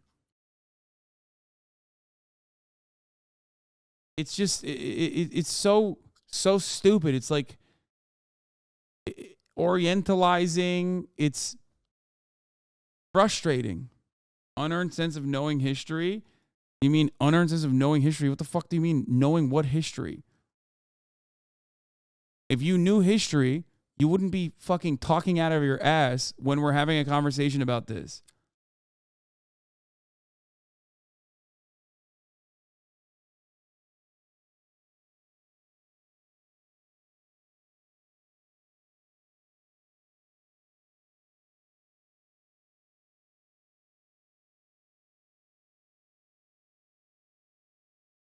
Not you, Goofy, the barbarians. Oh, you're saying that it's unearned in the sense that like they think they know history, but they don't.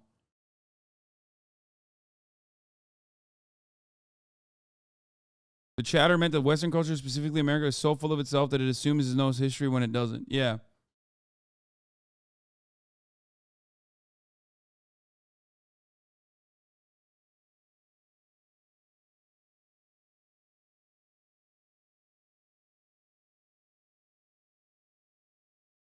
I go through your exact emotional crisis every time I'm forced to speak to a white person about Chinese history. Yeah.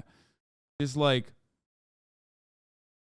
I think one of the funnier aspects of Ottoman Empire shit is that like it's basically like a lost sense of disdain towards the Ottomans that Europe still sometimes holds on to.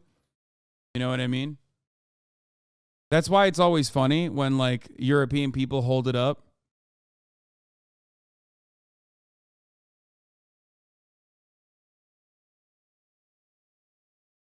Not ranking slavery here. Crimes against humanity be crimes against humanity. Slavery in the Muslim world was never tied to imaginary superiority, inferiority over so-called race. Muslim leaders were more concerned about what you believe rather than what you look like. Jews and Christians and other Muslims were okay if they pay more taxes, jizya. Other beliefs, not so much.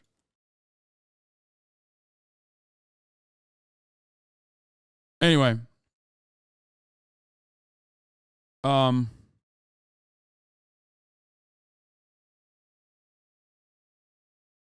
I think his, if I'm not mistaken, I think his dad, didn't his dad like put him into the Janissary program? Sinan had either Armenian or Greek origin. One argument lends credence to his Armenian or Greek background as a decree by Selim II. Oops. Which grants Sinan's request to forgive and spare his relatives from the general exile of Kayseri's Orthodox communities to the island of Cyprus. This decree was published in the Turkish journal Türk Tarih Encümeni Mecmuası. Godfrey Goodwin stated that after the Ottoman conquest of Cyprus, when Selim II decided to repopulate the island by transferring Rum families, the Karaman Eyalet, Sinan intervened, the Karaman state. Sinan intervened on behalf of his family and obtained 2 orders from the Sultan and Council and exempting them from deportation. A few scholars hold that Sinan had possible Albanian or Jewish origin. A local tradition in the village of Shiroka Laka holds that Sinan was of Bulgarian origin and his family came from that village. Turkish scholars believe that Sinan's family was Christian Turkish. Sinan grew up helping his father in his work, and by the time he was conscripted, he would have had good grounding in the practicalities of building work. There are 3 brief records in the library of Topkapı Palace, dictated by Sinan to his friend and biographer Mustafa Said Çelebi. In these manuscripts, Sinan divulges some details of his youth and military career. His father is referred to as Abdülmennan, literally servant of the generous and merciful one, a title which was commonly used in the Ottoman period to define the non-Muslim father of a Muslim convert. He was conscripted into Ottoman service under the Devshirme system. He was sent to Constantinople to be trained as an officer of the Janissary Corps and converted to Islam. He was too old to be admitted to the Imperial Enderun School in Topkapı Palace. But yeah, one other component of the Devshirme process was that it was like, I mean, obviously it was distorted, and there's no such thing as like true meritocracy, but it did have a meritocratic approach. I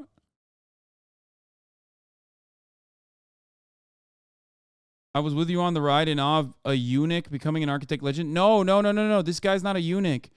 No, the Janissaries were not eunuchs. They were even allowed to have wives after the age of 40. No, the eunuchs only were one specific group of people that worked inside of the harems. Everybody misunderstood me.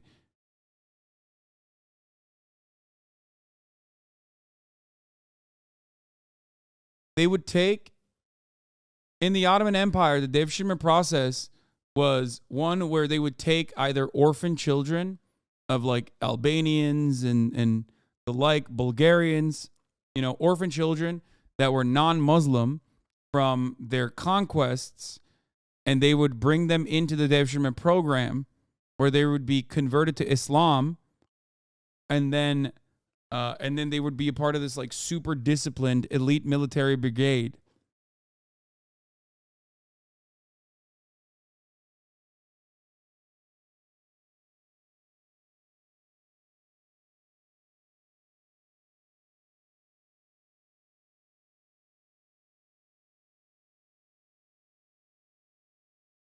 Now, knowing a little bit more about, literally no one but that chatter misunderstood you, goddamn.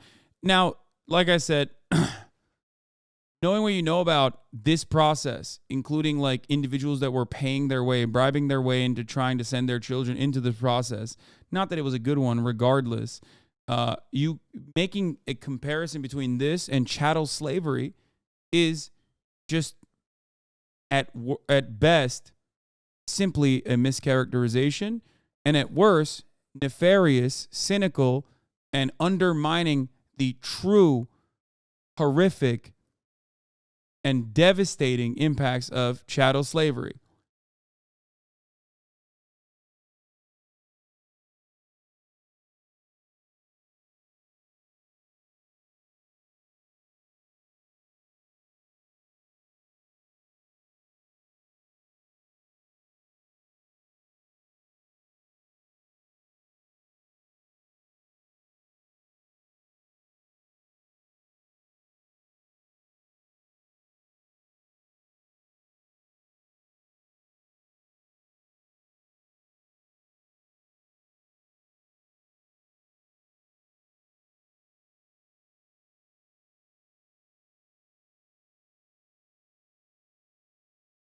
Also agreed. I run into the Irish were slaves, 2 guys all the time on site. Exactly.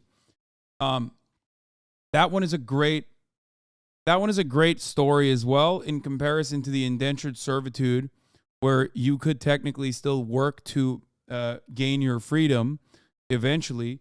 No such opportunity existed for chattel slavery. Their children were also considered slaves, and they were, most importantly, depersonalized. They were not considered human. They were considered a separate category. That's why the N-word, which was a justification for that dehumanization, is different than any other kind of slur you could utilize in the English language. Okay? It's not good. It's not just. It's not moral. But when you try to make that comparison, which, by the way, Irish people would not make that comparison unless they're like some fucking dickhead living in America for 200 fucking years ass like dude from Boston, okay? Because Irish people, due to their their colonial subjugation, have an attitude that oftentimes defends people who are also seeking emancipation.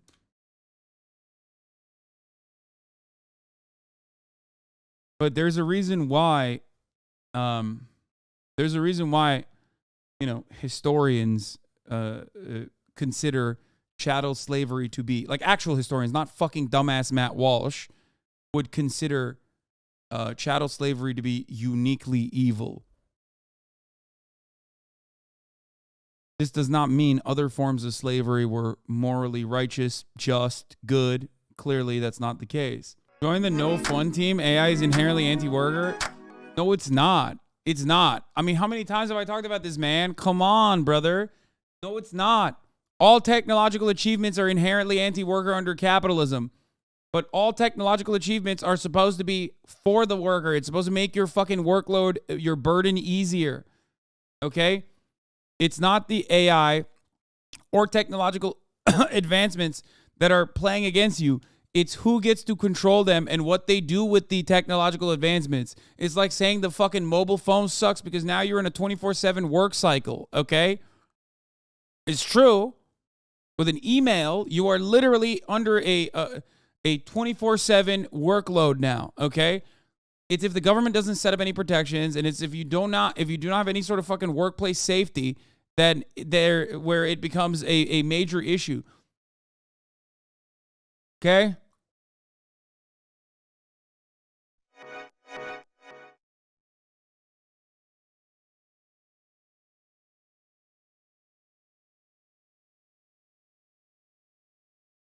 A construction vehicle is inherently anti-worker. You could hire 10 workers to dig a hole or a single machine to dig it faster. Exactly.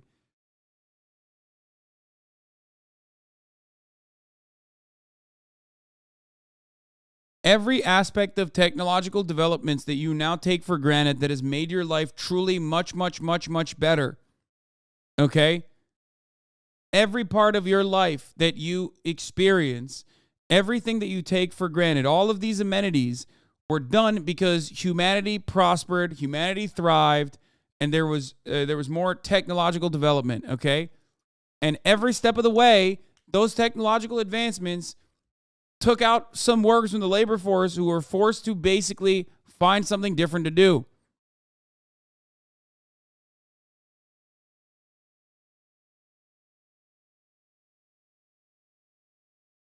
Oh my God, I hate this sort of capitalistic approach to fashion. There is no aspect of fashion that is not capitalistic, especially under capitalism.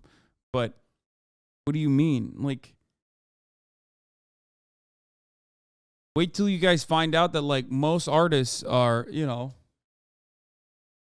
they all either were children of nobles or worked at the behest of nobles in order to eke out a living that you take for granted nowadays, that you look back at fondly. In most circumstances, art and artistic expression, which fashion falls under, absolutely is the fancy of people with a lot of spare time for the most part, and also all of the advancements, or I guess rather moral degeneracy, that was what the consideration was at the time, were done by people that had some spare time to do so, or was, you know, backed by those who, backed by the aristocracy.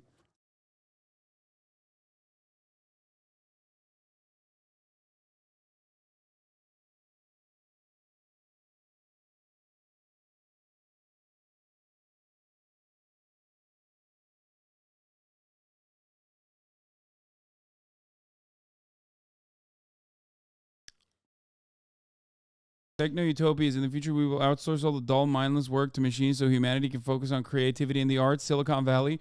We've outsourced creativity in the arts to machines so you won't be distracted at your dull, mindless work. Yeah.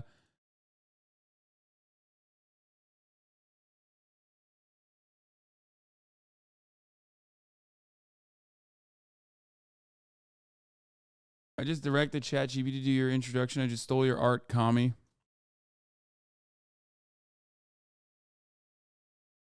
Last night I put some bomb-ass Mexican food from my favorite spot down the street. I went for a carne asada burrito with some extra guac, and it was a total game changer. If you've ever been in the area, you got to check it out. Speaking of games, I recently got my hands on the Steam Deck, and let me tell you, it's been a game changer as well. I've been playing all kinds of stuff on it, from the classics like Half-Life to newer titles like Death Stranding. It's such a cool device, and I can't wait to see what else I can do with it. Now let's talk anime. I've been rewatching One Piece lately, and I just finished the Skypiea arc. The arc follows the Straw Hat crew as they journey to the sky island of Skypiea, where they encounter a variety of challenges, including a corrupt god and his priestly followers. Overall, I thought it was a really fun and exciting arc with some great character moments. What the fuck? Do we not acknowledge that AI in its current state is bad for workers, and it's not crazy to say that it won't get better? I mean, I do acknowledge that, but also I'm not gonna be anti-AI, like, just, you know, or anti-tech in general.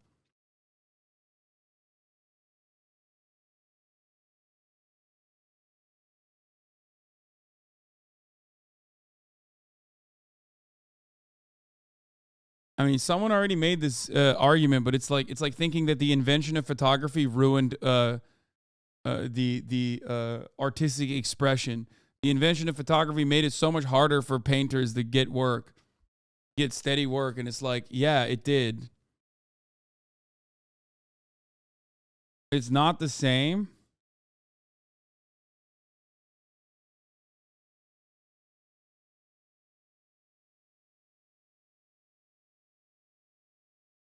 Dev hates AI art. You should bring her on. I understand why artists hate AI art. Like, I get it. Photography isn't trained on stealing artwork from other people. Hatsune Miku stole the work of vocalist Address.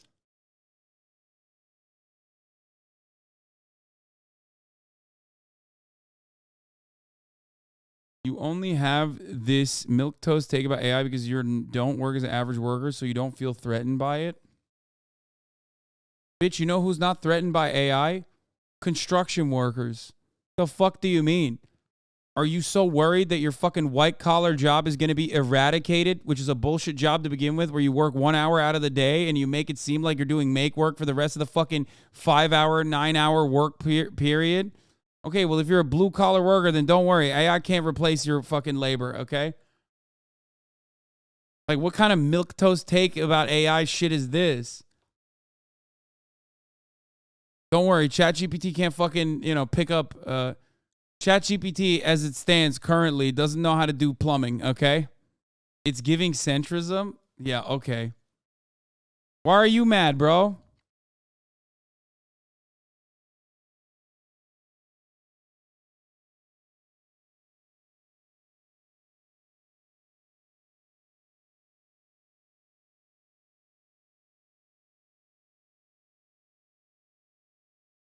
I'm a machinist. I make plane parts. My profession is as automated as it can get, and I get by.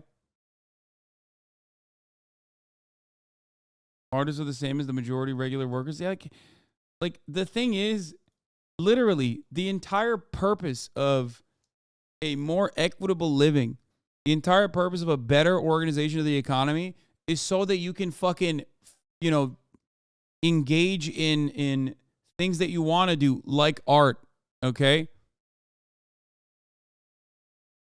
That's what's supposed to happen. That is what it is. That's what's supposed to fucking happen.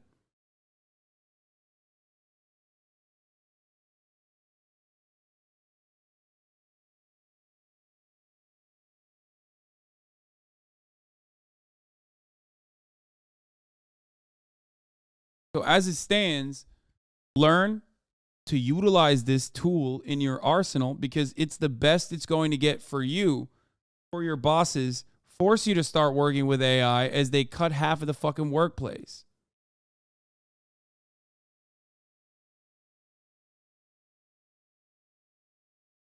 AI's taking over all construction work.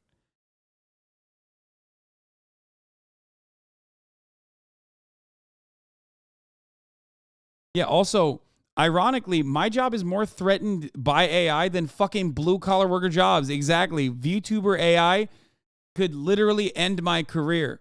But the reason why I don't care is because I know that I will be able to adapt and overcome.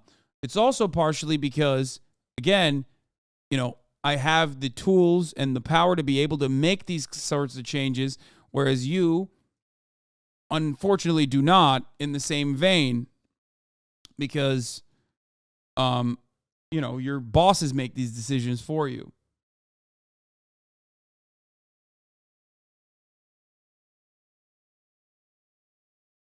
As it stands, though, a lot of the fucking AI art is absolute fucking trash, doo-doo, dog shit. It will eventually get better, but currently, it's fucking awful. It's like corridor digital shit. You know what I mean?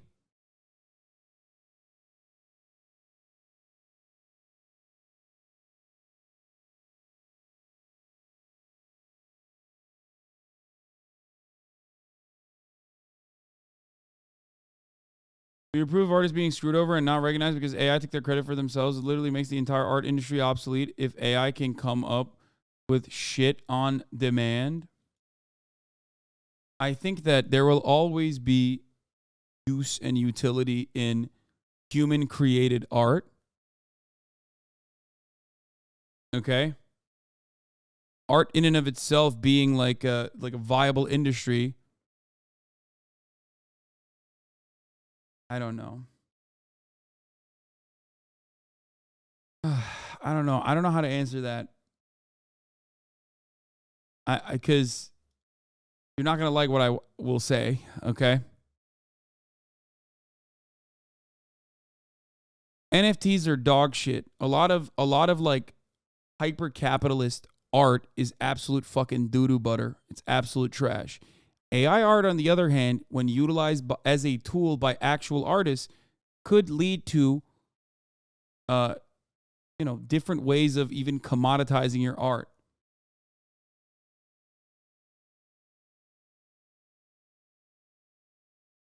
Okay? But art in and of itself has, at the very least historically, never really been a tool to make money. Okay? That's why I said it's been funded by the wealthy or done by the wealthy that have a profound amount of fucking time to be able to engage in these sorts of things. Art should never require monetization. I think capitalism is a corrosive influence on art in and of itself. So when you come to me and you say, as an artist, AI art is killing my job and it's replacing me, I don't know what to tell you. I don't know what kind of art you make. I don't know how you're doing it, but art should not be destroyed by AI, especially with the way that AI currently works.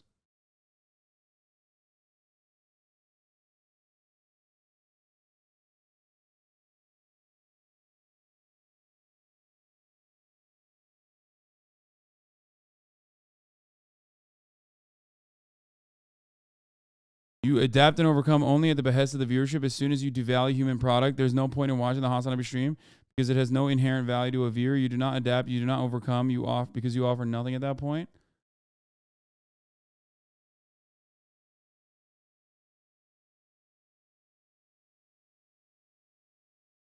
Yeah, I don't think art will die because of AI. I think that one aspect of commodifying your art will most likely, I don't know what the fuck that person was saying, but one aspect of your art will probably be harder to make money.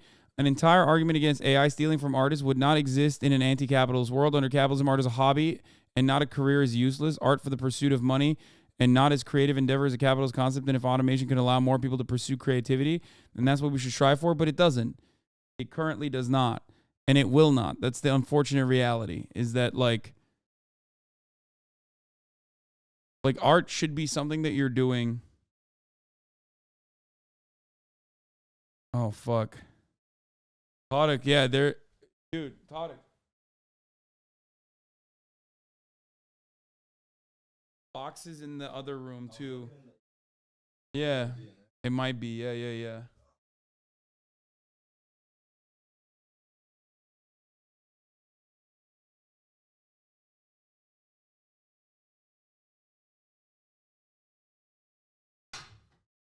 Bro, Photoshop filters, algorithms, or AI, and nobody's crying about the Gaussian blur replacing artists. You learn to use it and make cool shit with it. Yeah, exactly.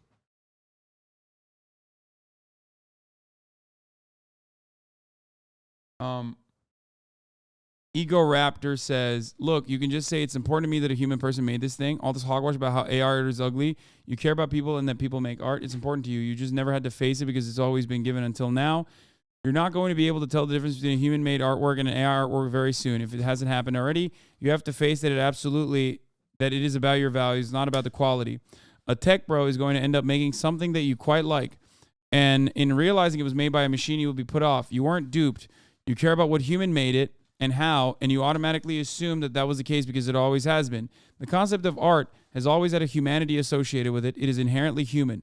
So it is not a failing to be put off when something is revealed to have very little humanity behind it. Likewise, it is not a failing to not care either. If we view computer-generated images, we are still receiving it with our human eyes. We will feel something. And if that alone is important to you, that is okay. And you are not bad because you can't tell the difference.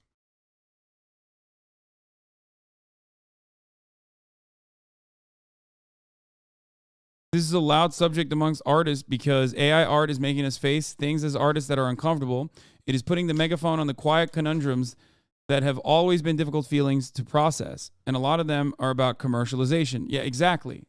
It's the commercialization of art that is the issue. It's not necessarily... It's the commercialization of art that's the major component here. There's a major problem here. Okay?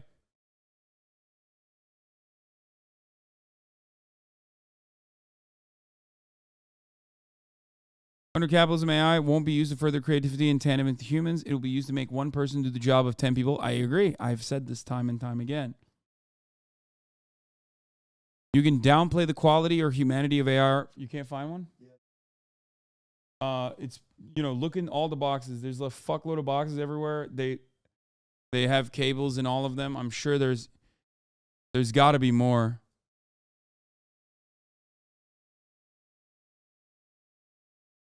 You can downplay the quality of humanity of AI art forever, but for some, the real problems here are the fear that people will lose their jobs to a machine that is mimicking their personal work or have their non-commercial work used to influence commercial work in a violating way. These concerns about AI are very human and are valid. I feel it is very important to have these discussions because they will shape how we interact with this level of computer technology in the future and possibly make policies to mitigate potential human rights issues.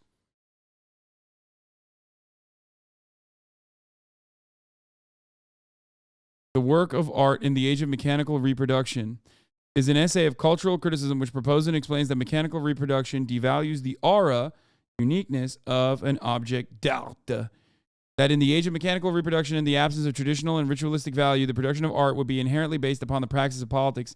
Written during the Nazi regime in Germany, Benjamin presents the theory of art that is useful for the formulation of revolutionary demands on the politics of art in a mass culture society. What is this? Walter Benjamin presents the thematic basis for a theory of art by quoting the essay, The Conquest of Ubiquity, to establish how works of art created and developed in past eras are different from contemporary works of art, and that the understanding and treatment of art and artistic technique must progressively develop in order to understand a work of art in the context of modern time.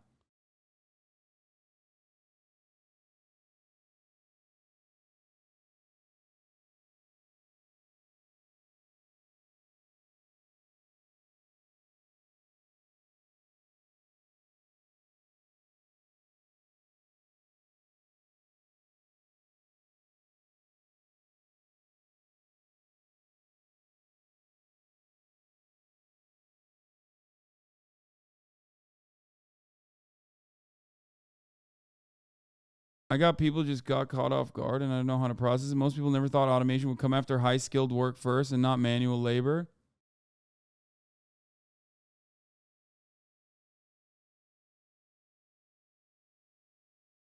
From 1 hour ago, an example of permutations in Mid-Journey. The new permutations feature in Mid-Journey works so well with additive prompting. Test out different camera angles, film types, clothing brands, models, locations, anything you want by putting in brackets. Then you can batch up to 40 prompts in one go.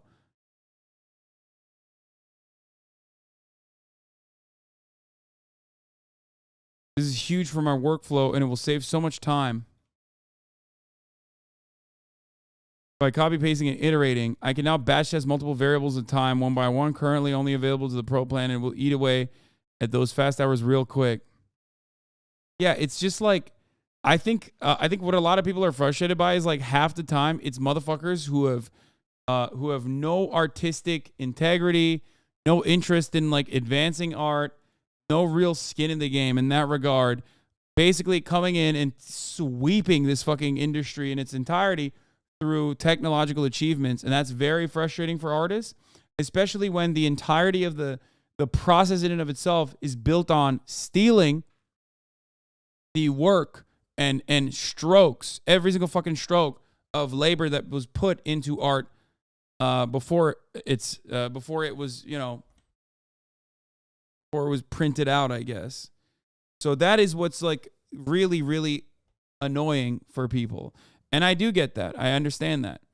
But I also think that this is the byproduct of technological achievements, no matter what happens, which is why people need to figure out a way to start utilizing it to their advantage rather than let it fucking wash over them, because progress is unstoppable. It flows like a river. You know, you can put fucking rocks in front of it, but all it's going to create is eddies. Okay? So what you need to do is figure out a way to use it to your advantage.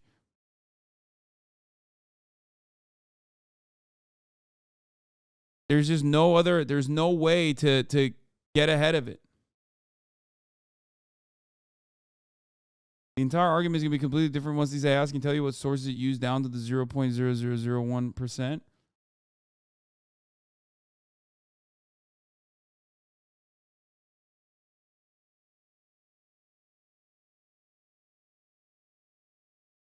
I want you in the stream to thrive. Just pointing out that AI, given enough time, will not only match anything a human can produce, but it can outperform a human. So human creation can only survive at the behest of charity of a viewership, viewing solely because it's human created and not merit. And I don't know where to go from here. Yeah, no, I agree with that. I do. Maybe I'm just stupid, though, and think that, like, no, there will always be a way for me to utilize AI. Dude, if you fucking write this one more time, I'm going to stop. You're done. You're done. Take a day off.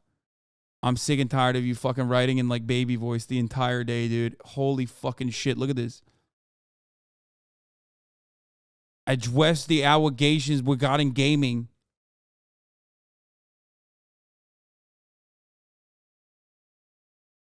Stop. It's so fucking annoying, dude.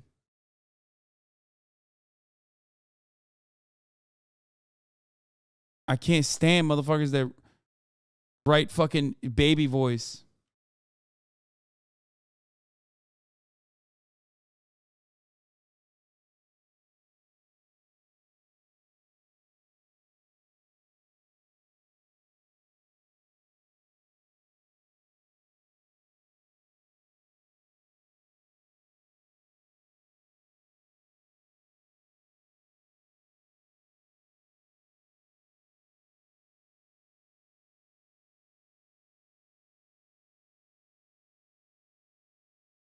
I am not as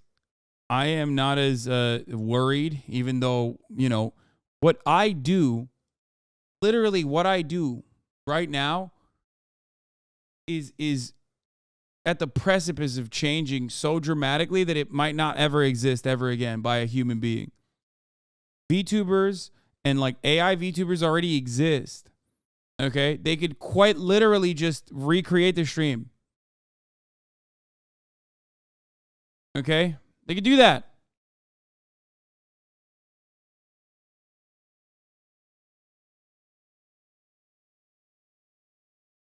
Yeah, but you're grandfathered in, you're already famous. It doesn't mean anything. All the fame in the world doesn't fucking mean shit if you could just be like replaced ultimately. Right now it's just novelty though. I know.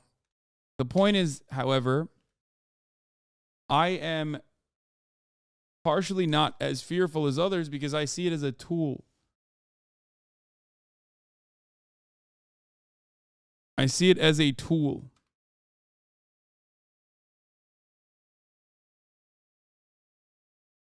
What's going on, everybody? I hope everyone's having a fantastic evening, a fantastic afternoon. Here's Ammon Hawk, who did a Hasanabi VTuber model that you can, like, change. I've already watched this video. Here, I'll show you. Like, you can change components of it, too, with, like, donations and shit. Hold on, I gotta... What's going on, everybody? I hope everyone's having a fantastic evening, a fantastic afternoon, a fantastic pre-noon, no matter where you are in the world. I'm Hassan Piker, and this is the Hasanabi broadcast coming to you live from dark California, Los Angeles, folks. We are live and alive, and I hope all the boys, all the girls, and all the NBs are having a fantastic one. Do I sound to you all?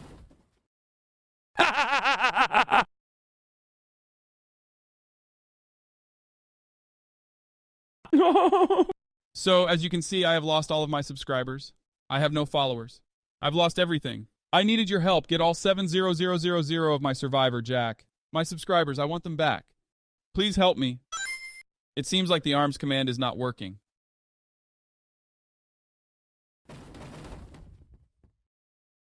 He is working. There's also a command called dance. That's very good.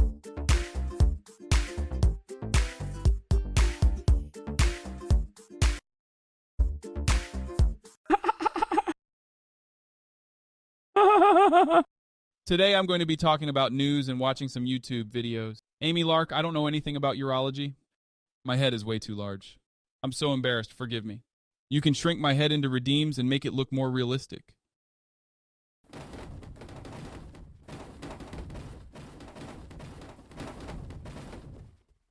I have the first person mode too. Oh God.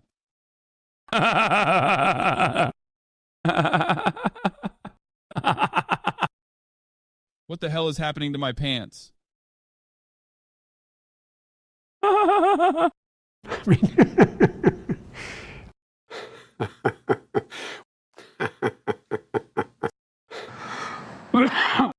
This is so cursed.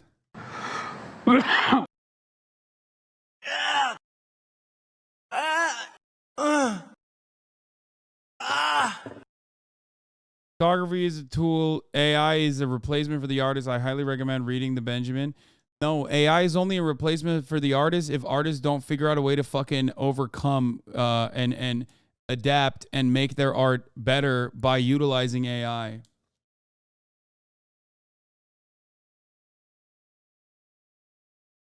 Currently, though, it's never actual artists that are fucking utilizing AI. It's like random stem cells who have never actually done art or care about art at all.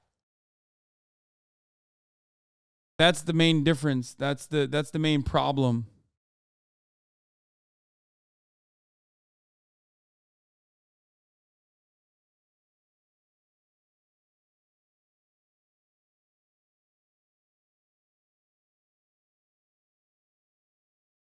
AI art is like everything nowadays. There's shortcuts to create absolutely vapid bullshit. Doesn't matter how good or bad the shit that gets generated gets. It simply doesn't matter because there's no depth to it. It's not like the advent of Photoshop or photography. Those are tools to accomplish a vision. This is just another tech solution in search of a problem. Fuck AI art forever.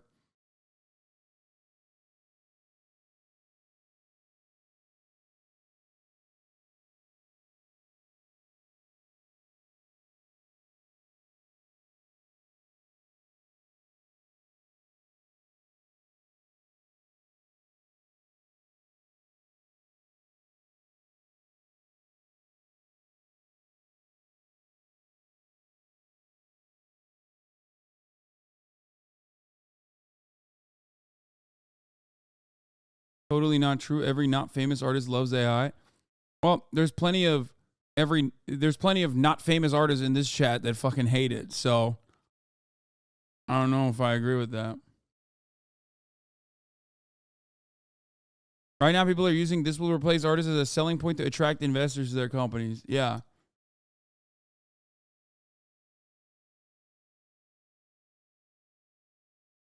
It's like you telling candle makers to just get good because of the light bulb. Not necessarily. I think that art is not something you can art is not something you can just like, I don't know how to fucking describe it.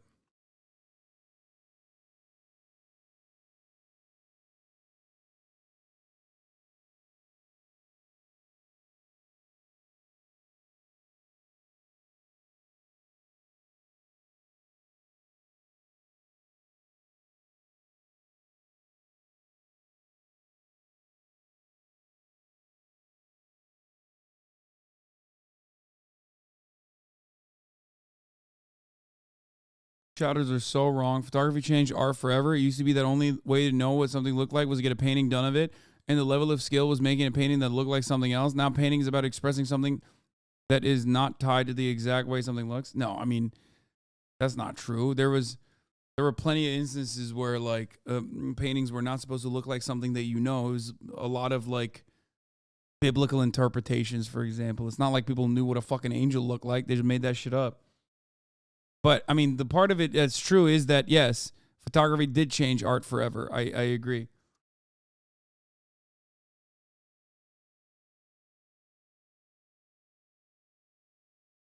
Most artists that work in the industry aren't concerned about being replaced, but more concerned that we're getting exploited by large tech companies at the benefit of cheap commercial generation of art. The true winners are Microsoft and Google dumping billions so they can put all this shit under a subscription model. I should preface that I'm an ex-software engineer and can see AI tools being beneficial in theory.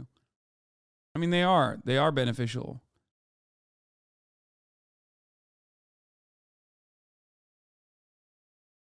In 3D art, AI can't do topology, unwrapping, skinning, which are the most annoying part of the procedure to do, so at least that job still remains, lol.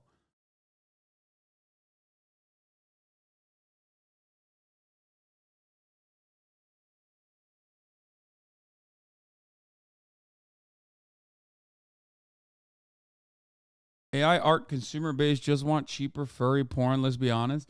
Yeah, like I think it, in a weird way, I think there's also another component, like the majority of people don't do art, right? Like, or commercialized art. So this offers people with like some level of creativity or creative prowess to be able to engage in art without doing the work, without learning the skills. And I think that really frustrates a lot of artists. You know what I mean? That's it. You might have, that I get it. Like, I understand it. It's for a lot of people who are dog shit and have no technical prowess in art, who haven't fucking toiled over it for thousands of hours, making sure that they perfect all of their strokes, to be able to literally make something that you spent your entire life making in a matter of seconds. So for that reason, it's kind of, for that reason, it's like, it's pretty impossible to get ahead of it. You know, it opens up art as an accessible thing to every single person with any kind of creative.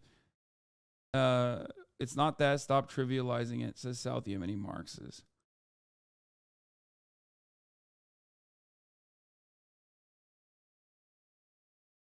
The biggest issue you still have not addressed is the data sets used for these art AI. It depends on scrubbing through thousands of real artists' work without any credit. All work being used to teach this AI about how to replace us, and we don't get a cent back. It's not about them doing it easier. It's about literal theft. Yeah. The problem with that is that it takes the art of other people, scrubs it, and then makes something entirely different. Right? So at that point, we go back to the same cyclical argument of like how all art is technically derivative, and therefore the better AI art gets, the more it's going to be not similar to anything that you have created as an individual artist, and it's just going to take from every single artist and make something different. So ultimately, it's not just copying and recreating in an identical style to some other artist and their work of art. It's just going to make something entirely different.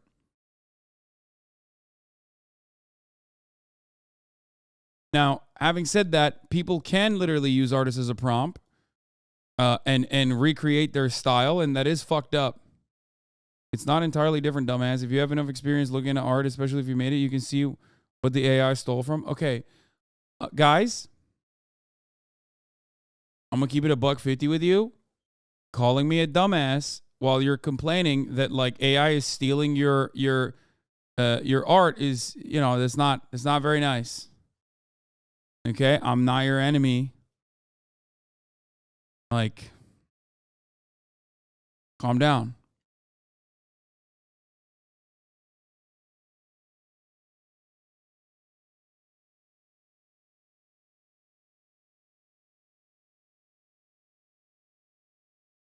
Chat is having the worst takes right now, quadrupling down for aesthetics. No, I think it's because there's a lot of artists in this community. And they're genuinely and understandably fearful that they will not be able to make money with their art any longer because it's like basically stolen from some fucking tech bro who is going to, you know, literally copy paste the art that they were making, okay, and then sell it for nothing, for free, give it for literally free to just steal your data. That's how easy it is. That's frustrating, I think. As someone who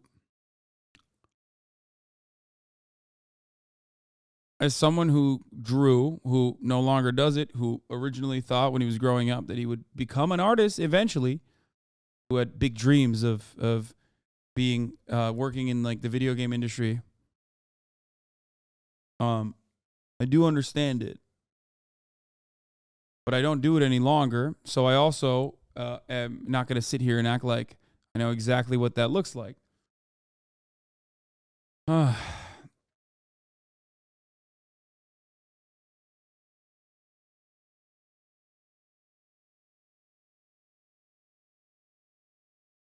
I just don't think that. I don't think that like human beings, artists will be defeated by AI. It's just that maybe it will dramatically undermine the way people consume art, because art is something that is super personal and your consumption of it is super personal. This is like hyper commercialized, and that people would just not give a shit about the art that you make and will basically focus on, accessing it as cheaply as possible.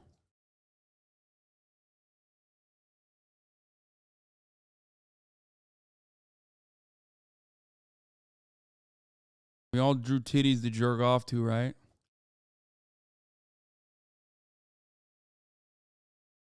Record players have existed for years and people still go to concerts. Yeah.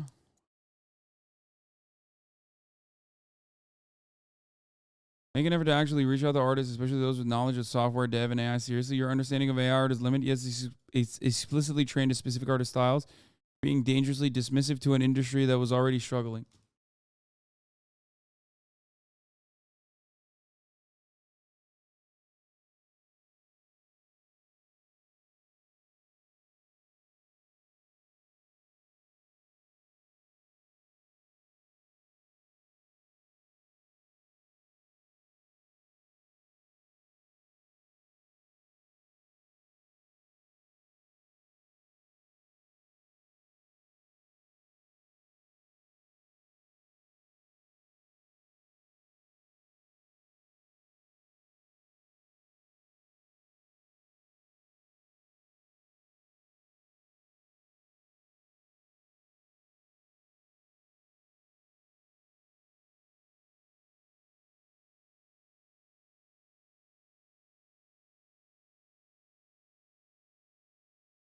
Chat will never accept your takes on this. You need to bring in an artist to say the same thing as you for chat to get it.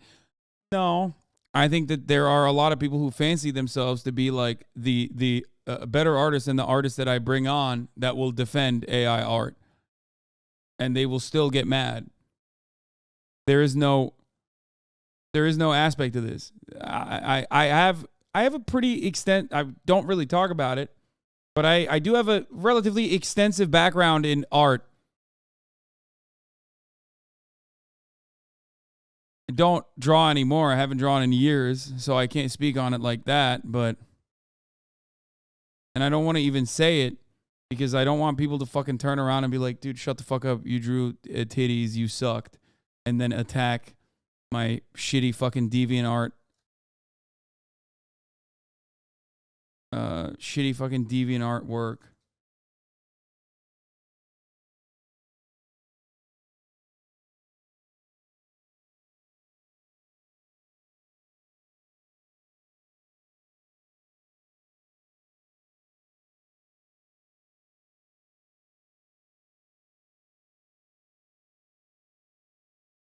I hate this attitude some chatters are coming at you with when it seems like you're genuinely trying to have a discussion and learn. I get people are fearful. I fought with you on this myself, but you are not being closed-minded. I'm not. And no, I don't want to show you my art.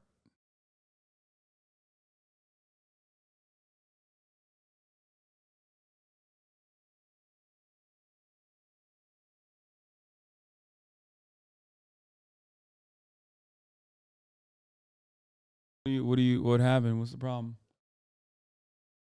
All right, well, I'll end it now, and then I'll come help you out. What? Yeah, no. I'll end it now. I don't like the whole just use AI argument because I want to make it myself. I want to make decisions. I want to make the composition. I don't want a computer to do it for me. Okay, okay, here's the thing. I can suggest a lot of folk for you if my lawyer's okay, I can talk to you. Here's the thing. Guys. No one's going to stop you from doing art. What we're talking about in this circumstance is just how much money you can make while doing the art. Okay? There will always be value for art that you are creating with the same tools. There's a reason why there's a reason why people do carbon dating procedures to like verify whether or not a work of art is actually the original. There's a reason why the Mona Lisa is the fucking Mona Lisa, and it, in many respects, can never be recreated. Okay? You understand? You can always get a print of it. Not the same. You get it? There's an essence to it. There's an energy to it beyond simply what you are looking at, what the visual stimuli is. The Mona Lisa is highly overrated. Yeah, whatever. It doesn't matter. I'm just using like a very popular work of art. Okay, shut the fuck up. So no one is actually going to stop you from doing art. You can still do art in the way that you want to do it. The issue here is that you will not be able to commoditize your art in the same way. That's what people are, or specifically artists, are upset about. Monetization.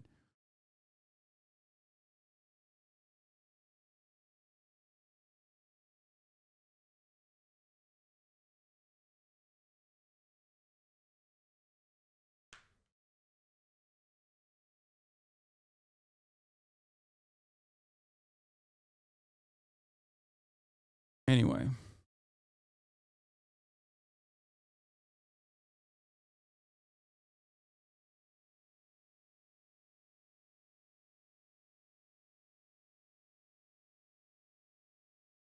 Still sucks for people just making a living on commissions. No one's carbon dating the anime titties that someone commissioned on Fiverr. Sag.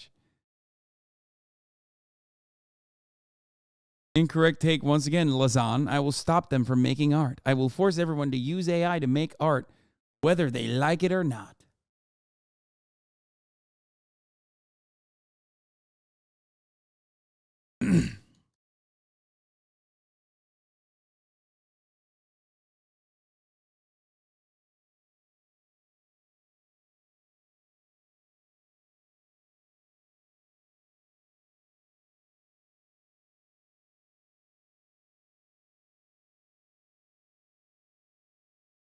All right.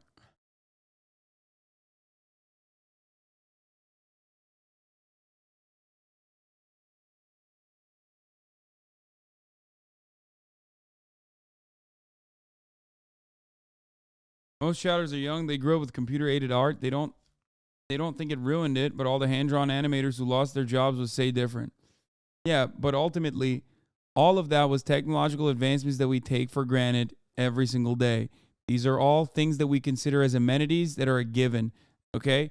But every step of the process, people lost. Some people lost. People lost jobs, livelihoods. But ultimately, human beings have a profound ability to adapt and overcome. It's probably our strongest, it's the strongest aspect of mankind other than destroying. Okay?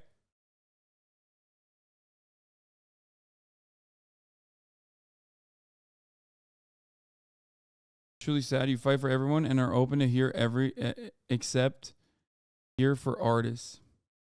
Artists are encouraging non-artistic people to learn, not to completely abandon it. Man, you're taking the wrong way. The problem is the unethical use of copyrighted artwork without consent. You literally sound like an NFT, bro. I don't get why you're so against hearing artist takes. I'm not against hearing artist takes. I'm hearing artist takes right now in the chat.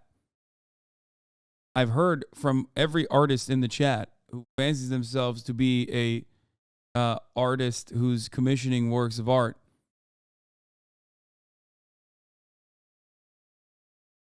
I think the issue is that when I hear from someone and I say, well, here's what's going on, here's the alternative, and I'll admit I need to think about this more.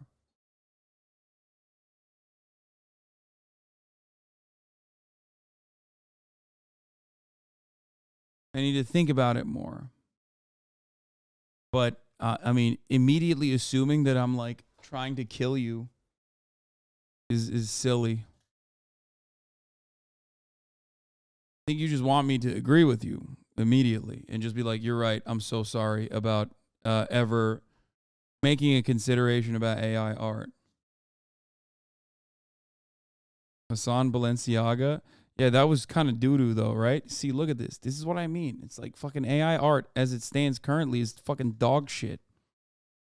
Look at that. At least it made my head large though.